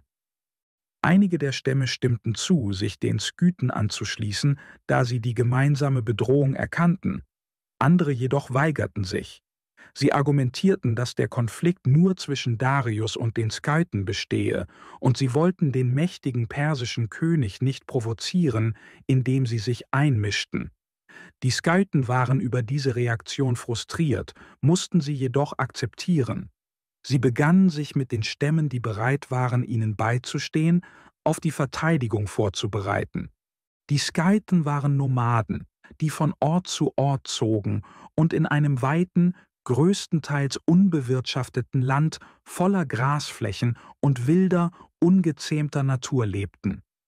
Sie hatten nur wenige Städte oder Dörfer, und die wenigen, die es gab, waren nicht besonders bedeutend. Anstatt zu versuchen, bestimmte Orte zu verteidigen, wählten sie daher eine andere, klügere Strategie. Sie zogen sich langsam vor der vorrückenden Armee des Darius zurück und nahmen oder zerstörten alles, was für ihn nützlich sein könnte, wie Nahrungsmittel und Vorräte. Um Druck auf Darius auszuüben, organisierten die Skythen eine Gruppe schneller Reiter. Diese Reiter sollten in der Nähe von Darius' Lager bleiben, seine Bewegungen genau beobachten und den skythischen Anführern Bericht erstatten. Sie griffen auch die persische Armee von den Flanken und von hinten an und töteten oder ergriffen Soldaten, die sich zu weit vom Lager entfernten. Diese Strategie verhinderte, dass die Perser Ruhe oder Sicherheit fanden, und frustrierte zugleich ihre Versuche, die Skythen zu einer entscheidenden Schlacht zu zwingen. Während die Perser vorrückten und die Skythen verfolgten, zogen sich die Skythen weiter zurück. Allerdings führten sie die Perser geschickt in die Gebiete der Völker, die sich geweigert hatten, im Krieg zu helfen. Auf diese Weise verlagerten sie die Last des Konflikts auf ihre Nachbarn. Bald erkannte Darius, dass er keinen Fortschritt erzielte, um sein Ziel zu erreichen. Frustriert beschloss er, dem skythischen Anführer Indatyrsus eine direkte Herausforderung zu senden. Darius sagte: »Warum beharrst du auf diesem sinnlosen Spiel der Ausweichmanöver? Dein Handeln ist sowohl absurd als auch zwecklos. Die Zeit ist gekommen, eine klare Entscheidung zu treffen. Wenn du wirklich glaubst, mich im Kampf besiegen zu können, dann hör auf mit diesem endlosen Rückzug und stell dich mir offen gegenüber. Solltest du jedoch die Aussichtslosigkeit erkennen, so beuge dich meiner überlegenen Stärke und unterwirf dich meiner Herrschaft. Es gibt keinen Mittelweg. Du musst entweder die Konfrontation wählen oder dich fügen.« Indatyrsus antwortete: »Wir haben keinen Grund, dich in einer offenen Schlacht zu bekämpfen, denn du fügst uns keinen Schaden zu. Wir haben keine Städte oder Felder, die du erobern oder zerstören könntest. Dein Herumirren in unserem Land stört uns nicht. Du kannst es weiterhin tun, wenn es dich belustigt. Es gibt nur einen Ort, den wir verteidigen werden, die Grabstätten unserer Vorfahren. Solltest du diesen Ort finden, wirst du die Schlacht bekommen, die du suchst. Doch deine Überlegenheit werden wir niemals anerkennen. Wir trotzen dir.« Obwohl die Skythen sich weigerten, die Perser in einer offenen Schlacht zu bekämpfen, führten sie weiterhin überraschende Angriffe auf das persische Lager durch, wann immer sie glaubten, die Perser seien unvorbereitet. Die Kavallerie der Skythen war bei diesen Überfällen besonders effektiv, doch manchmal wurden ihre Angriffe durch eine ungewöhnliche Verteidigung vereitelt. Die Perser hatten eine große Anzahl Esel aus Europa mitgebracht, um ihre Zelte und Vorräte zu transportieren. Immer wenn Gefahr drohte, begannen diese Esel laut zu schreien. So lächerlich dies auch klingen mag, es funktionierte. Die skythischen Pferde, die daran gewöhnt waren, dem Chaos einer Schlacht zu trotzen, Speeren, Wurfspeeren und sogar den lauten Schreien der Feinde, waren völlig verängstigt und verwirrt von den fremdartigen, unnatürlichen Schreien der Esel im persischen Lager. Am Ende schien es, als hätte der mächtige Herrscher Asiens auf das Gebrüll seiner Esel vertraut, um sein Lager vor diesen wilden und furchterregenden Angreifern zu schützen. Während sich diese Ereignisse im Landesinneren abspielten, sandten die Skythen eine Gruppe Soldaten zum Donaufluss, um zu versuchen, die Kontrolle über die Brücke zu übernehmen. Bei ihrer Ankunft erfuhren sie von den Befehlen, die Darius den Ioniern, die die Brücke bewachten, gegeben hatte, wie lange sie an ihrem Posten bleiben sollten. Die Skythen teilten den Ioniern mit, dass sie unversehrt bleiben würden, wenn sie sich an Darius' Anweisungen hielten und die Brücke nach Ablauf der 2 Monate zerstörten. Die Ionier stimmten dem zu, da nur noch wenige Tage bis zum Ablauf der Frist übrig waren, und sie versprachen, sich zu entfernen, sobald die Zeit verstrichen war. Die Skythen schickten diese Information an ihre Hauptarmee zurück. Daraufhin änderten die Skythen ihre Strategie. Anstatt weiterhin die Perser zu belästigen und zu frustrieren, um sie zu vertreiben, entschieden sie sich, den Persern falsche Hoffnungen zu machen, damit sie länger blieben. Die Skythen verloren absichtlich kleinere Scharmützel, ließen die Perser gewinnen und ließen sogar gelegentlich Viehherden in deren Hände fallen, um sie mit Nahrung zu versorgen. Das ließ die Perser glauben, dass sich das Blatt endlich zu ihren Gunsten wendete. Eines Tages, als sich die Lage weiterhin in diesem Zustand befand, kam ein Bote im persischen Lager an, der behauptete, Geschenke vom skythischen Häuptling für Darius zu überbringen. Die Perser erlaubten ihm, diese Geschenke zu überreichen. Die Geschenke waren ungewöhnlich: ein Vogel, eine Maus, ein Frosch und 5 Pfeile. Als die Perser fragten, was diese seltsamen Gaben bedeuteten, sagte der Bote, er habe keine Erklärung zu geben. Seine Anweisungen lauteten nur, die Geschenke zu überbringen und dann zurückzukehren, damit die Perser selbst die Bedeutung herausfinden könnten. Nachdem der Bote gegangen war, versuchten Darius und seine persischen Offiziere herauszufinden, was die seltsamen Geschenke bedeuten könnten. Trotz ihrer Bemühungen konnten sie keine klare Schlussfolgerung ziehen. Darius vermutete, dass die Tiere, der Vogel, die Maus und der Frosch, die 3 Hauptteile der natürlichen Welt symbolisieren könnten: den Himmel, die Erde und das Wasser. Er glaubte, dass die Pfeile, die oft ein Zeichen der Kapitulation waren, darauf hindeuten könnten, dass die Skythen bereit wären, den Kampf aufzugeben und sich der persischen Herrschaft zu unterwerfen. Nicht alle Offiziere stimmten Darius jedoch zu. Einige wiesen darauf hin, dass die Skythen keine Anzeichen gezeigt hatten, dass sie kapitulieren wollten. Ein Offizier schlug sogar eine bedrohlichere Interpretation vor: Die Geschenke könnten eine Warnung sein. Der Offizier sagte: Es könnte bedeuten, dass du, wenn du nicht wie ein Vogel in den Himmel fliegen, wie eine Maus in den Boden graben oder wie ein Frosch in den Sümpfen verstecken kannst, unseren Pfeilen nicht entkommen wirst. Es gab keine Möglichkeit, sicher zu wissen, welche Interpretation richtig war, aber bald wurde klar, dass Darius' Vermutung falsch war. Kurz nachdem sie die Geschenke erhalten hatten, sahen die Perser, wie die Skythen ihre Kräfte organisierten, als ob sie sich auf eine Schlacht vorbereiteten. Die 2 Monate waren vergangen, und die Skythen gingen vermutlich davon aus, dass die persischen Wachen an der Brücke abgezogen waren, wie sie es versprochen hatten. Darius, dessen Armee durch die endlosen Märsche und Strapazen erschöpft war, begann sich Sorgen um den Ausgang der bevorstehenden Schlacht zu machen, obwohl das genau das war, was er von Anfang an gewollt hatte. Die beiden Armeen lagerten in geringer Entfernung voneinander, mit einer teilweise bewaldeten Ebene dazwischen. Bevor eine der beiden Seiten zu kämpfen begann, bemerkte das persische Lager plötzlich Unruhe im Lager der Skythen. Männer stürmten in großen Gruppen über die Ebene, riefen und machten Lärm, doch es klang weder nach Angst noch nach Wut. Vielmehr schien es, als ob Aufregung und Freude die Stimmung beherrschten. Neugierig, was vor sich ging, sandte Darius Boten aus, um es herauszufinden. Als sie zurückkehrten, berichteten sie, dass ein Hase aus einem nahegelegenen Dickicht aufgetaucht sei und ein großer Teil der skythischen Armee, einschließlich Offiziere und Soldaten, ihre Positionen verlassen hatte, um ihn zu jagen. Sie rannten wild über die Ebene, lachten und riefen, während sie sich an der Jagd erfreuten. Darius, der dies hörte, sagte: Ihre Missachtung unserer Anwesenheit ist erstaunlich. Zu denken, dass Sie am Rande einer Schlacht so leicht die bevorstehende Gefahr vergessen können, um sich dem Vergnügen der Jagd auf einen einfachen Hasen hinzugeben. Dieses Verhalten spricht Bände darüber, wie Sie uns und die Bedrohung, die wir darstellen, wahrnehmen. Es ist, als würden Sie unser gewaltiges Heer als nichts weiter als eine lästige Kleinigkeit betrachten, die in Anbetracht einer momentanen Ablenkung leicht vergessen werden kann.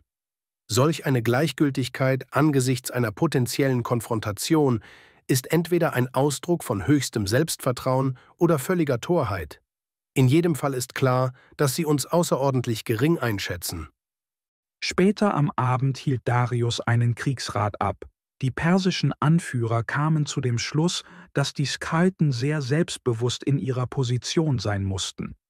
Wenn sie so unbesorgt über die bevorstehende Schlacht waren, könnte ein Kampf riskant sein. Nach eingehender Diskussion einigten sich die Perser darauf, dass der beste Weg darin bestand, ihren Eroberungsplan aufzugeben und sich aus dem Land zurückzuziehen. Darius begann dann leise, den geheimen Rückzug vorzubereiten. Darius trennte die kranken und schwachen Soldaten von der restlichen Armee und sagte ihnen, dass er mit den stärkeren Truppen auf eine kurze Expedition gehen würde. Er befahl ihnen, im Lager zu bleiben und es zu verteidigen, während er fort war. Um die Illusion zu erzeugen, dass die gesamte Armee noch im Lager war, ließ Darius die Männer mehr Lagerfeuer als gewöhnlich anzünden und die Esel so anbinden, dass sie die ganze Nacht laut schreien würden. Die Geräusche des Geschreis und der Schein der Lagerfeuer sollten die Skythen täuschen und glauben lassen, dass die gesamte persische Armee noch an Ort und Stelle sei. Um Mitternacht führte Darius leise die kampffähigen Truppen aus dem Lager und ließ die schwachen und kranken Soldaten zurück. Sie schafften es, sich unbemerkt von den Skythen zurückzuziehen. Die Perser machten sich auf den Weg zum Fluss, in der Annahme, dies sei der sicherste Fluchtweg. Am nächsten Morgen, als die zurückgelassenen Soldaten bemerkten, dass sie im Stich gelassen worden waren, signalisierten sie den Skythen, die bald darauf eintrafen. Die kranken Soldaten ergaben sich kampflos. Nachdem die Skythen das Lager gesichert hatten, machten sie sich schnell auf, die Armee von Darius zu verfolgen. Anstatt dem genauen Pfad der Perser zu folgen, wählten sie eine kürzere Route, die sie schneller zum Fluss bringen würde. Währenddessen kämpften die Perser, die das Gelände nicht kannten, mit Sümpfen und anderen Hindernissen, was ihren Vormarsch verlangsamte. So erreichten die Skythen den Fluss noch vor ihnen. Als die Skythen am Fluss ankamen, stellten sie fest, dass die Ionier noch immer die Brücke bewachten, obwohl die 2 Monate bereits vergangen waren. Möglicherweise hatten die ionischen Anführer geheime Befehle von Darius erhalten, länger zu bleiben, oder sie hatten sich aus eigenem Antrieb entschieden, auf seine Rückkehr zu warten. Die Skythen drängten die Ionier zum Aufbruch. Die Skythen sagten: Die vereinbarte Zeit ist abgelaufen und eure Verpflichtung, hier zu bleiben, hat ein Ende. Wir raten euch dringend, in eure Heimat zurückzukehren und die sich euch bietende Gelegenheit zur Freiheit zu ergreifen.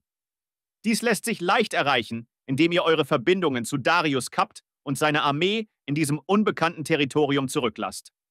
Überlegt gut, was eure Entscheidung bedeutet, denn sie könnte nicht nur euer Schicksal beeinflussen, sondern auch das Machtgefüge in dieser Region.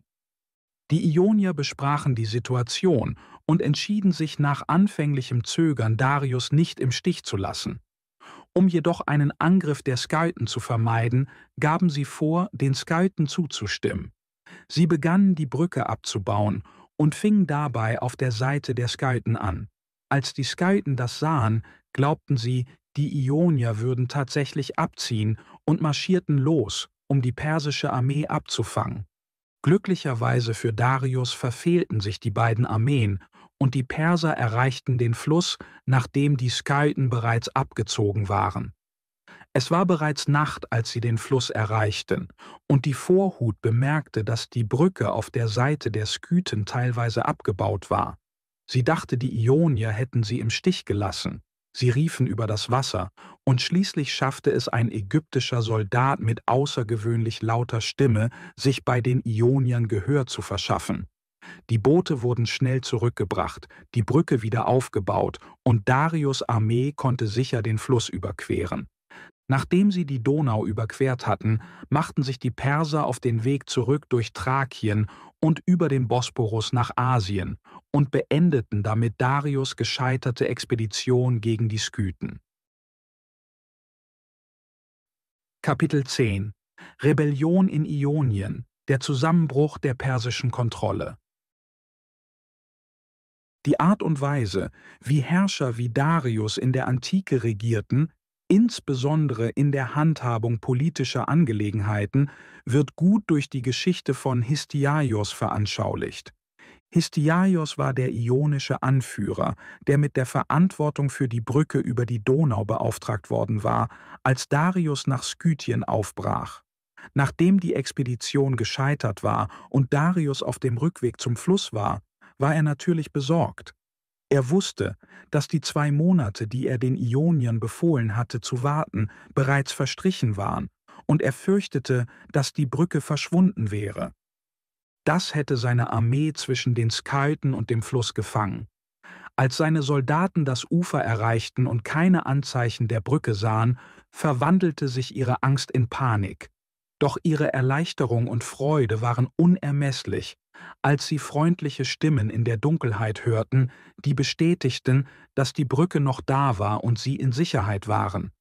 Obwohl Darius nicht immer als gerecht bekannt war, konnte er manchmal großzügig und dankbar sein.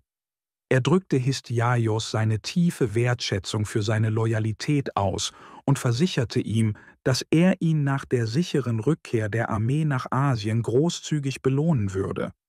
Nach seiner Rückkehr aus Skythien überquerte Darius die Donau mit seiner gesamten Armee und gab die Skythen-Kampagne auf. Er brachte jedoch nicht alle seine Truppen über den Bosporus.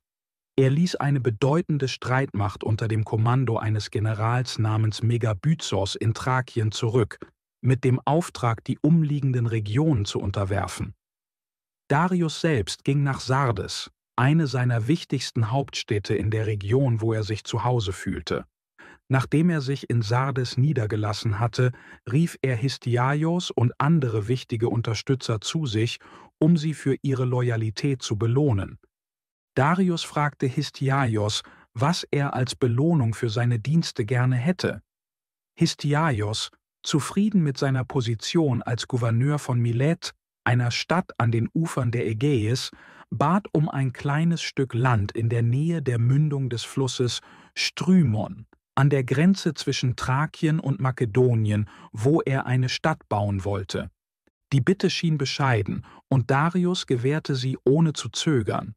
Was er wahrscheinlich nicht bedachte, war, dass dieses Land im Gebiet unter der Kontrolle von Megabyzos lag, was zu einem Konflikt zwischen den beiden Generälen führen konnte, insbesondere da Megabyzos Perser war und Histiaios Grieche. Histiaios beschloss, eine neue Kolonie zu gründen, und nachdem er eine vorläufige Regierung in Milet eingesetzt hatte, reiste er entlang der Küsten der Ägäis zu dem von Darius gewährten Ort. Er begann dort mit dem Bau seiner Stadt. Da sich der Standort jenseits der thrakischen Grenze und weit von Megabyzos Hauptquartier befand, hätte Megabyzos wahrscheinlich nichts von den Aktivitäten von Histiaios bemerkt, wenn nicht ein ungewöhnlicher Umstand dies seiner Aufmerksamkeit zugeführt hätte. Ein Stamm namens Paionier lebte im Tal des Flusses Strymon, der nahe dem Ort, an dem Histiaios baute, ins Meer mündete. 2 paionische Häuptlinge, die ihren Stamm beherrschen wollten, aber nicht die nötige Stärke dafür hatten, entwickelten einen hinterlistigen Plan. Um die Macht derjenigen zu schwächen, die sich ihnen widersetzten, konzipierten sie das niederträchtige Vorhaben, ihren Stamm an Darius zu verraten und ihn zu überreden, ihre Leute gefangen zu nehmen. Um Darius' Aufmerksamkeit zu erregen und ihn zu einer Handlung zu bewegen, entwickelten die Brüder einen cleveren Plan, um Darius zu zeigen, wie wertvoll ihr Volk als Sklaven wäre. Diese beiden Brüder hatten eine sehr schöne Schwester. Sie war anmutig, mit einem lieblichen Gesicht, und sie beschlossen, sie zu nutzen, um das Auge des Königs auf sich zu ziehen. Als Darius in Sardes war, brachten sie mit und kleideten sie sorgfältig ein, allerdings auf eine Weise, die sie wie eine Dienerin aussehen ließ. Eines Tages, während der König, wie es zu jener Zeit bei Herrschern üblich war, an einem öffentlichen Ort saß, schickten die Brüder ihre Schwester an ihm vorbei. Sie trug einen Wasserkrug, der auf ihrem Kopf balancierte, führte ein Pferd am Zügel, der über ihrem Arm hing, und benutzte gleichzeitig ihre Hände, um mit einer Spindel und einem Stab Faden zu spinnen. Darius war fasziniert von diesem Anblick. Die Schönheit des Mädchens, die ungewöhnliche Kleidung, die Vielzahl der Aufgaben, die sie gleichzeitig meisterte, und die anmutige Leichtigkeit, mit der sie alles ausführte, erregten seine Aufmerksamkeit. Er befahl einem seiner Diener, ihr zu folgen und herauszufinden, wohin sie ging. Der Diener tat, wie ihm befohlen, und das Mädchen ging zum Fluss, tränkte ihr Pferd, füllte ihren Wasserkrug und kehrte dann denselben Weg zurück, wobei sie Darius erneut passierte und dabei Faden spann. Als der König sah, wie das Mädchen zurückkehrte und den Bericht seines Boten hörte, wuchs seine Neugier weiter. Er befahl, das Mädchen zu ihm zu bringen. Die Brüder, die in der Nähe gewartet hatten, kamen mit ihrer Schwester vor den König. Darius fragte, wer sie seien. Sie sagten ihm, dass sie Pionier seien. Dann fragte er, wo sie lebten. Am Ufer des Flusses Strymon, antworteten sie, in der Nähe der Grenze zu Thrakien. Als nächstes fragte er, ob alle Frauen in ihrem Land so fleißig, geschickt und schön seien wie ihre Schwester. Die Brüder bejahten dies. Darius beschloss schnell, das gesamte Volk der Pionier zu versklaven. Er schickte einen Boten zu seinem General Megabyzos in Thrakien mit dem Befehl, die Pionier gefangen zu nehmen und nach Sardes zu bringen. Megabyzos, der diese Menschen zuvor nicht gekannt hatte, fand einige thrakische Führer, die ihn zu ihrem Land brachten. Mit einer starken Truppe machte er sich auf den Weg. Als die Pionier hörten, dass er kam, versuchten einige sich zu verteidigen, während andere in die Berge flohen. Denjenigen, die flohen, gelang die Flucht, aber die, die blieben, um zu kämpfen, wurden gefangen genommen. Megabyzos sammelte die Gefangenen zusammen mit ihren Frauen und Kindern und marschierte mit ihnen zur Küste, um sie nach Sardes zu schicken. Auf dem Weg passierte er den Ort, an dem Histiaios seine Stadt baute. Das war das erste Mal, dass Megabyzos von dem Projekt erfuhr. Histiaios baute eine Mauer, um die Landseite seiner Siedlung zu schützen, während Schiffe und Boote auf der Seeseite ein- und ausfuhren. Alles schien gut voranzugehen. Obwohl Megabyzos sich nicht in den Bau einmischte, erwähnte er es gegenüber Darius, als er mit den pionischen Gefangenen nach Sardes zurückkehrte. Er warnte den König, dass die Stadt von Histiaios eine Bedrohung für Persien darstellen könnte. Megabyzos sagte, er baut eine starke Basis, die ihm die Kontrolle über die umliegenden Meere verschaffen wird. Das Gebiet ist perfekt für eine Marinebasis und es gibt viele Ressourcen für den Schiffbau. In den nahegelegenen Bergen gibt es auch Silberminen, die ihn reich machen werden. Schon bald könnte er so mächtig werden, dass er nach eurer Rückkehr nach Asien rebelliert und alle Griechen in Kleinasien mit sich zieht. Der König bedauerte, das Land an Histiaios vergeben zu haben und sagte, er würde es ihm sofort wieder wegnehmen. Megabyzos riet dem König jedoch, nicht zu offen oder streng vorzugehen, sondern einen subtilen Weg zu finden, das Projekt zu stoppen, ohne Misstrauen oder Wut zu zeigen. So schickte Darius eine Botschaft an Histiaios, in der er ihn bat, nach Sardes zu kommen, da er eine wichtige Aufgabe für ihn habe. Histiaios, stets bestrebt zu dienen, folgte der Aufforderung schnell. Als er ankam, empfing Darius ihn herzlich und betonte, wie sehr er seine Weisheit und Loyalität schätzte. Darius erklärte, dass er nach Susa gehen würde und wollte, dass Histiaios ihn als enger Berater und vertrauter Begleiter begleitete. Dies bedeutete jedoch, dass Histiaios sein Amt als Gouverneur von Milet und die neue Stadt in Thrakien aufgeben müsste.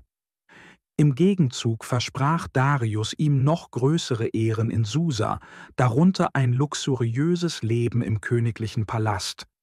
Histiaios war zutiefst enttäuscht, doch er hatte keine andere Wahl, als seine Gefühle zu verbergen und die Situation zu akzeptieren.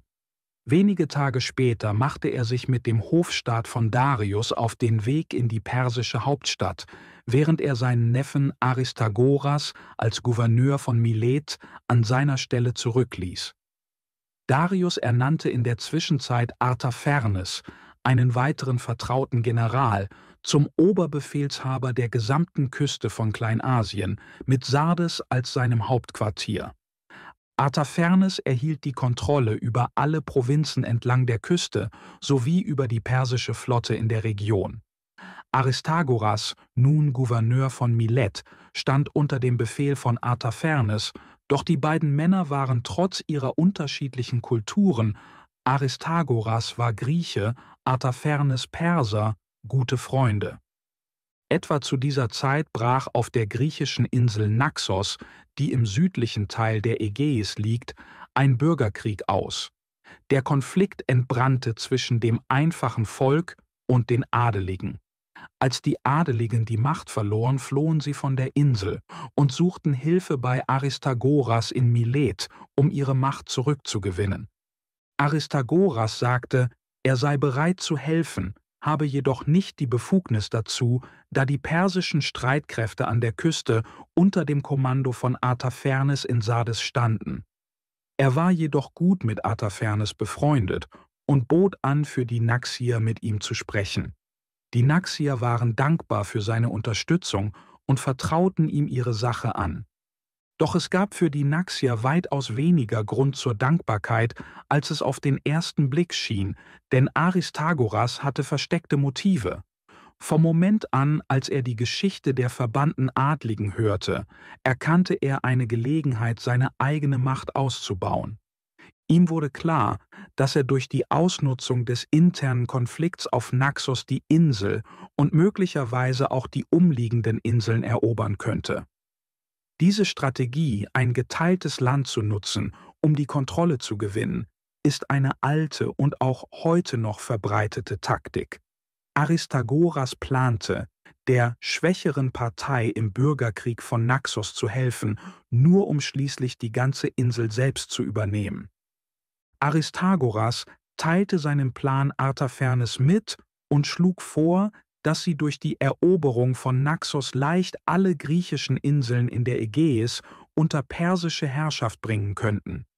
Er behauptete, dass die anderen Inseln sich fügen würden, sobald Naxos eingenommen sei, und schätzte, dass eine Flotte von 100 Schiffen ausreichen würde, um die Eroberung zu sichern. Artaphernes war begeistert von dem Plan und schlug sogar vor, 200 Schiffe zu entsenden, statt nur 100.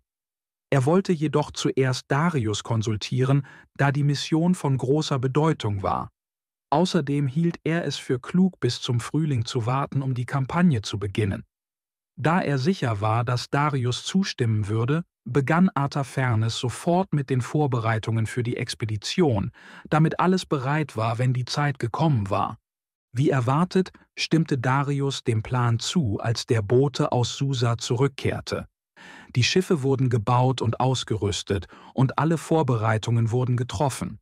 Um das Überraschungsmoment zu wahren, wurde das wahre Ziel der Flotte geheim gehalten, damit die Naxier nicht in der Lage wären, sich rechtzeitig zu verteidigen. Aristagoras wurde zum Anführer der Expedition ernannt, während ein Mann namens Megabates, der von Artaphernes ausgewählt worden war, das Kommando über die Flotte als Admiral übernahm. Mit 2 Kommandeuren an der Spitze war es fast unvermeidlich, dass Konflikte entstehen würden. Im Krieg heißt es oft, ein schlechter General ist besser als 2 gute.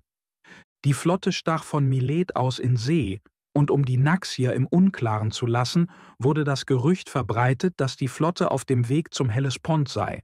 Daher segelte die Flotte zunächst nach Norden, um den Anschein zu erwecken, dass das Gerücht wahr sei. Der Plan war, die Flotte nach kurzer Zeit anzuhalten und auf einen günstigen Wind aus dem Norden zu warten, um dann plötzlich Kurs auf Naxos zu nehmen und die Inselbewohner unvorbereitet zu überraschen. Als die Flotte die Insel Chios erreichte, ankerten sie in Küstennähe und blieben in höchster Alarmbereitschaft, bereit, bei einem günstigen Wind sofort auszulaufen. Während die Flotte in dieser Warteposition verharrte, inspizierte Megabates, einer der Kommandanten, die Schiffe und entdeckte, dass eines von ihnen völlig verlassen war. Der Kapitän und die Besatzung hatten das Schiff verlassen und waren an Land gegangen, offenbar ohne zu wissen, wie dringend es war, an Bord zu bleiben. Der Kapitän dieses Schiffes, Cyclax, stammte aus einem kleinen Ort namens Knidos und war zufällig ein guter Freund von Aristagoras. Megabates war wütend darüber, dass ein untergeordneter Offizier seine Pflichten so stark vernachlässigt hatte. Er ließ Cyclax festnehmen und zurück auf sein Schiff bringen, und dann zwang er ihn als Strafe, seinen Kopf durch eines der kleinen Ruderlöcher an der Seite des Schiffes zu stecken, wo er ihn in dieser demütigenden Position fesselte.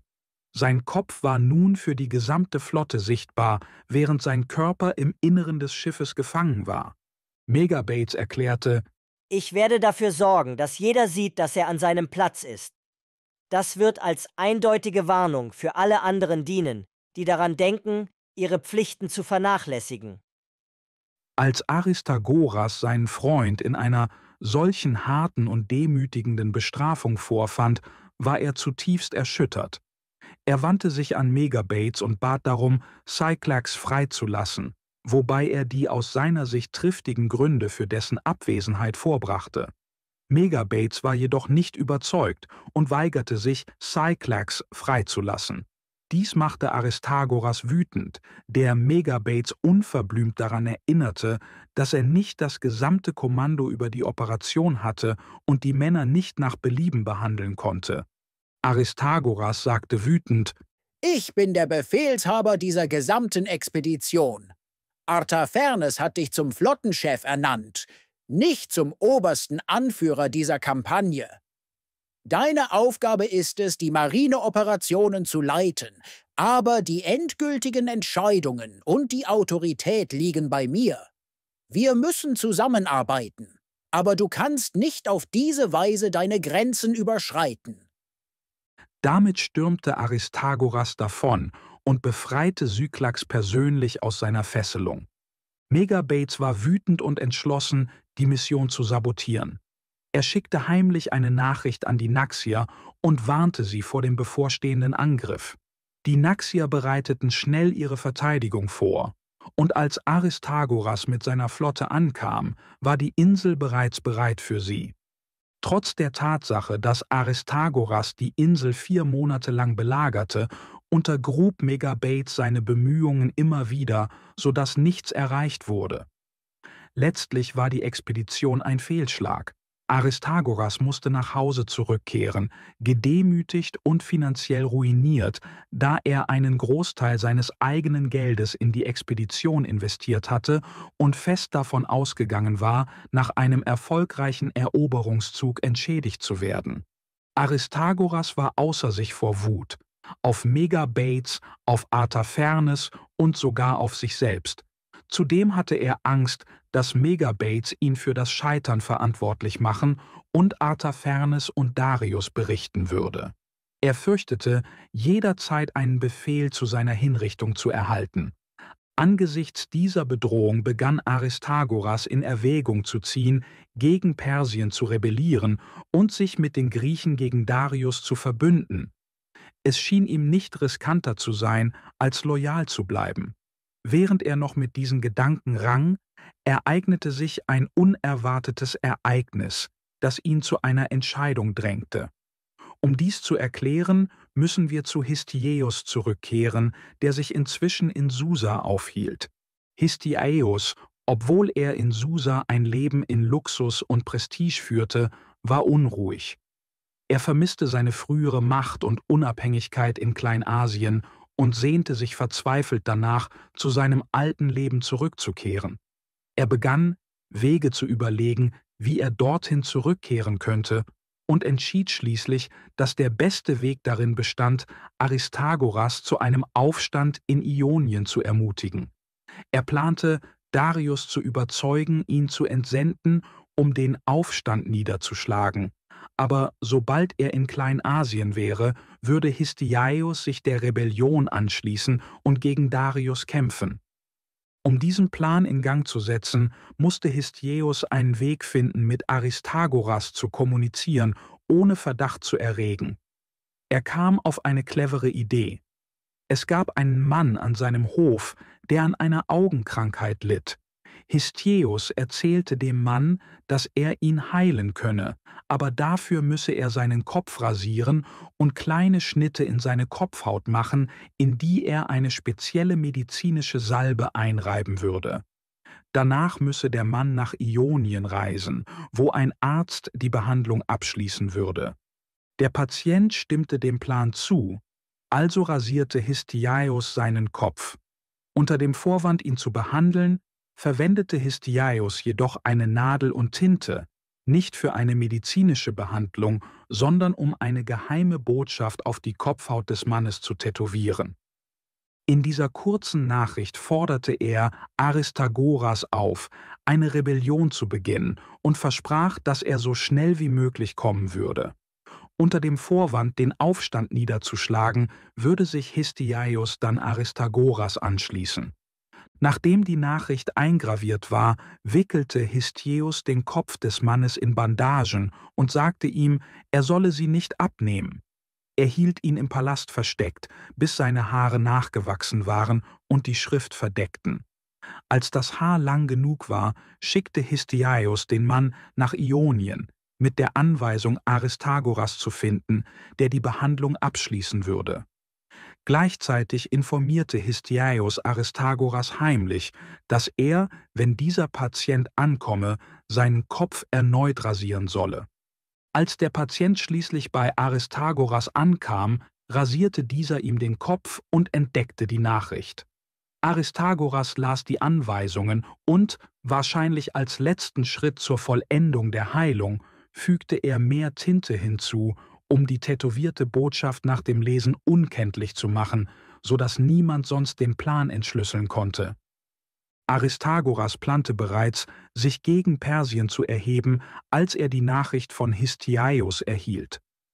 Dies bestätigte seine Entscheidung und er setzte die Revolte in Gang, indem er seine Kräfte organisierte. Als Darius von der Rebellion erfuhr, gab sich Histiaeus empört und bat Darius, ihn zu entsenden, um den Aufstand niederzuschlagen. Er versicherte Darius, dass er den Aufstand schnell beenden könne. Obwohl Darius anfangs vermutete, dass Histiaeus in die Rebellion verwickelt sein könnte, überzeugte Histiaeus ihn mit heftigen Protesten vom Gegenteil. Schließlich gestattete Darius ihm, nach Milet zu gehen, jedoch unter der Bedingung, dass er nach der Niederschlagung der Rebellion nach Susa zurückkehren würde. Sobald Histiaeus in Ionien angekommen war, verbündete er sich mit Aristagoras. Gemeinsam suchten sie Allianzen mit verschiedenen griechischen Fürsten und Staaten und organisierten eine weitreichende und ernste Rebellion, die den Truppen von Darius erhebliche Schwierigkeiten bereitete. Obwohl die Rebellion anfangs erfolgreich war, wendete sich das Blatt schließlich gegen die Rebellen. Ihre Städte wurden erobert, ihre Schiffe zerstört und ihre Armeen besiegt. Histiaeus war gezwungen, von einem Ort zum anderen zu fliehen und wurde mit der Zeit immer verzweifelter.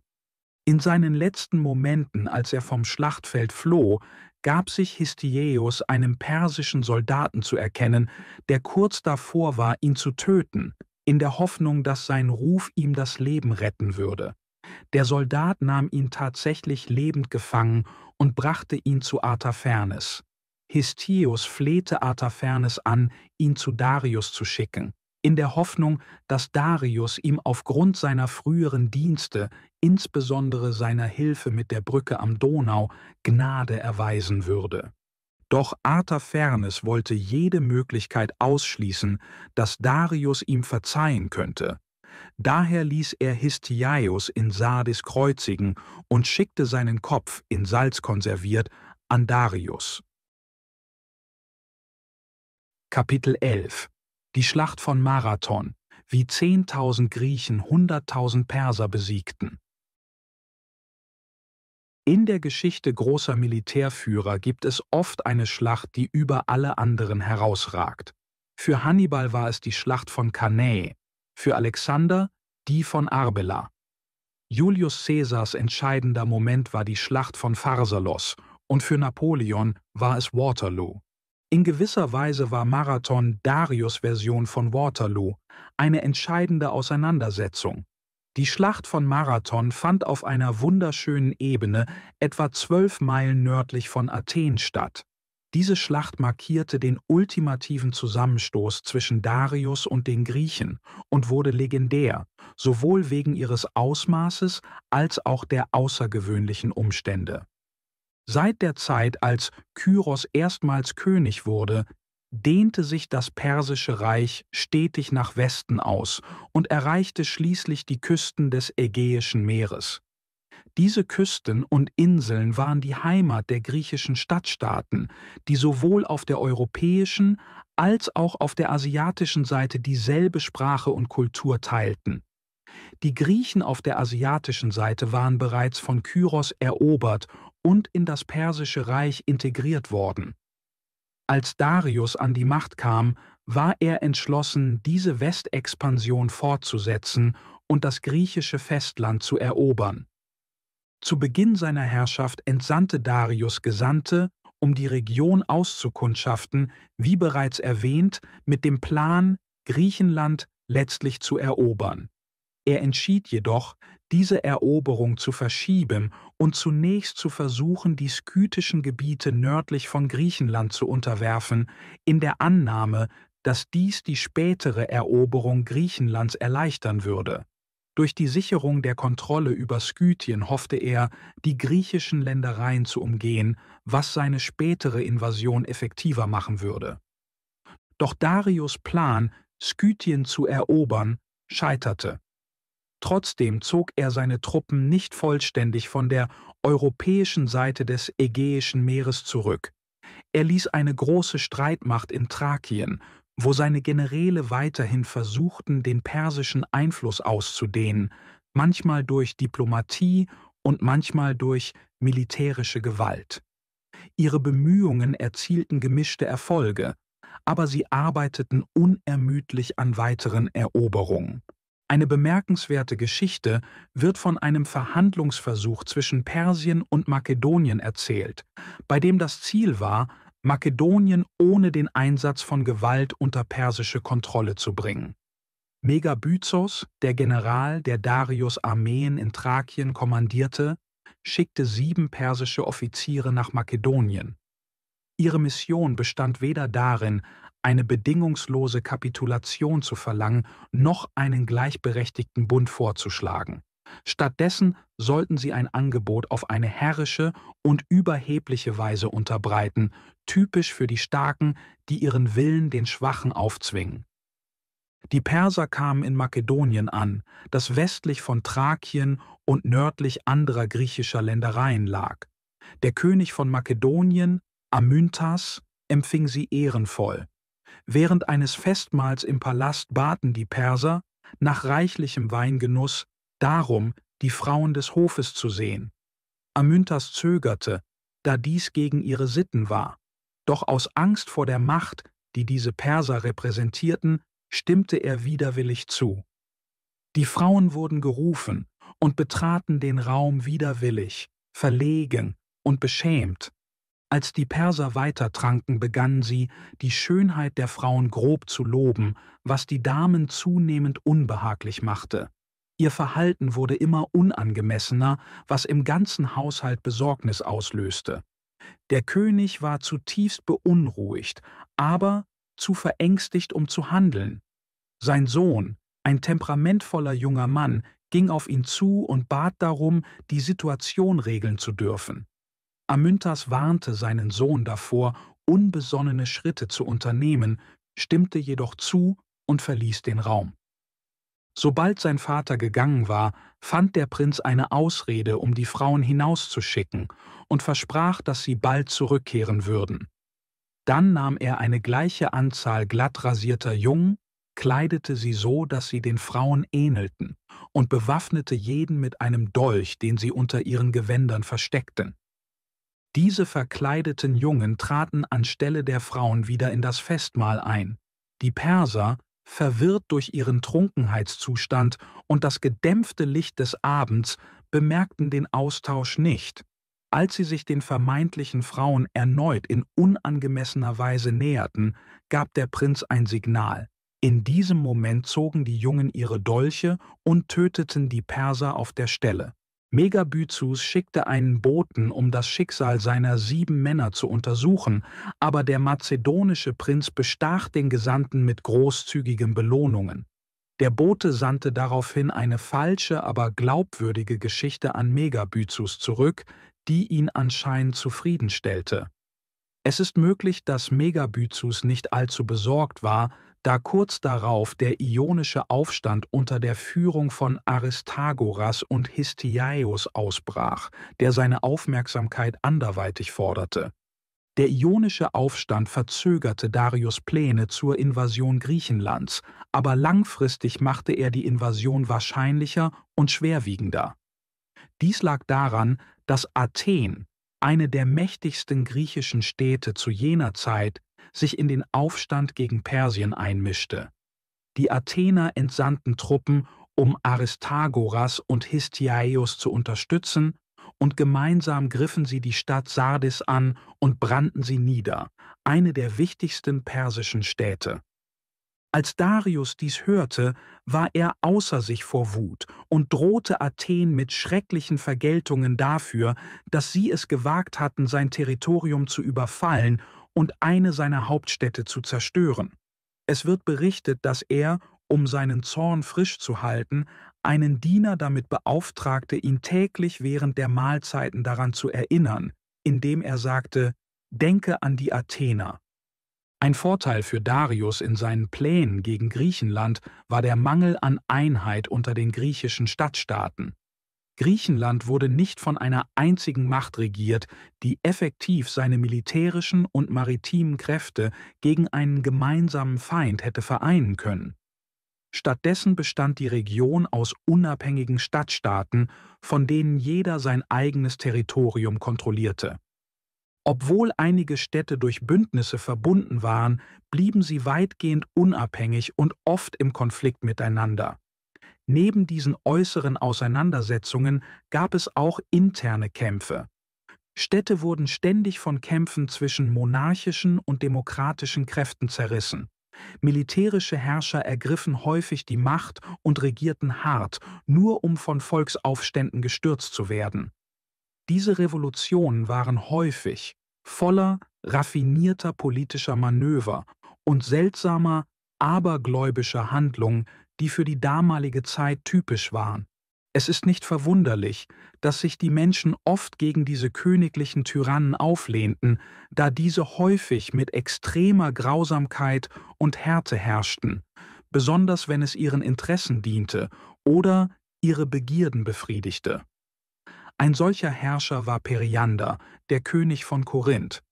Er schickte einmal einen Boten zu einem benachbarten König, mit dem er sich angefreundet hatte, um zu fragen, wie er seine Macht so lange wie möglich sichern könne.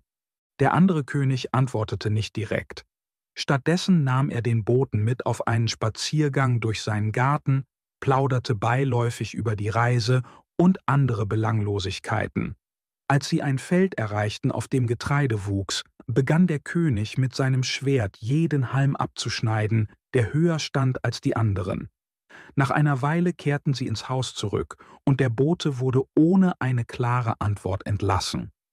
Als der Bote dieses seltsame Verhalten an Periander berichtete, verstand Periander sofort. Periander sagte: „Ich verstehe seine Botschaft klar und deutlich, Um meine Herrschaft aufrechtzuerhalten, muss ich systematisch jeden entfernen oder neutralisieren, der sich durch außergewöhnliche Fähigkeiten, weitreichenden Einfluss oder eine starke Machtbasis über die anderen erhebt. Diese Strategie wird sicherstellen, dass niemand meine Autorität in Frage stellen kann. Periander begann daraufhin, diesen Rat zu befolgen. Jeder in Korinth, der sich über andere hinaus auszeichnete oder überragte, wurde zu seinem Ziel. Einige wurden ins Exil geschickt, andere getötet und einigen wurde ihr Einfluss durch die Konfiszierung ihres Besitzes genommen. Periander, wie viele Tyrannen jener Zeit, hatte die totale Kontrolle über das Leben und das Vermögen seiner Untertanen. Periander hatte auch eine Frau namens Melissa. Eine seltsame Geschichte über sie, obwohl wahrscheinlich übertrieben oder teilweise fiktiv, verdeutlicht sowohl die Grausamkeit als auch den Aberglauben jener Zeit. Nachdem Melissa gestorben war, wurde ihr Körper begraben, aber aus irgendeinem Grund wurden ihre Kleider nicht mit ihr verbrannt, was damals üblich war. Es gab ein Orakel in Griechenland, von dem man glaubte, dass es eine Kommunikation mit den Toten ermöglichte. Als Periander Hilfe brauchte, um einen verlorenen, wertvollen Gegenstand zu finden, schickte er jemanden, um Melissas Geist an diesem Orakel zu befragen. Der Geist von Melissa erschien, weigerte sich jedoch zu helfen und Melissa flüsterte, ihre Stimme hallte mit ätherischer Traurigkeit wider: »Mir ist kalt, so kalt, mein Geist zittert in der Dunkelheit, denn meine irdischen Kleider wurden nicht mit mir verbrannt. Ich bin nackt und ungeschützt, sehne mich nach der Wärme, die mir auf meiner letzten Reise verweigert wurde. Die Kälte der Unterwelt durchdringt mein ganzes Wesen, denn mir fehlt der Schutz, der mich ins Jenseits hätte begleiten sollen.« Als Periander dies hörte, beschloss er, ein großes Opfer darzubringen, um ihren Geist zu beruhigen. Er organisierte ein großes Treffen der Frauen von Korinth und lud sie unter dem Vorwand einer öffentlichen Veranstaltung in einen Tempel ein. Als sie versammelt waren, ließ er seine Wachen die Frauen umzingeln und ihnen den größten Teil ihrer Kleidung abnehmen. Die Kleider wurden dann feierlich als Opfer verbrannt, begleitet von Gebeten und Anrufungen, um den unruhigen Geist von Melissa zu besänftigen. Laut der Geschichte sandte Periander nach der Verbrennung der Kleider einen weiteren Boten zum Orakel der Toten. Nun, da Melissas Geist Kleider erhalten hatte und in der Nachwelt mehr Frieden gefunden hatte, offenbarte sie, wo der verlorene Gegenstand zu finden sei. Es ist wichtig zu erwähnen, dass Periander diese gewaltsame Tat nicht ausführte, weil er die Frauen von Korinth speziell demütigen oder verletzen wollte. Er brauchte einfach eine große Menge an feiner Kleidung für sein Opfer, und der einfachste Weg, sie zu bekommen, bestand darin, eine große Gruppe von Frauen zu einer öffentlichen Veranstaltung zu versammeln und ihnen die Kleidung abzunehmen. Dieses Beispiel zeigt, wie extrem und unkontrolliert die Macht dieser antiken Despoten sein konnte. Es ist jedoch auch erwähnenswert, dass diese Herrscher trotz ihrer grausamen und tyrannischen Taten gelegentlich auch Freundlichkeit und Mitgefühl zeigten, wenn auch oft auf ungewöhnliche Weise.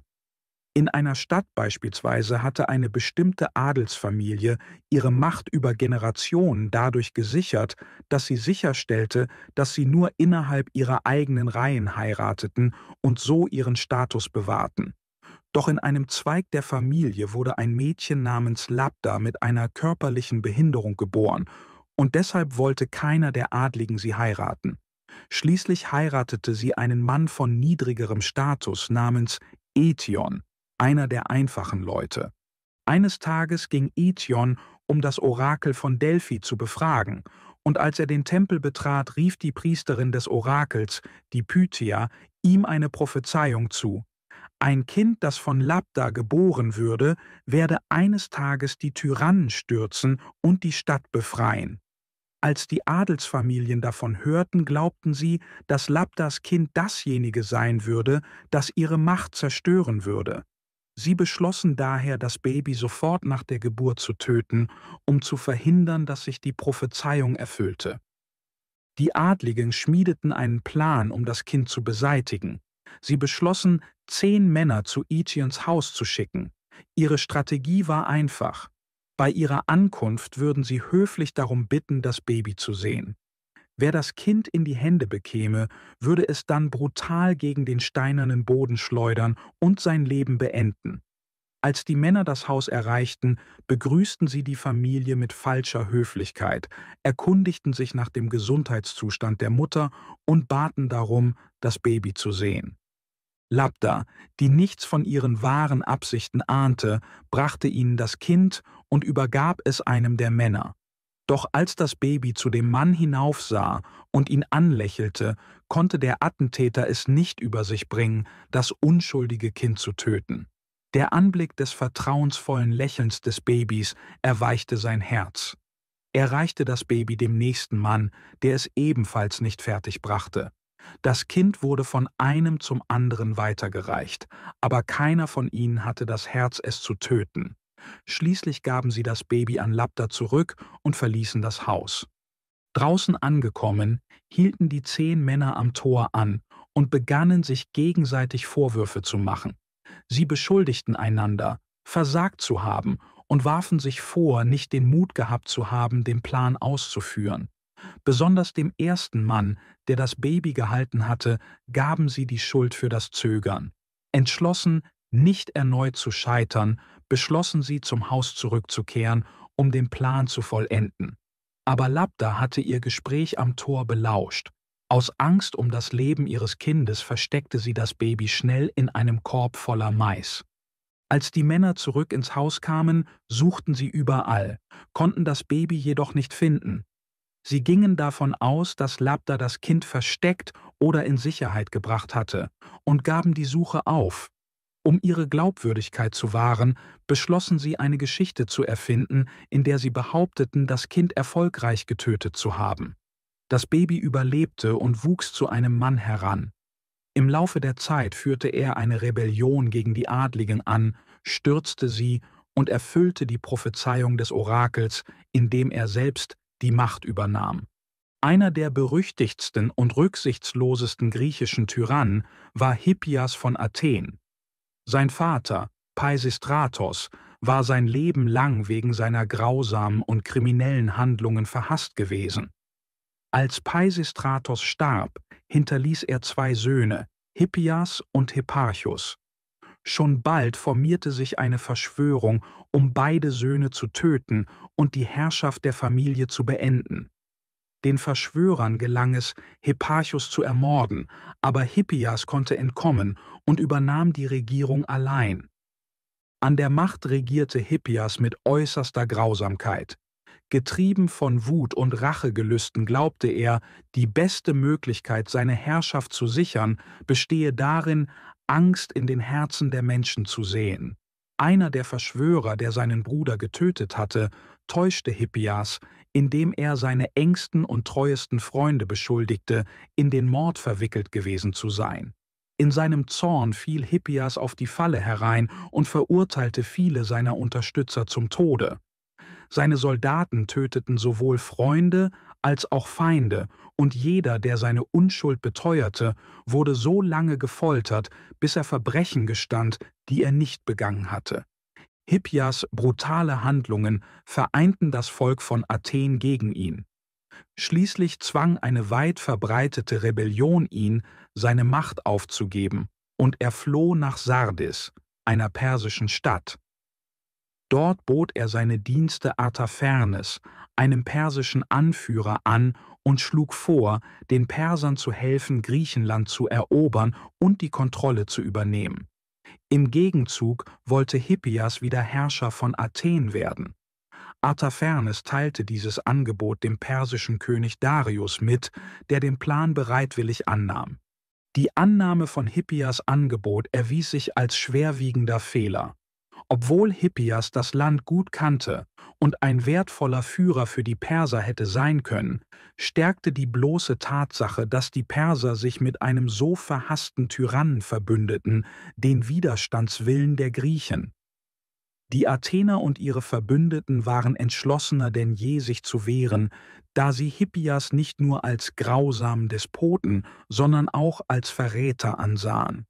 Zusätzlich zu den internen Konflikten zwischen dem Volk und seinen Herrschern gab es auch Kriege zwischen verschiedenen griechischen Staaten, die Darius in seinem Versuch, Griechenland zu erobern, auszunutzen hoffte. Einer der bedeutendsten war der Krieg zwischen Athen und der Insel Aegina. Aegina war eine große und mächtige Insel in der Nähe von Athen, und die griechischen Historiker berichten eine bemerkenswerte Geschichte über die Ursprünge des Konflikts zwischen diesen beiden Staaten. Die Insel Aegina lag in einer Bucht südwestlich von Athen. Auf der gegenüberliegenden Seite der Bucht, gegenüber von Athen, befand sich eine Stadt in Küstennähe namens Epidauros. Zu einem bestimmten Zeitpunkt litten die Menschen von Epidauros unter einer Hungersnot, also schickten sie einen Boten zum berühmten Orakel von Delphi, um zu fragen, wie sie Abhilfe schaffen könnten. Das Orakel, bekannt als die Pythia, sagte ihnen, dass sie 2 Statuen zu Ehren der Göttinnen Damia und Auxesia errichten müssten. Sobald dies geschehen sei, würde die Hungersnot enden. Die Menschen von Epidauros fragten das Orakel, ob sie die Statuen aus Bronze oder Marmor machen sollten. Doch die Pythia sagte weder das eine noch das andere. Stattdessen sollten die Statuen aus Holz gefertigt werden, und zwar aus dem Holz des Gartenolivenbaums, der als heilig galt. Allerdings gab es ein Problem. Die einzigen Olivenbäume, die groß genug für die Statuen waren, standen in Athen. Also baten die Epidaurier die Athener um Erlaubnis, einen ihrer heiligen Olivenbäume zu fällen. Die Athener stimmten zu, stellten jedoch eine Bedingung. Sie forderten von den Epidauriern, jedes Jahr ein Opfer in 2 Tempeln in Athen darzubringen. Dies, so glaubten die Athener, würde den spirituellen Verlust für ihre Stadt, der durch die Entfernung des heiligen Baums entstehen könnte, ausgleichen. Die Epidaurier stimmten dieser Bedingung zu. Sie fällten den Baum, brachten das Holz nach Epidauros und ließen die Statuen schnitzen. Nachdem die Statuen mit den entsprechenden Zeremonien aufgestellt worden waren, endete die Hungersnot bald. Einige Jahre später brach aus nicht ganz geklärten Gründen ein Krieg zwischen Epidauros und Aegina aus. Die Menschen von Aegina segelten mit ihrer Flotte über das Wasser, landeten in Epidauros und richteten großen Schaden an. Dabei erbeuteten sie die heiligen Statuen, die aus dem Olivenbaum geschnitzt worden waren, und trugen sie als Trophäen ihres Sieges zurück auf ihre Insel. Die Statuen wurden an einem öffentlichen Ort auf der Insel aufgestellt, und die Menschen von Aegina feierten sie mit Spielen und Festen zu ihren Ehren. Nach dem Verlust der Statuen hörten die Menschen von Epidauros auf, die jährlichen Opfergaben nach Athen zu senden, zu denen sie sich als Teil des ursprünglichen Abkommens über das heilige Holz verpflichtet hatten. Als die Athener dies bemerkten, beschwerten sie sich.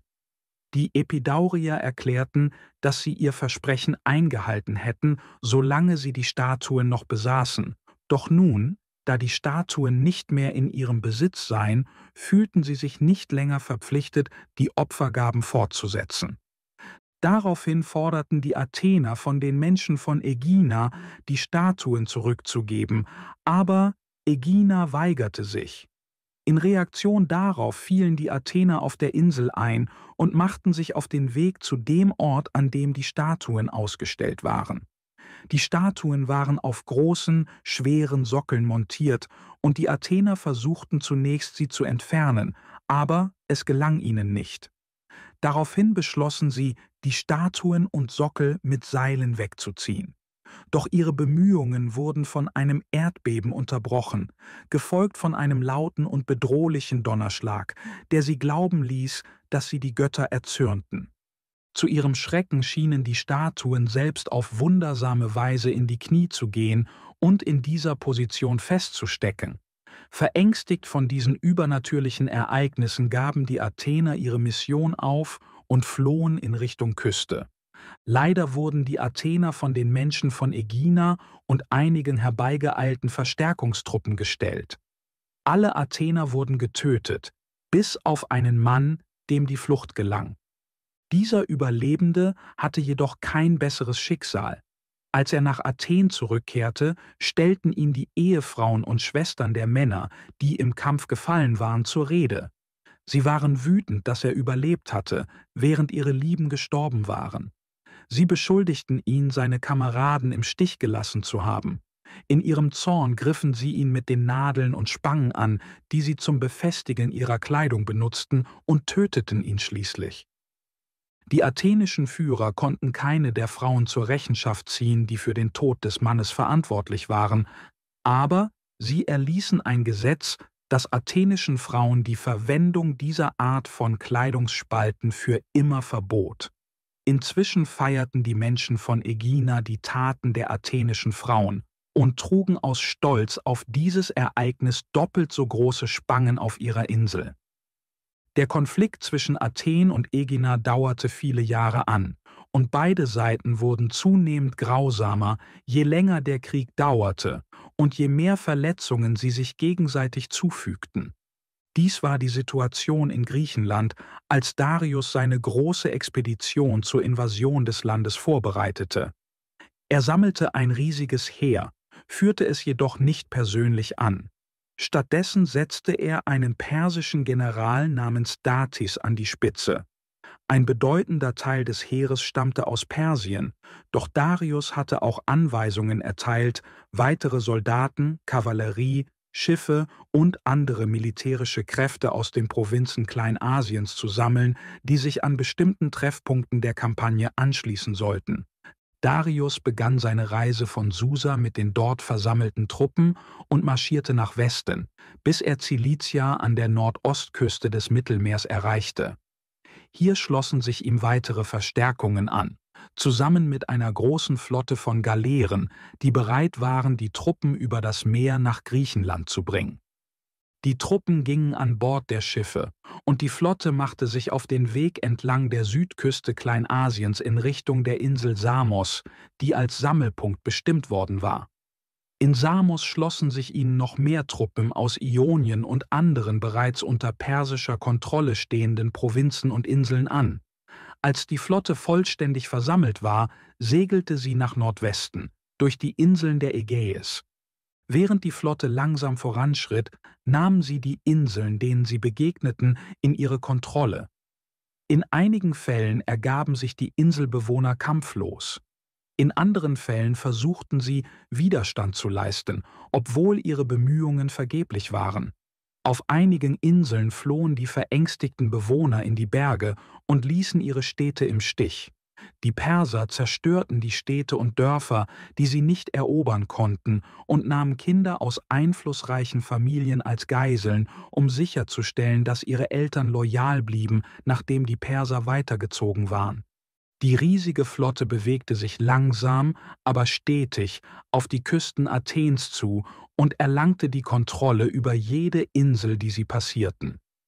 Die unzähligen Galeeren bedeckten das Meer, und für diejenigen, die von den Berggipfeln zusahen, sah die Flotte aus wie ein riesiger Schwarm von Insekten, die langsam über das Wasser krochen, jedes Schiff angetrieben von 3 Reihen Ruderern. Unter der Führung von Hippias segelte die Flotte weiter, bis sie die Meerenge zwischen der Insel Euböa und dem Festland nördlich von Athen erreichte. Nach einigen Operationen auf Euböa brachten die Perser schließlich ihre Schiffe in einen Hafen auf der athenischen Seite und begannen mit dem Ausladen, wobei Hippias den gesamten Vorgang überwachte. Inzwischen herrschte in Athen Panik und Verwirrung. Sobald die Regierung von der nahenden Gefahr erfuhr, schickten sie eine dringende Nachricht in die Stadt Sparta und baten um Hilfe.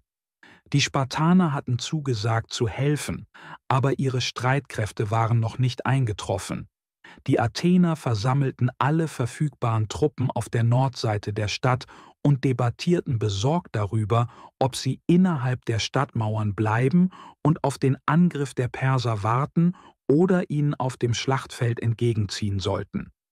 Die Gesamtzahl der griechischen Soldaten betrug nur etwa 10.000, während die persische Armee mehr als 100.000 Truppen zählte.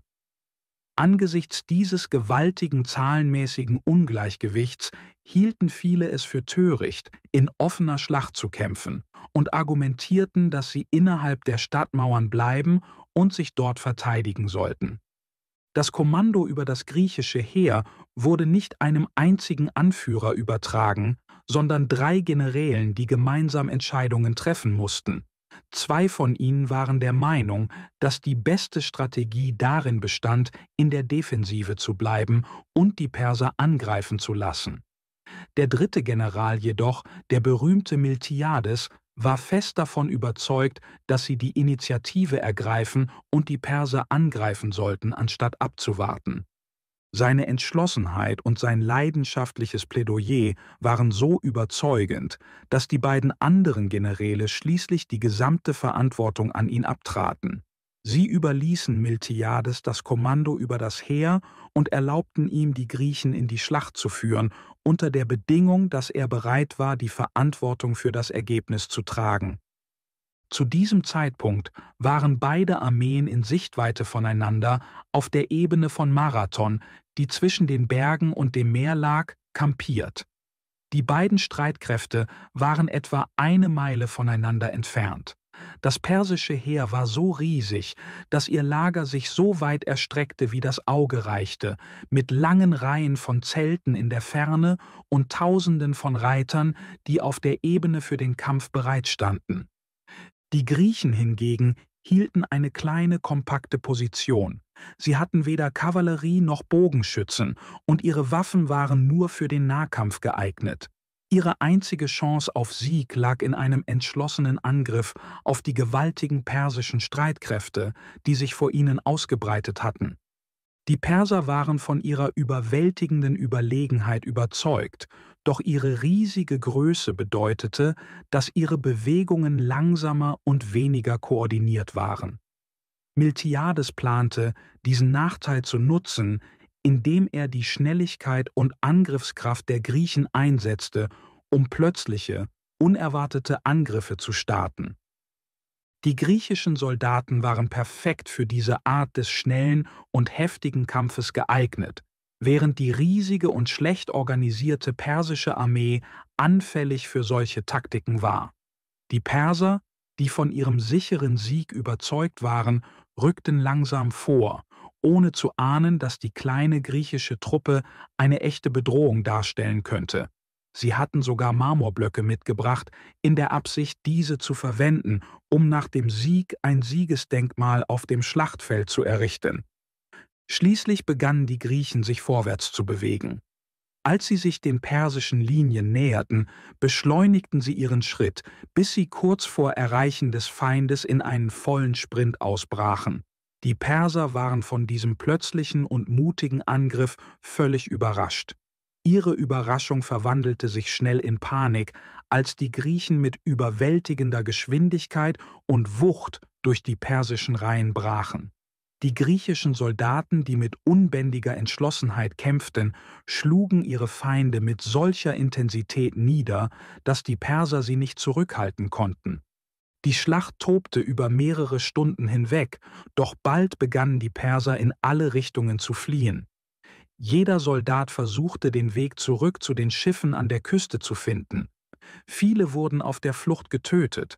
Einige gerieten in den Sümpfen und Mooren in eine Falle und andere flohen in ihrer Panik hoffnungslos in die nahegelegenen Berge.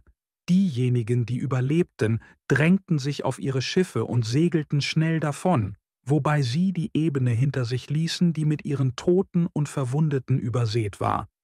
Die Griechen erbeuteten eine riesige Menge an wertvollen Vorräten und Ausrüstung, die die Perser zurückgelassen hatten.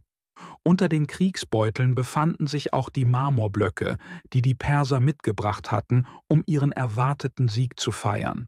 Stattdessen verwendeten die Griechen diese Steine, um ein Denkmal zu errichten, das ihren Triumph markierte. Als sie die Toten zählten, stellten sie fest, dass 6000 Perser gefallen waren, während die griechischen Verluste nur 200 betrugen. Die Griechen begruben ihre gefallenen Kameraden auf dem Schlachtfeld und errichteten einen großen Hügel über dem Grab, der noch heute in Marathon steht. Die Schlacht von Marathon ist einer jener bemerkenswerten Momente in der Geschichte, die über die Jahrhunderte hinweg Bewunderung hervorrufen.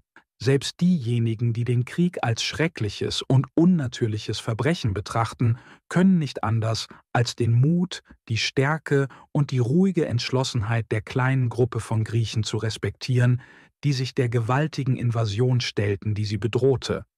Im Laufe der Jahre haben viele Reisende dieses Schlachtfeld besucht, um den Helden, die dort kämpften, ihren Respekt zu zollen. Noch heute überblickt die Ebene das Meer, während die Berge in der Ferne so majestätisch emporragen wie damals. Der Hügel, der zu Ehren der gefallenen griechischen Soldaten errichtet wurde, steht weiterhin als Symbol ihres Opfers. Diejenigen, die die Stätte besuchen, sind von der stillen, feierlichen Atmosphäre ergriffen und schöpfen Inspiration und Mut, um sich den Herausforderungen ihres eigenen Lebens zu stellen. Trotz der vielen Schwierigkeiten, mit denen die modernen Griechen konfrontiert sind, muss ein Besuch in Marathon ein Gefühl des Stolzes auf den unglaublichen Mut und die Stärke ihrer Vorfahren wecken. Kapitel 12 – Der Tod des Dareios – Träume, Omen und die Zeit des Xerxes. Die Stadt Athen und die Ebene von Marathon befinden sich auf einer Halbinsel. Während der Hauptzugang zur Stadt über den Hafen auf der südlichen Seite verlief, waren die Perser an der Nordküste gelandet. Nach ihrer Niederlage in der Schlacht zogen sich die Perser nach Norden zurück und flohen über das Meer. Einmal sicher auf See, waren sie unschlüssig, was sie als nächstes tun sollten. Datis, der persische Kommandant, zögerte, mit der Nachricht einer so demütigenden Niederlage zu Darius zurückzukehren, doch er wusste, dass ein erneuter Landungsversuch wahrscheinlich dasselbe Ergebnis zur Folge hätte. Ihr griechischer Führer Hippias war während der Schlacht getötet worden. Hippias hatte erwartet, an diesem Tag zu sterben, da er in eine tiefe Hoffnungslosigkeit gefallen war. Vor der Schlacht war er siegessicher gewesen, doch seine Zuversicht verwandelte sich schnell in Verzweiflung aufgrund zweier irrationaler Überzeugungen, eines Traumes und eines trivialen Vorfalls. Sein anfängliches Selbstvertrauen rührte von einem Traum, den er eines Nachts gehabt hatte, in dem er Zeit mit seiner Mutter verbrachte. Er deutete den Traum so, dass er bald nach Athen, seinem Geburtsort, zurückkehren würde, wobei er annahm, dass seine Mutter Athen symbolisierte. Dies gab ihm große Hoffnung, und er zog mit der Überzeugung in die Schlacht, dass der Sieg gewiss sei. Doch als er an der Küste landete, geschah etwas, das sein Vertrauen erschütterte. Während er die Ausschiffung seiner Männer überwachte, musste er niesen, wodurch ein lockerer Zahn in den Sand fiel. Hippias geriet in Panik und betrachtete dies als schlechtes Omen. Er suchte nach dem Zahn, konnte ihn aber nicht finden. Niedergeschlagen erklärte er, dass das Eintauchen seines Zahnes in die Erde die wahre Bedeutung seines Traums sei und dass er nicht nach Athen zurückkehren, sondern auf diesem fremden Boden sterben würde.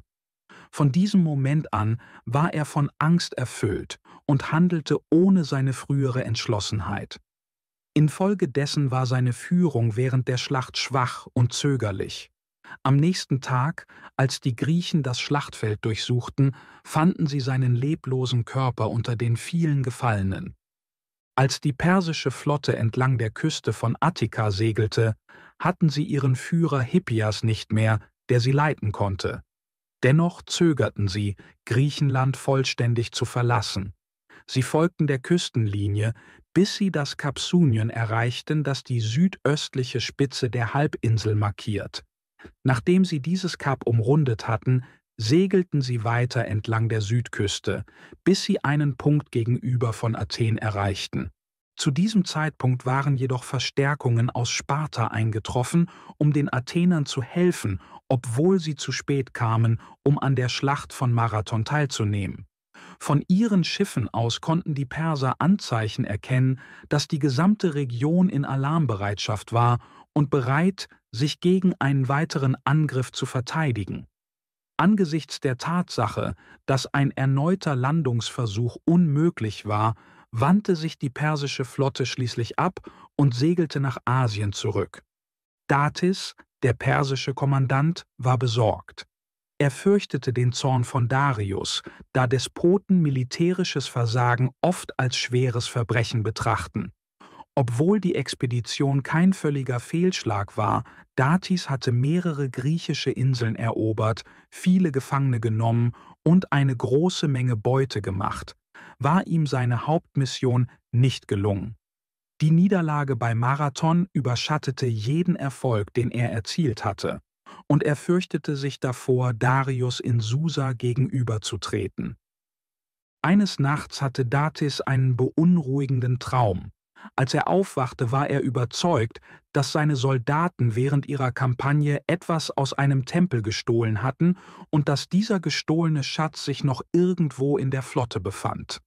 Er befahl sofort eine Durchsuchung aller Schiffe. Nach einer gründlichen Untersuchung entdeckten sie eine goldene Statue des Apollo, die an Bord einer der Galeeren versteckt war.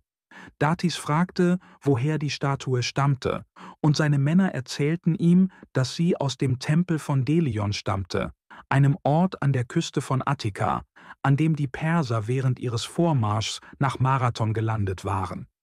Da ihm klar war, dass er nicht sicher nach Delium zurückkehren konnte, um die Statue wieder an ihren rechtmäßigen Platz zu bringen, beschloss Datis, sie auf der Insel Delos zur sicheren Aufbewahrung zu lassen, in der Absicht, dass sie schließlich an ihren rechtmäßigen Ort zurückgeführt würde.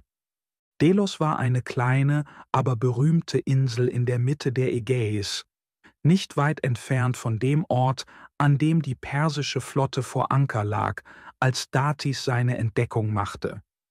Die Insel galt als heilig, sie war religiösen Zeremonien gewidmet und sollte ein Ort des Friedens und der Harmonie sein. Konflikt, Gewalt und sogar der Tod waren auf der Insel verboten. Kranke wurden fortgebracht, um anderswo versorgt zu werden, und niemand wurde auf der Insel begraben. Bewaffnete Schiffe und Soldaten stellten ihre Feindseligkeiten ein, wenn sie sich Delos näherten, und sogar feindliche Flotten lagen friedlich nebeneinander im ruhigen Hafen. Die Insel bot ein wunderschönes Bild von Frieden und Harmonie. In ihrem Zentrum gab es eine große natürliche Quelle, etwa 10 Meter im Durchmesser, die von Felsen und einer errichteten Mauer umgeben war. Diese Quelle floss in ein Tal und schlängelte sich über Meilen hinweg bis zum Meer. Nahe dem Hafen stand eine lebhafte Stadt, und die Insel war von Tempeln, Palästen und prächtigen Gebäuden erfüllt, die sie zu einem der Wunder der antiken Welt machten. Doch all diese Pracht ist längst verschwunden. Delos ist still, verlassen und leer, mit Weidetieren, die zwischen den Ruinen grasen. Das Einzige, was von der glorreichen Vergangenheit der Insel geblieben ist die Quelle, die immer noch klares Wasser hervorbringt, das ohne Ende fließt. Datis entschied, die goldene Statue nach Delos zu bringen. Er nahm sie an Bord seines Schiffes und segelte zur heiligen Insel, wo er sie im großen Tempel des Apollo aufstellte. Er wies die Priester an, die Statue nach Delium zurückzubringen, sobald der Zeitpunkt dafür gekommen sei. Nachdem dies erledigt war, setzte die persische Flotte die Segel und kehrte in Richtung Asien zurück, wo sie schließlich ohne Zwischenfälle an Land gingen. Das Heer wurde auf die verschiedenen Provinzen verteilt, aus denen sie stammten. Datis, zusammen mit den persischen Truppen, Gefangenen und der Beute, begann seine Reise zurück nach Susa, unsicher darüber, wie er bei seiner Ankunft empfangen werden würde.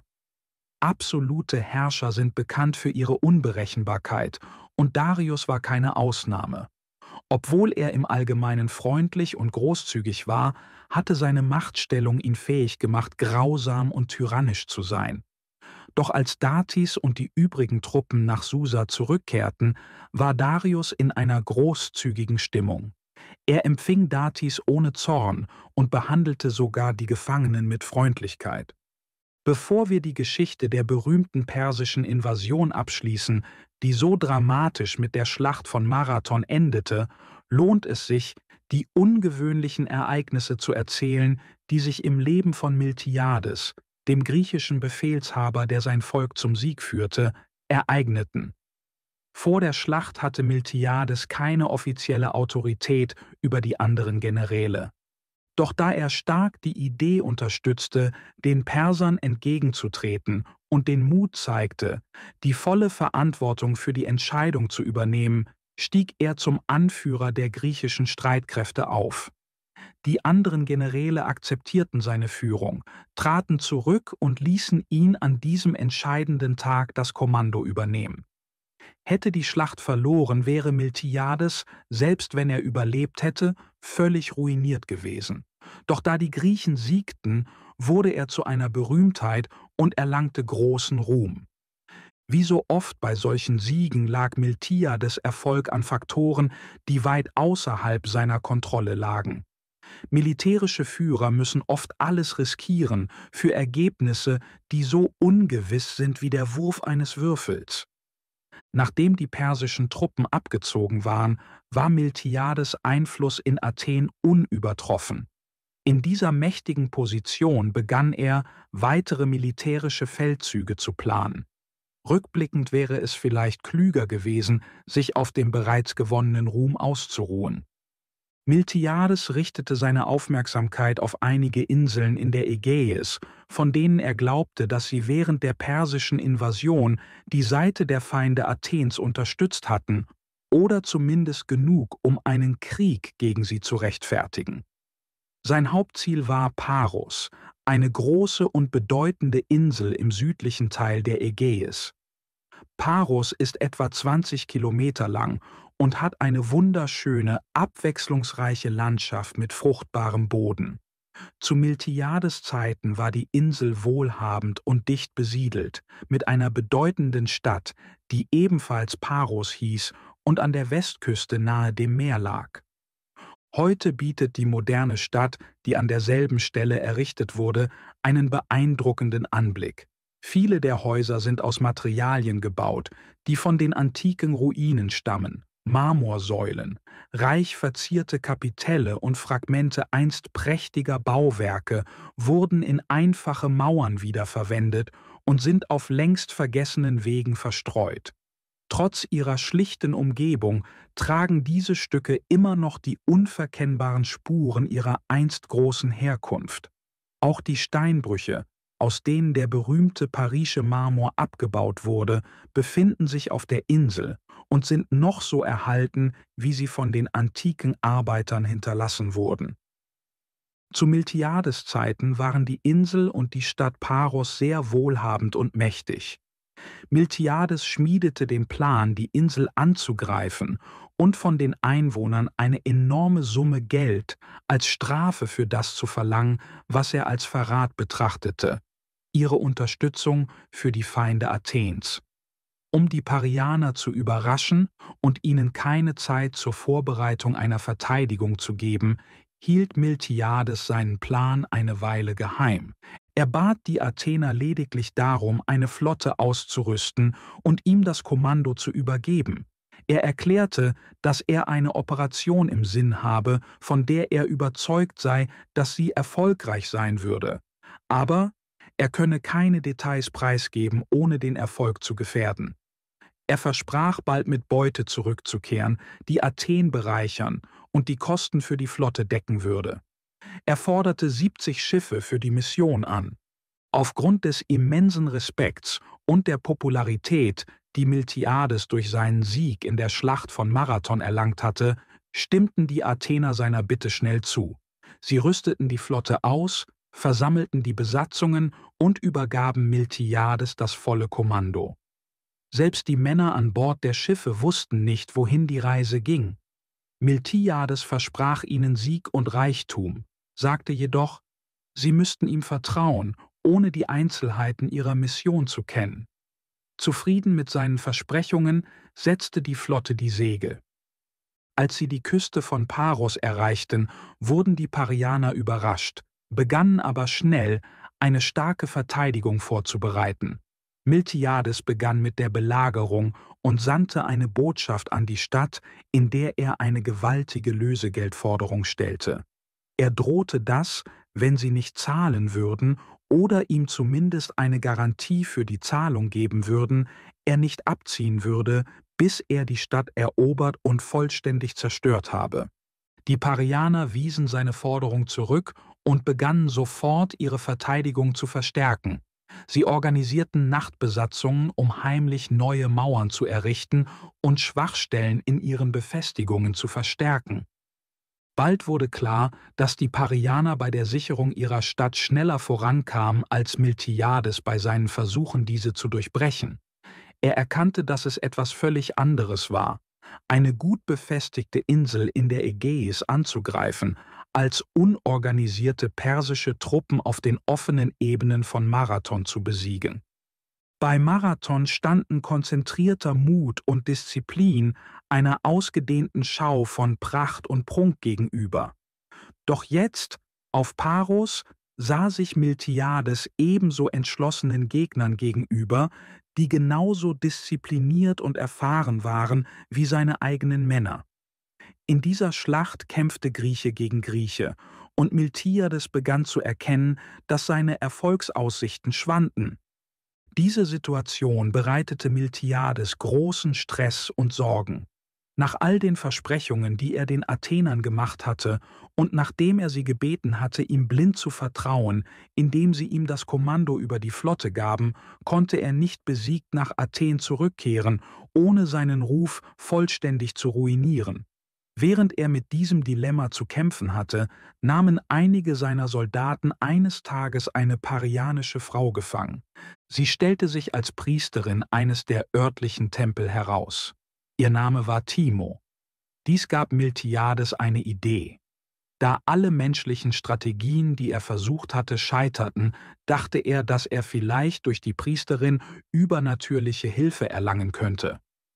Angesichts ihrer Verbindung zu einem parianischen Tempel könnte sie Einfluss auf die örtlichen Götter haben oder zumindest wissen, wie man deren Gunst gewinnt. Miltiades arrangierte ein privates Treffen mit Timo und fragte sie, was er tun könnte, um die Götter von Paros auf seine Seite zu ziehen, damit er die Stadt einnehmen könnte. Timo antwortete, dass sie genau wisse, was er tun müsse, und wenn er ihren Anweisungen folge, würde ihm der Erfolg sicher sein. Miltiades, voller Hoffnung, versprach begeistert, alles zu tun, was sie sagte. Timo gab ihm ihre Anweisungen im Geheimen.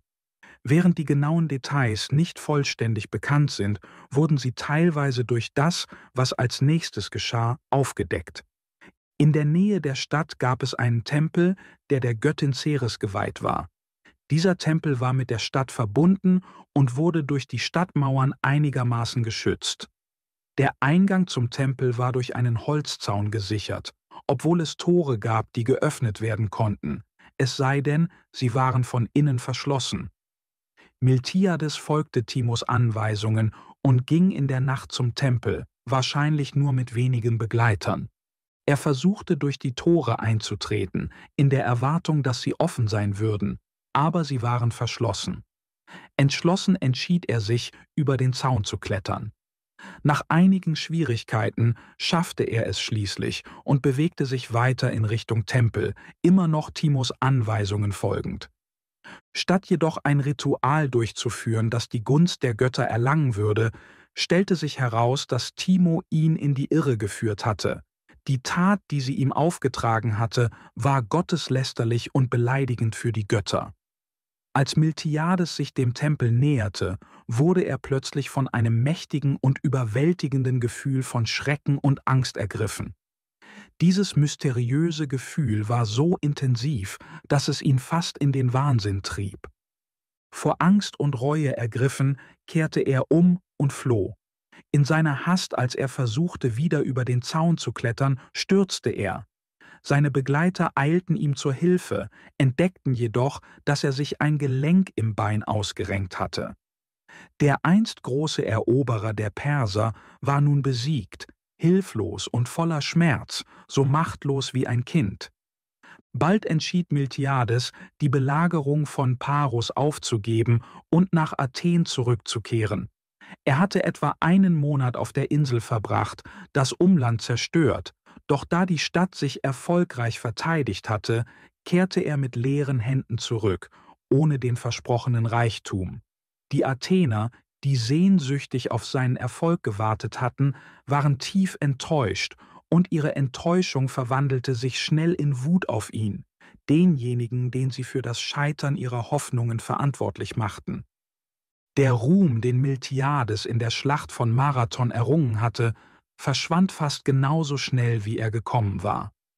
Seine Rivalen, die durch seinen früheren Sieg zum Schweigen gebracht worden waren, fanden nun wieder ihre Stimmen und begannen lautstark, ihn nach seinem Scheitern anzuklagen. Einige behaupteten, Miltiades habe die Expedition schlecht geführt, und ein Redner beschuldigte ihn sogar, Bestechungsgelder von den Persern angenommen zu haben, um nur vorzutäuschen, Paros zu belagern. Miltiades war in keinem Zustand, sich gegen diese Anschuldigungen zu verteidigen, da er ans Bett gefesselt war und unter einer schmerzhaften und sich verschlimmernden Verletzung litt.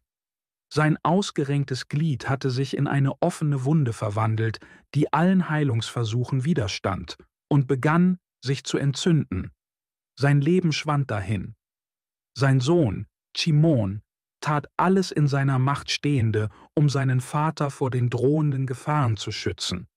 Er verteidigte Miltiades Ruf vor Gericht und blieb an seiner Seite in der Gefängniszelle, um sich um ihn zu kümmern.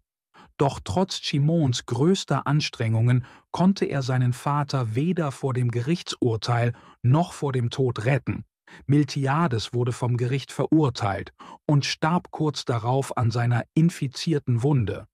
Das Gericht hatte als Teil von Miltiades Strafe eine hohe Geldbuße verhängt. Der Betrag entsprach den Kosten der fehlgeschlagenen Expedition nach Paros, und da dies als seine Schuld angesehen wurde, wurde er zur Rückzahlung verurteilt.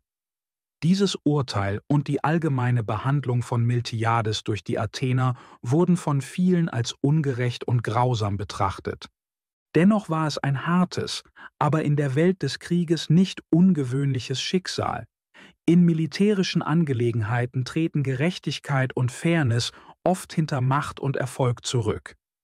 Der Sieg, nicht die moralische Integrität, bringt Ehre und Belohnung, und auf dieselbe Weise führt das Scheitern, nicht das Fehlverhalten, zu Bestrafung und Schande. Nach Miltiades Tod erkannte sein Sohn Cimon, dass er seinen Vater nicht mit Ehren bestatten konnte, solange die hohe Geldbuße nicht beglichen war. Leider hatte Cimon nicht genug Geld, um die Strafe selbst zu bezahlen. Doch nachdem er die Freunde und Unterstützer seines Vaters um Hilfe gebeten hatte, konnte er genug Geld sammeln, um die Strafe zu begleichen. Sobald die Zahlung an die Stadtkasse geleistet war, wurde Miltiades Leichnam endlich bestattet. Gleichzeitig hegten die Bewohner von Paros großen Groll gegen die Priesterin Timo und glaubten, dass sie ihre Stadt verraten hatte. Sie wollten sie für ihre Taten hinrichten, hatten jedoch Angst, dass das Töten einer Priesterin als gotteslästerlich angesehen werden könnte. Deshalb sandten sie eine Botschaft an das Orakel von Delphi und baten um Rat. Sie erklärten, dass Timo ihrem Feind einen Weg gezeigt hatte, ihre Stadt zu erobern, und noch schlimmer, dass sie versucht hatte, ihm geheime Rituale zu offenbaren, die für Männer verboten waren. Das Orakel antwortete, dass Timo nicht bestraft werden sollte, da sie nichts Falsches getan habe. Die Götter hätten bereits entschieden, dass Miltiades dem Untergang geweiht sei, und Timo sei lediglich ihr Werkzeug gewesen, um sein Schicksal zu erfüllen. Die Bewohner von Paros akzeptierten dieses göttliche Urteil und ließen Timo frei. Zurück zu Darius. Sein Wunsch, Griechenland zu erobern und es seinem Reich hinzuzufügen, wurde nach der Niederlage seiner Armee bei der ersten Invasion nur noch stärker.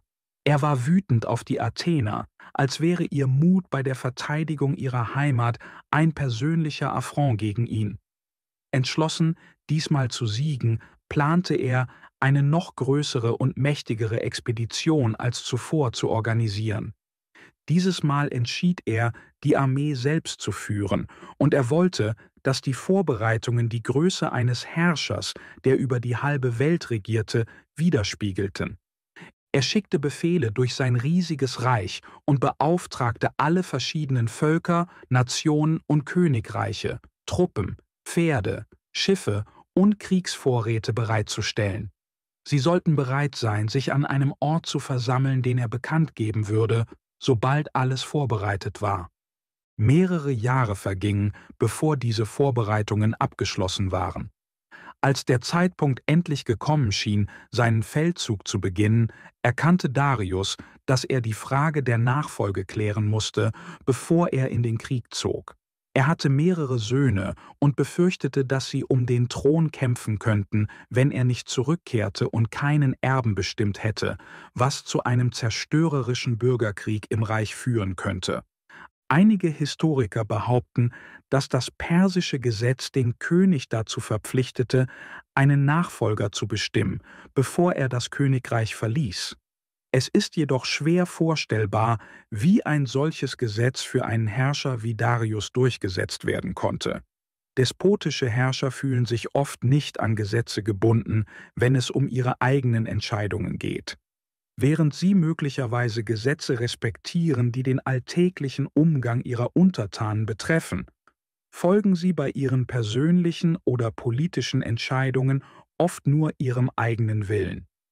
Darius hatte mehrere Söhne, aber 2 von ihnen glaubten, dass sie das Recht auf die Thronfolge hatten. Der erste war Artabasanes, der älteste Sohn einer Frau, die Darius geheiratet hatte, bevor er König wurde. Der zweite war Xerxes, der Sohn von Atossa, der Tochter von Kyros dem Großen. Darius hatte Atossa nach seiner Thronbesteigung geheiratet. Artabasanes argumentierte, dass er der Erbe sein sollte, da er der älteste Sohn war. Xerxes jedoch glaubte, dass sein Anspruch stärker war. Er argumentierte, dass Artabasanes bei seiner Geburt keinen Anspruch auf das Königreich gehabt hätte, da Darius zu diesem Zeitpunkt noch nicht König war. Xerxes hingegen war der erste Sohn, der nach Darius' Thronbesteigung geboren wurde, und er glaubte daher, dass er der rechtmäßige Erbe des Thrones sei. Xerxes wies außerdem darauf hin, dass er durch seine Mutter Atossa auch der Enkel von Kyros sei, was ihm zusätzlich einen Anspruch durch das Vermächtnis des Gründers des Reiches verlieh. Darius entschied zugunsten von Xerxes, und nachdem dies geklärt war, begann er mit den Vorbereitungen für seinen großen Feldzug, voller Stolz und Aufregung über seine Pläne. Doch er hatte nie die Gelegenheit, sie umzusetzen. Gerade als er bereit war, seinen Feldzug zu beginnen, wurde Darius plötzlich krank und starb. Xerxes wurde daraufhin an seiner Stelle König. Xerxes übernahm sofort die gewaltigen Vorbereitungen, die sein Vater begonnen hatte, und setzte den grandiosen Militäreinsatz fort.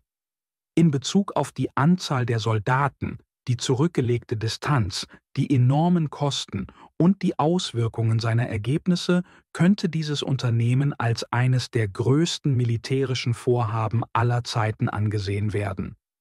Die Geschichte dieses epischen Unternehmens und seines schlussendlichen Schicksals gehört jedoch zu Xerxes Geschichte, nicht zu der von Darius. Darius' Größe beruhte mehr auf seiner Position als auf seinem Charakter. Als absoluter Herrscher über fast die Hälfte der bekannten Welt zog er Aufmerksamkeit auf sich, allein schon wegen seiner immensen Macht. Menschen bewundern oft solche Figuren, so wie sie riesige Berge bewundern, mehr wegen ihrer schieren Größe als wegen ihres Wesens.